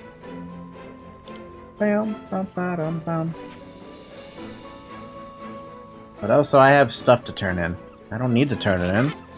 Kind, brave human, have you brought it? Please show. Here you go. Thank you for the Kina. Alright, now we get to travel all the way back to fucking Pernos. I wonder if this is going to be as annoying as the quest you get on Asmodee's side. You also get the same exact quest on Asmodee's side for Ascension at level 9. You don't have to complete all the campaigns to do it. The campaigns just help felicitate getting to level 9 if you don't want to, like, you know, kill mobs all day trying to get to level 9. Ah, my god, my throat. What I do remember about the Asmodean side quest version of this is that it was really bloody annoying to travel around. Because you had to travel on foot before they changed it all, and man, it was long. It was a long fucking run. A really dumb, long run. I think it's also relatively dumb here with Pernos, because I think he makes you go talk to one of the Elam, and then you go talk to Donamu. I think you actually have to go to the lake first before all that, first too. I'm gonna find out just here in a second, and I'll tell you the difference what is. I'll tell you what you have to do for Asmodee's side as well.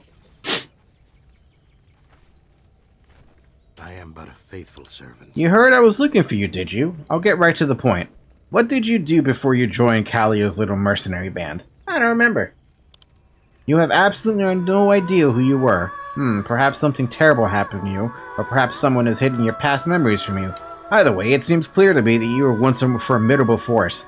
Tell me, Falky, if you could have your memory returned, would you wish it so? Of course, but how? Come closer. I must lay my hand on your forehead. Now close your eyes. Strange. Very strange. I saw only flashes, but it looked like the Ballard battling our guardians within the Abyss. That Legion, though, and that insignia. So many unanswered questions. There is something else I can use to uncover more of your past, but it requires some work on your part. What must I do, friend? I need Dominu's essence. That's Forest Protector Dominu's fruit. Only a single one of these fruits ripens each decade, but it is possible to obtain them. Here, take this potion bottle. Fill this bottle with water from Cleona Lake and mix it thoroughly. You'll need to collect water into the island with the glowing trees in the middle of the lake. Then give it to Donamu. Tell him it's a tribute to the Forest Protector. With this essence, you'll be able to obtain Donamu's essence. What's this solution? Sorry. There's one thing you should remember. Under no circumstances are you to tell Donamu that I sent you before he's drunk the water. Okay. So what does it have you... So, like I said, I was right. It takes you to Cleona Lake first, and then you go talk to... I thought it was an Elam, but you go talk to Donamu instead. On Asmodee's side, though, you have to go all the way that route to Moonin, right? All the way over there in his prison. Way the hell off to the side of the map. He tells you to go talk to 3 different seers. And he knows all 3 of them. Even one was trying to hide from him, but failed to do so. Let me see if I can actually show you the map for that one. Let's see. You start here in Adele Village, you go through this. So you start here in Forsaken Hollow. You have to go all the way back to Adele Village where there's one seer. Is she actually in? Where am I? I'm way the hell in the wrong area. Let's see. You talk to... Erd. This is the first seer you talk to. The second seer that you talk to is all the way at somewhere here in the forest. So that's... You start here at the prison camp, you go all the way back to Adele Village, you go all the way to the forest, and then you go and talk to a woman who's standing over a cliff somewhere around here at the coast. And then you go all the way back to Moonin. By the way, when you get to level 50, you have to do that again. Same 3 NPCs, same Moonin. This is why I mentioned that the quest line for the Asmodean side is a lot longer than Elio's side, because everything on Elio's side is so much closer together. On Asmo's side, it was not close at all. It made you travel. We're done with that client for a moment. Let us proceed now to Cleona Lake. Unless you'd rather walk, you know, on foot. Because I have to do a lot of walking, and I'm going to change my bind point to the village this time. Bam, bam, bam, bam. But it does mean you get to meet the NPC who you would have heard at the beginning cutscene. Which, by the way, I did not show that beginning cutscene, because I had already made the character and had already done all the necessary changes to like the pop bars and stuff like that and hotkeys that I personally use. So you don't get to see that cutscene. I will try to show you that cutscene if I can. Actually, can I show you that cutscene? Hold on. Is it in here? Is it this book? No. There's a book here that is supposed to be the cutscene that you get. That's not it. Is it this one? No. Is it this book?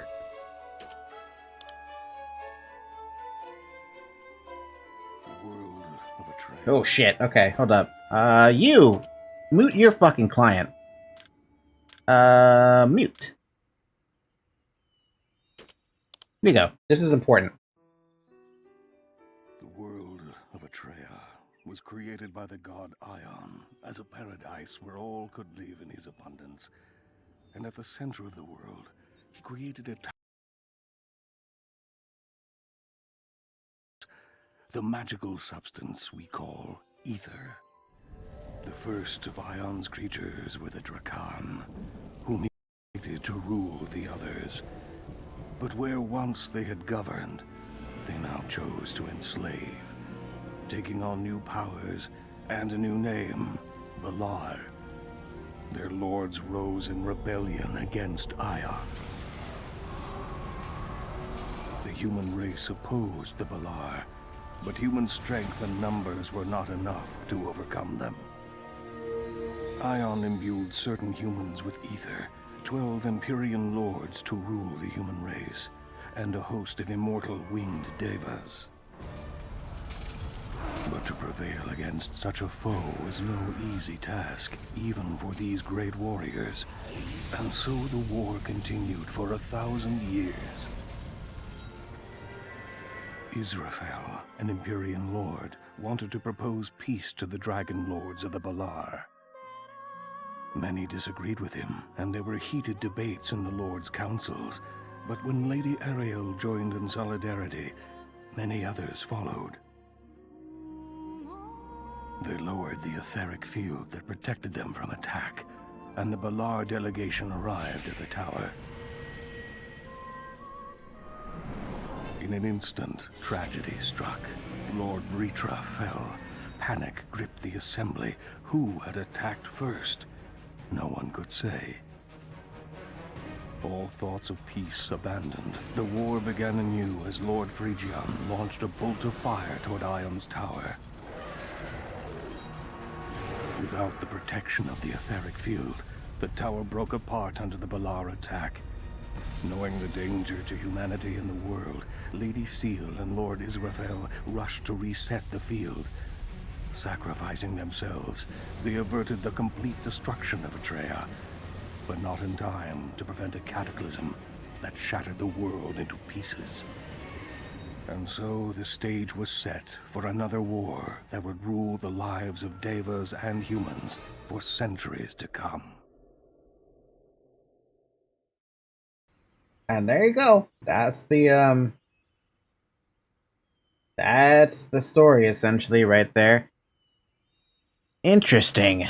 Anyway, that's not the cutscene I wanted to show. That is a cutscene that I did want to show at some point. I don't know if there's another book lying around somewhere.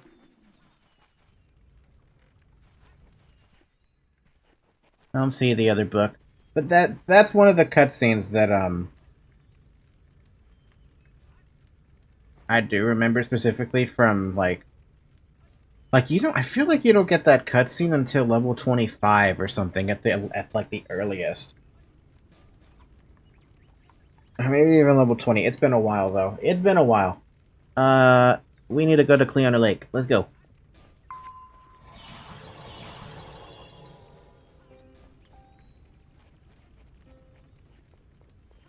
Did we get past the tutorial of the tutorial? The tutorial of the tutorial. Almost. We're doing the Donamu thing, where we have to give him water.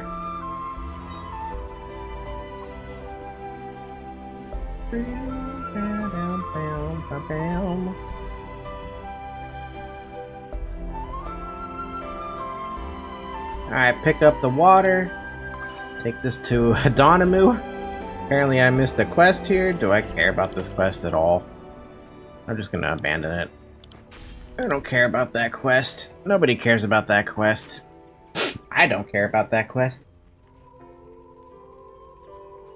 I've already did my due diligence. I've already spent 4 hours doing, this. To be fair, I was taking my sweet-ass time.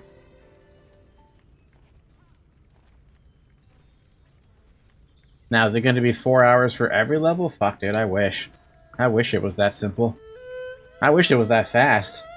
There's one person who cares into every quest in the game. I mean, yeah, I know.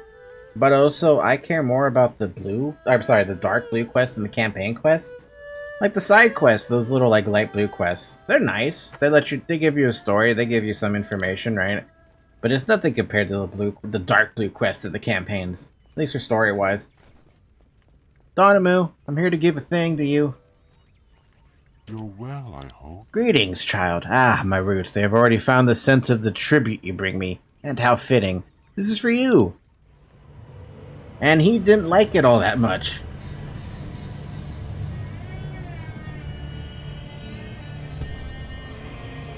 Nice apple, though.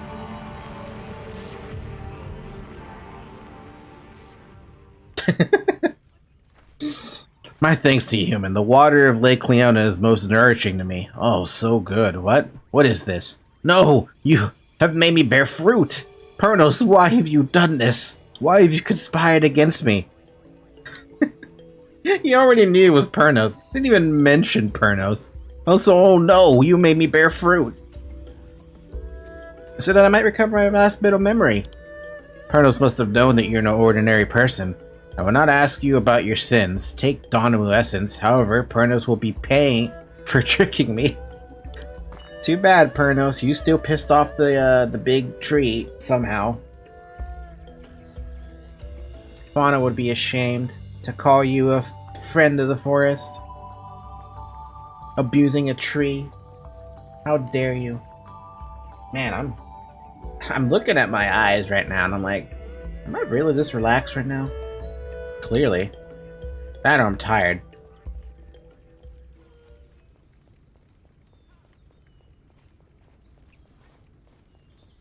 Open up, eyes. Can't open them up. Bam, bam, bam, bam, bam, bam.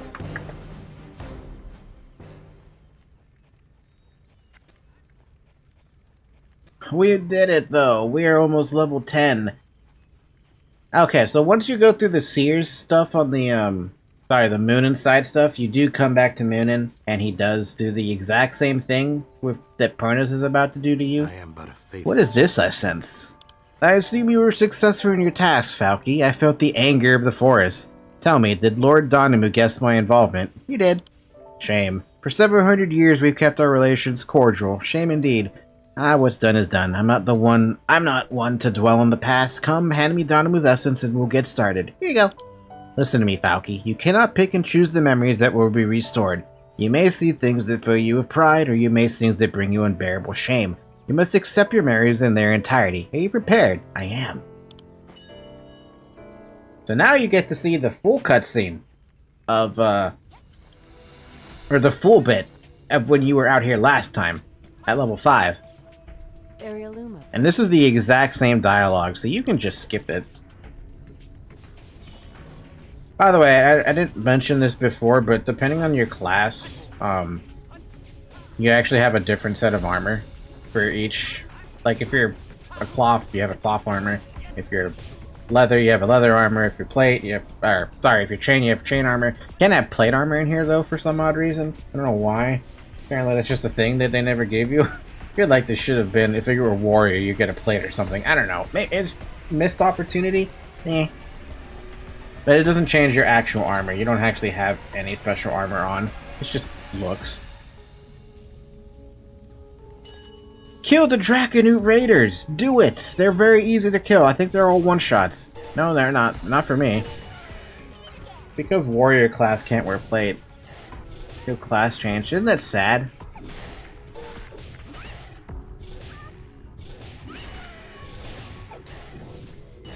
Anyway, once you kill these guards of Kuninasha, you get attacked by gruesome Horus. This is not the name of the dude I know him as. In the North American version, he's actually known as Orison, is how I know him as. Horus is just his direct translation name. And you're gonna also notice, he's got a title. Underling of Ereshkigal. Try not to remember that name too much, but you will remember that name. It's gonna come back to haunt you later. I didn't even think he was still part of Ereshkigal's army at this point. That's something I know. Lore. And then when you beat him, you get a cutscene.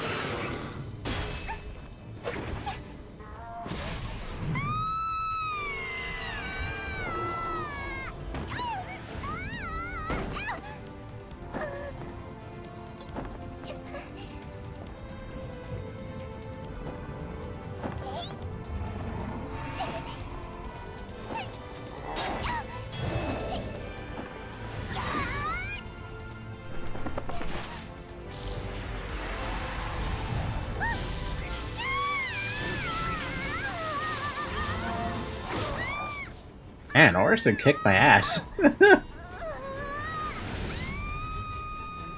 Say the cleric using a sword that ain't gonna do any damage, you're right. That's why he won.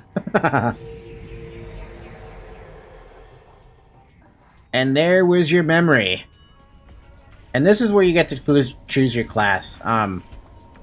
What you pick is up to you, depending on what you're playing. I'm just going to leave that choice up to you. There's a lot of pros and cons of each class. I know what I'm going. I'm going cleric. I think that's enough. It seems your memory was sealed by a Brigadier General of the Balar, a fierce and terrible creature known as Orison. See, it says his name is Orison in here. So why was it Oris? Did it just not fit? Strange, though. I've never heard of such a fierce battle with the Balar. Do you remember your age, or the legion you wish to belong? Or which you belonged? No, I can't recall either. So many mysteries. I wonder how you even returned from the battle alive. Let's hope time will further restore your memories. Perhaps meeting some old comrades will help bring them back. I see that combat has already revived your martial abilities. Actually, now that I think about it, what? Perhaps this was my destiny. Perhaps this is why I've been here all along. Your path lies bright ahead. The life of a Deva awaits you. These are your first steps towards discovering your glory as a guardian. In light of this, I must ask you a simple question. Do not think too hard on it. Allow your natural memories and instinct to guide you to your answer. Which path do you wish to take? The path of the cleric. A cleric, you say? Intriguing. Much like a mage, a cleric uses magic, but rather than harming others, the cleric prefers to heal and fortify allies. Clerics also revive comrades who fall in battle, making them invaluable in any kind of group combat. In kind of group combat, Dave was facing the abyss and elsewhere. Was this the path you walked before, Falky? Is this the path you wish to walk again? It is! Congratulations, Falky. You've ascended to the ranks of the Devas. You now stand in the service of the Five Lords and your duty to protect Sanctum. Your soul and your body no longer belong to you alone. Your every action must be for the benefit of the Elios and for the well-being of Atreia. If your life is lost in the process, then that is the price you must pay. I will return you to the present. And that's as simple as that. Channer is the other choice I had. Again, each class has their own pros and cons. If you really want to know the differences, I would recommend looking them up. But I will just explain it real quick, just as an overhead, right? For Mage, you get a choice of two classes, Sorcerer and Spirit Master. Sorcerer is heavy damage. Spirit Master is more like augmented, continuous damage, as well as some crazy CCs. For Leathers, you get Scout that goes into Assassin and Ranger. Assassin is pretty much what it is. It does high melee damage, with the intention of assassinating targets, pretty much. They're very good at that. Rangers also have ambush tactics as well, but they're more high burst damage. But they have a very, very ridiculous dispersion rate. And by dispersion rate, I mean their damage range is big. They can hit either super high, or they can hit like a wet noodle. For Priests, you saw the choices Cleric and Channer. For Clerics, they're the main healers of the group, as well as a little bit of damage if they want to throw the damage out there, as you have seen so far. And Channers are straight up melee, but more of a supportive role, rather than a straight up heal role. Until they get to level 42, 45, they're relegated to just support heal and more melee focused. Once they get to that level, they can switch into full support role and some melee. And then for the warrior class, you have two choices there as well. Templar and Gladiator. Templars are the tanks of the game. And Gladiators are AoE demons as well as damage demons for close range. But they can also serve as an off-tank, and I've proven as a Gladiator you can off-tank as a Gladiator pretty easily, as long as your Cleric is on the able to help you out, or whoever's healing you. Anyway, back to the present, with the ceremony in Sanctum, and we finally are level, we're finally a Deva. Weren't Rangers busted in this patch? Did you get focus shots at this patch? I don't remember. Was focus shots 55 or 50? Or was it a 60 skill? I honestly don't remember, man. I am but a faithful servant. Oh, so what happens when you finally pick your next class? Or your actual class? Well, here's the fun thing. Remember how I said you couldn't fly? Well, now you actually have the ability to glide. If you're on a hill, and you jump and you push spacebar immediately, you get wings and you can glide, based on your flight time left. It's pretty nice. You can also have an emote showing, that shows off your spectacular pair of wings. Isn't it nice? And now you can also fly. But also, I opened up all the chain gear, so I can actually equip all my chain gear now. Looks like garbage because it's just crappy looking.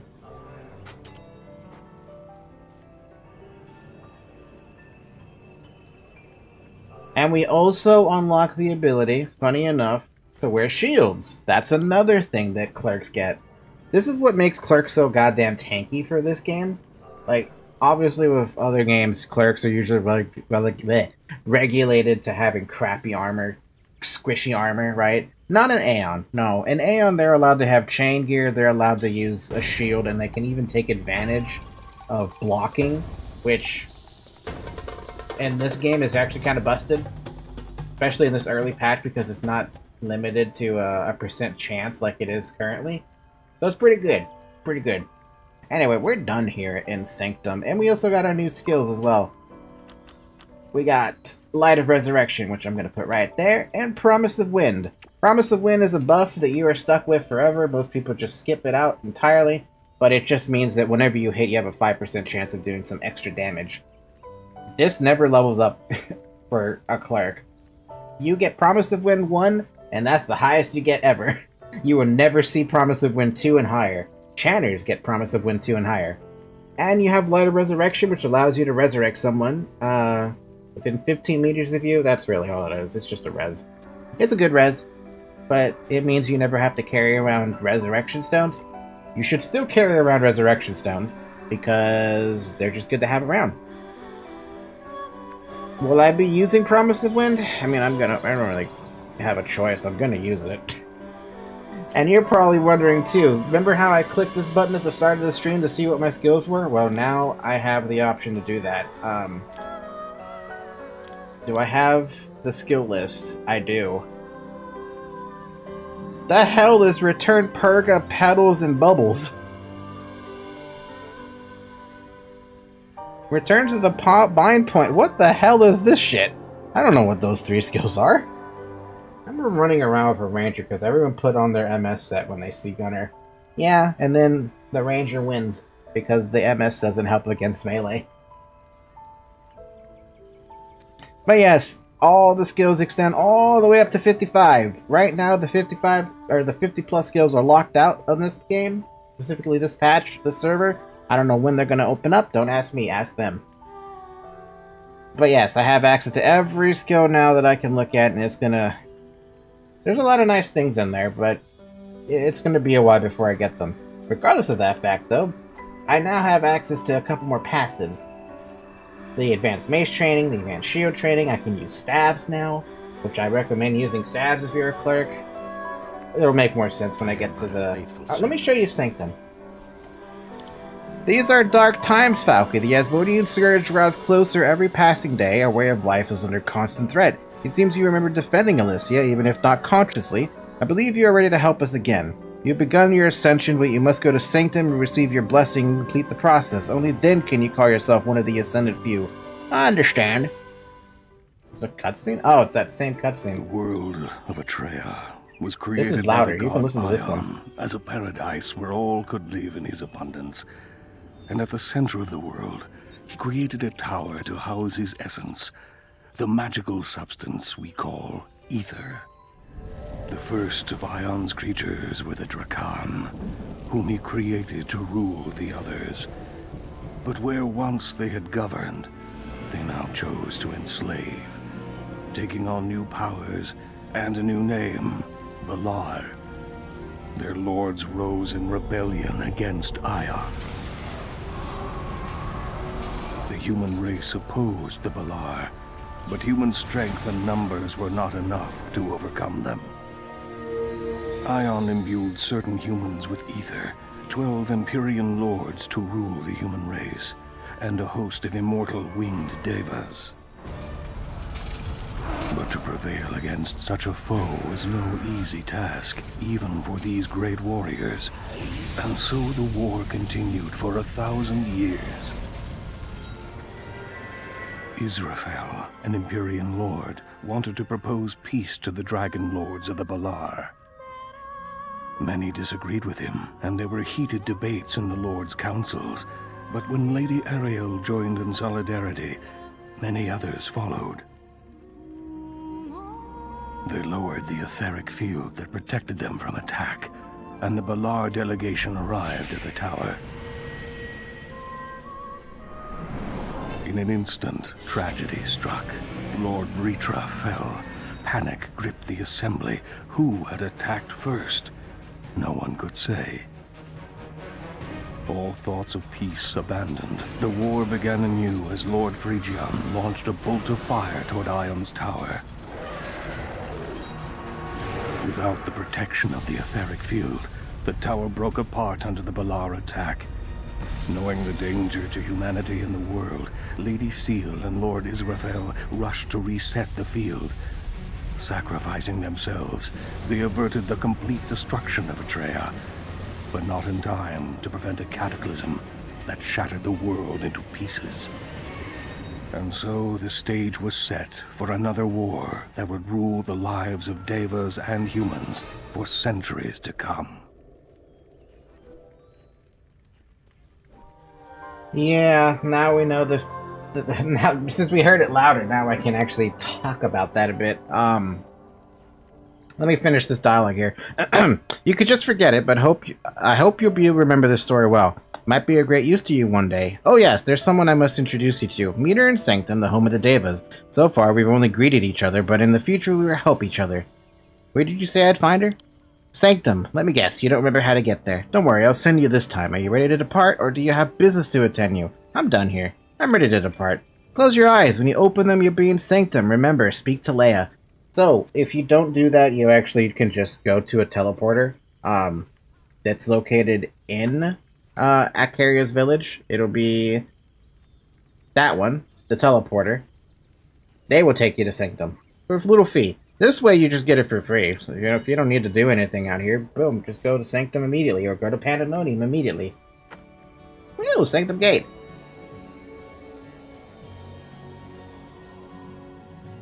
Alright, so what was I gonna say? Right, so that cutscene. Just mute this music too in the meantime a little bit. When that cutscene is interesting because both the Ilios and the Asmodeans agree that's what happened in the history. Someone attacked Lord Baritra, he fell, and then war just broke out right then and there, right next to the Tower of Atreia. Sorry, the Tower of Atreia? I don't remember if that was named Tower of Atreia or not, but you see this super bright light right here? That's the tower they're speaking about. I think it's also viewable on Asmo's side? Yes, it is. Let me show you on Asmo's side, because it looks a little different here. See this frickin' light that goes all the way up and down? Yeah, this is the same tower that they're talking about.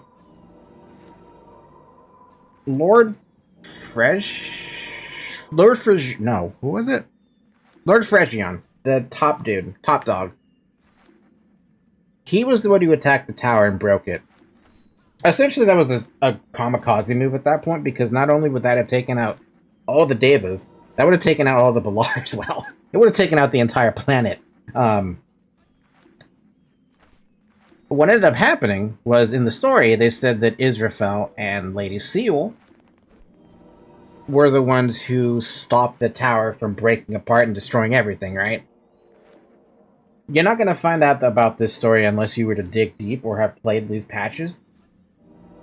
What they ended up doing was pausing time. Because Lady Seal was supposed to, I think... I don't remember which one was which, but they were the Lords of Space and Time. So they stopped the tower from exploding, right? But that's not really the full story.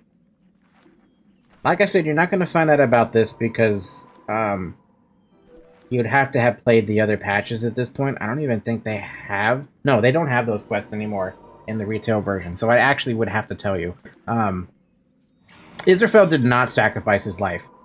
He did not sacrifice his life at all. In fact, it was only Seal who sacrificed her life. Israfel just avoided it completely. There's a campaign that happens in the retail patch that no longer exists where you actually end up fighting Israfel. And at that point, Lady Seal's, like, soul, I want to say, actually imprisons Israfel and ends up killing him. We think, everyone who's ever seen that cutscene thinks he got killed by it. We don't know. We don't know if he's alive or not still. We don't know if he's ever going to be retconned. Keep that in mind, though. In 5.0, though, patch 5.0, they make another change to that story. Now it's no longer just Israfel and Seal who sacrifice themselves. It's a dude called the Archdeva, who, by the way, was removed from the game again because apparently the devs of Aion have this weird habit of, like, introducing something and then removing it later. So the Archdeva was the one who sacrificed himself to help stop the tower from exploding. I wish I could show you that cutscene, but I don't know where it is at this point. It's probably somewhere on YouTube if I were to bring it up. But that's the quick nitty-gritty on that story. But both the Asmodeans and the Ilios agree that they think Israfel and Seal sacrificed themselves. And then they both agreed after the fact that they thought the Archdeva also sacrificed themselves. That's the only time they agree, by the way. Just want you to know that. That's the only time they agree. Aion has led you here. Hi, Leia. If you're feeling lost or confused, you can always come find me. Ah, Falky, I've been waiting for you. Perno sent word you were coming. I hope you didn't find him overly harsh. No, he's quite helpful. There you are. I heard you were coming. The Davers are looking forward to meeting you. They await you in the Lyceum. They'll be very excited to welcome you to Sanctum, the capital of Elysia. Cool. Congratulations on your ascent to Deva. A powerful destiny seems to have brought you here. The exalted path awaits you. But the way there is difficult. You must not despair even if you reach your limits. Next, you must take part in the ceremony in which you are to be blessed. First, go and see Julius. Julius? Thank you for your hospitality. So yes, welcome to Sanctum. I'll open up the music again just so you guys can hear it. But like I said at the beginning, no, somewhere in the stream, Sanctum as well as Pandemonium are the main towns. People are always going to be here. It's a pretty big map, all things considered. Much bigger than it is on retail, for sure. I'm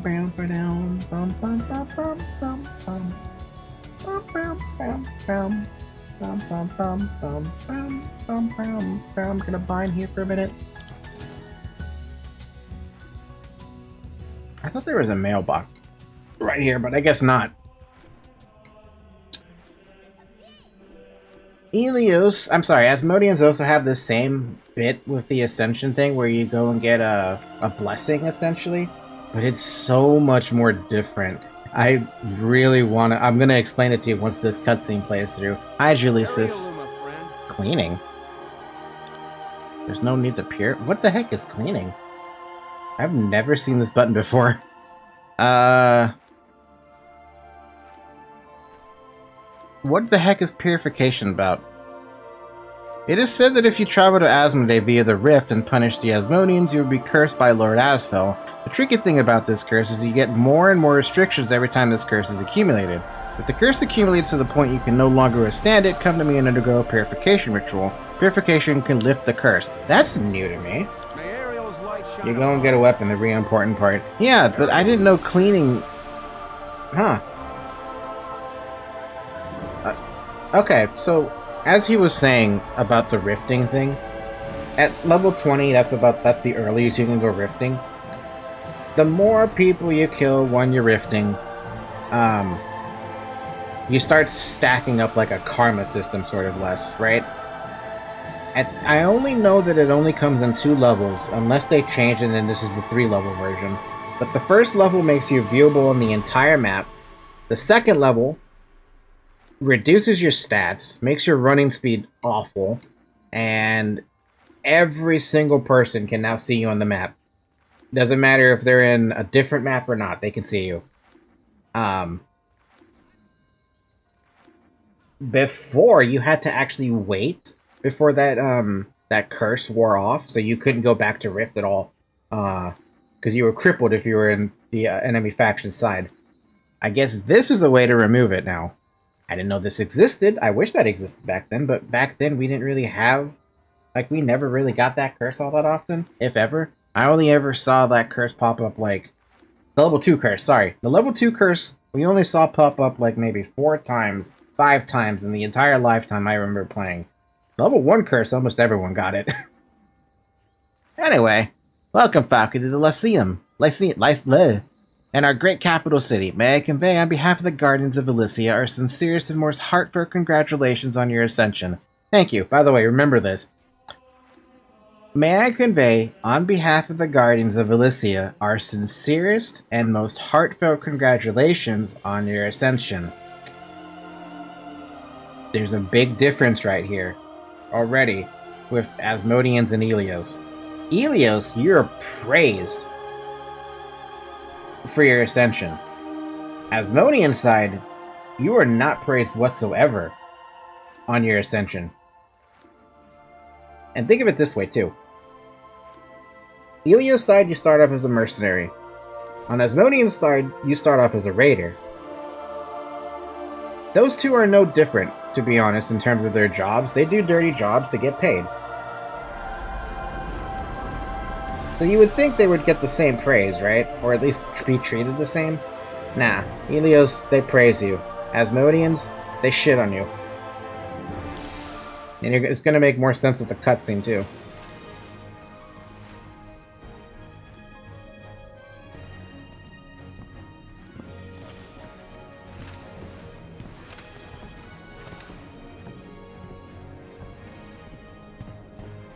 Today you ascend from humble roots. May those roots not be forgotten, as the light of Aion leads you to your destiny. Simple cutscene, right? And it makes you feel like you're part of the family. I've read about your actions in Poeta, about your courage and dedication to the light. I have no doubt you will make a fine addition to our ranks. Everyone is gathered to celebrate the birth of our new Deva. You need only accept their congratulations and their gifts. Valkyrie, may the blessings and the grace of the Seraphim Lords be with you. Faith in arms. Faith in arms. Why the heck are you all the way out here? Is that right? I thought I was supposed to talk to... Oh, because the Preceptors are no longer in here. Interesting. So they're all out here now? Hold up. No? Where are the Preceptors now? Wait, are they up there now? God, I hope they're not up there, because that's such a horrible elevator to go up on. Alright, so for Asmodean side, what's the difference in the cutscene there? Difference there is that they scoff you during that cutscene. They're like, isn't that one of one of the raiders? What is he or what are they doing as a Deva? And they just scoff your existence for being like, you're a goddamn raider, why are you here? As a Deva, no less. Aion has led you here. Welcome, please accept my heartfelt congratulations on your ascension. I'm sure you'll be a rock on which the people of Elysia can lean on in times of trouble. The Seraphim Lords have blessed you with the gift that you can save lives of millions in years to come. You must always honor your duties as one of the chosen few. I understand. Yes, I believe you do. There is dedication and strength within you, Falcon, that much I can tell already. You were prepared to give for you, a weapon to aid you in your defense of Elysia against the forces that would destroy us, were they given the chance. Choose whichever you prefer. Now, I just mentioned that I can use a mace and a shield, right? But I also mentioned we can use the staff. I'm gonna take the staff, and there's a reason for that too.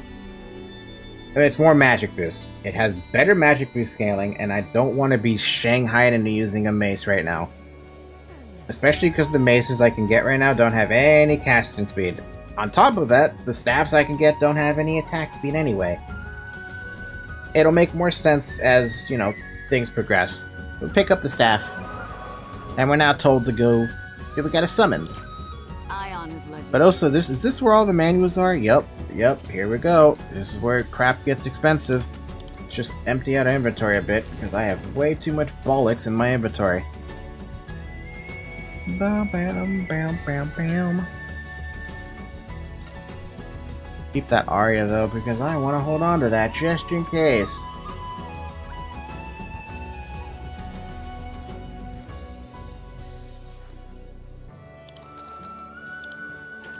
Alright. Push the Z button, change it out to an Oracle staff, and there you go. We now have a staff that looks like Sun Wukong's staff. Aion has led you here. To ascend as a divine blessing, Deva. Cherish this time, but also accept the burden of responsibility that comes with it. Many Devas have been lost serving Aion and Elysia. I see no trepidation in your eyes, not even a flicker of fear. I see many new Devas have grown accustomed to hesitation at this prospect. There is something about you, something mature and yet fresh at the same time.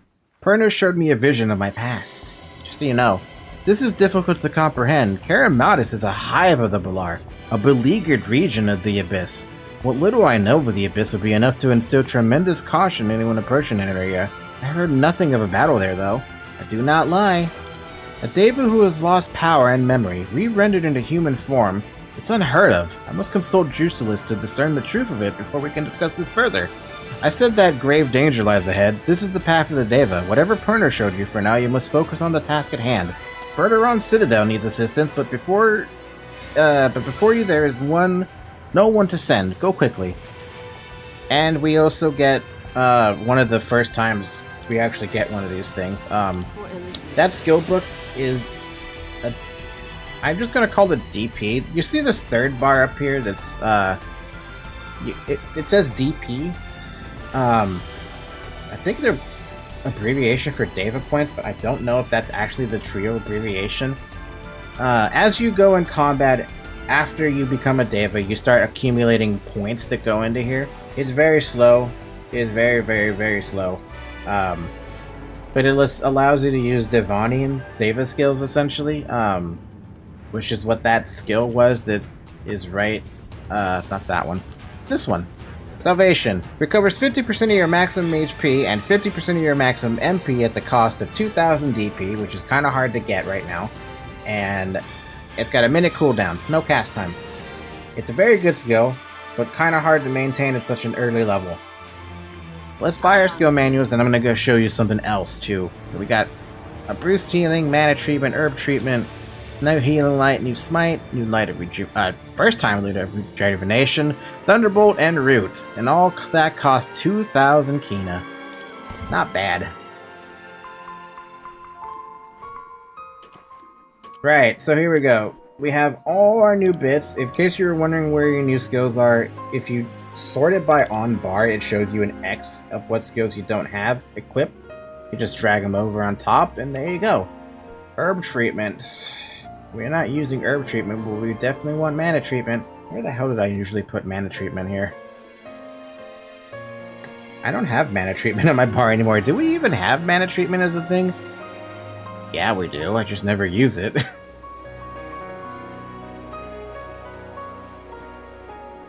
I guess I'll put it like... Yeah, that's fine where it is right now.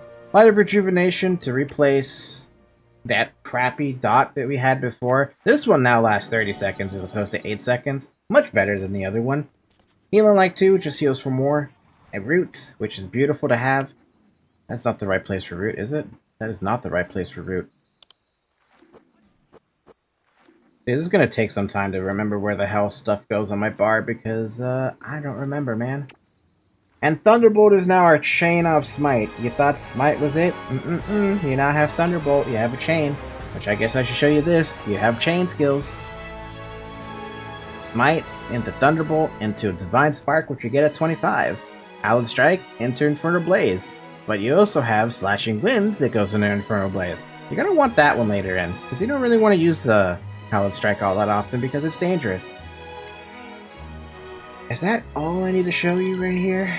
Yes. Alright, let me show you the other thing I was gonna, quickly, wanted to show. Is it? Where is it? Is there a teleporter? A teleporter does not exist there right now. Okay. Teleporter is up here, though. So remember how I mentioned that... Wait, can I not click to move? Yes, I can. I can click to move just fine. Remember how I said that there are a bunch of trade skills you can get as soon as you get to level 10, and how I said, oh, maybe I should do alchemy at some point? I wasn't kidding about that either. Let me go over to the teleporter. Let me take myself over to Divine Road.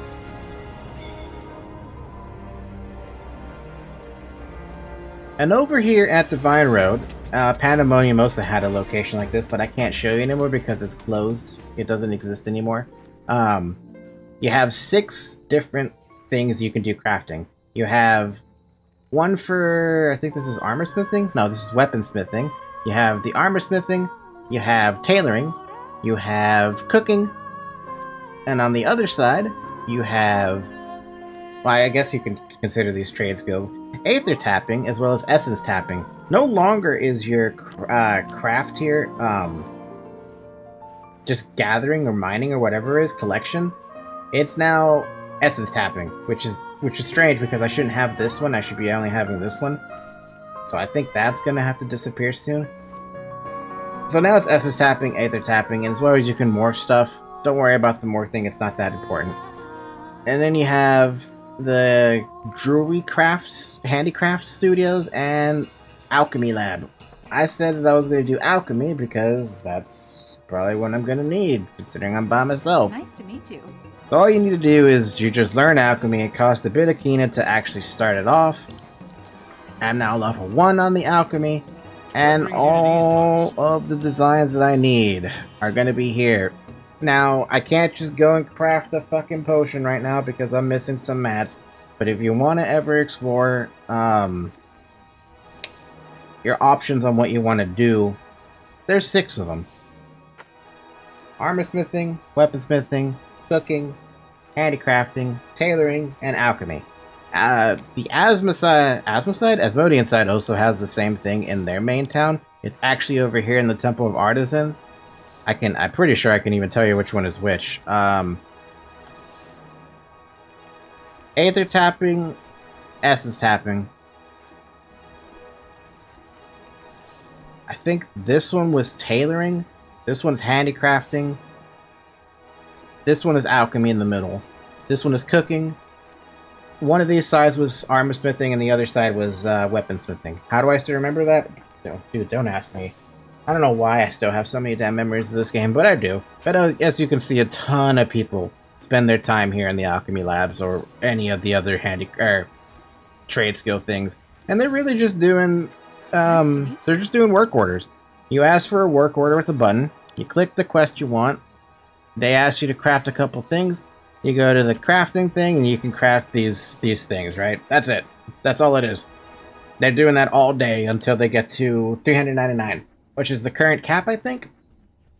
And it gets more expensive as you go along because the work orders get expensive. Anyway, that's all I want to show for the day. I'm tired. It's almost midnight. It's good time to stop. I would just leave myself way the hell over here at Ilios Square. Be prepared to go to the next location.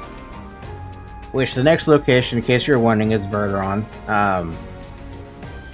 PvP still won't happen at this place, by the way.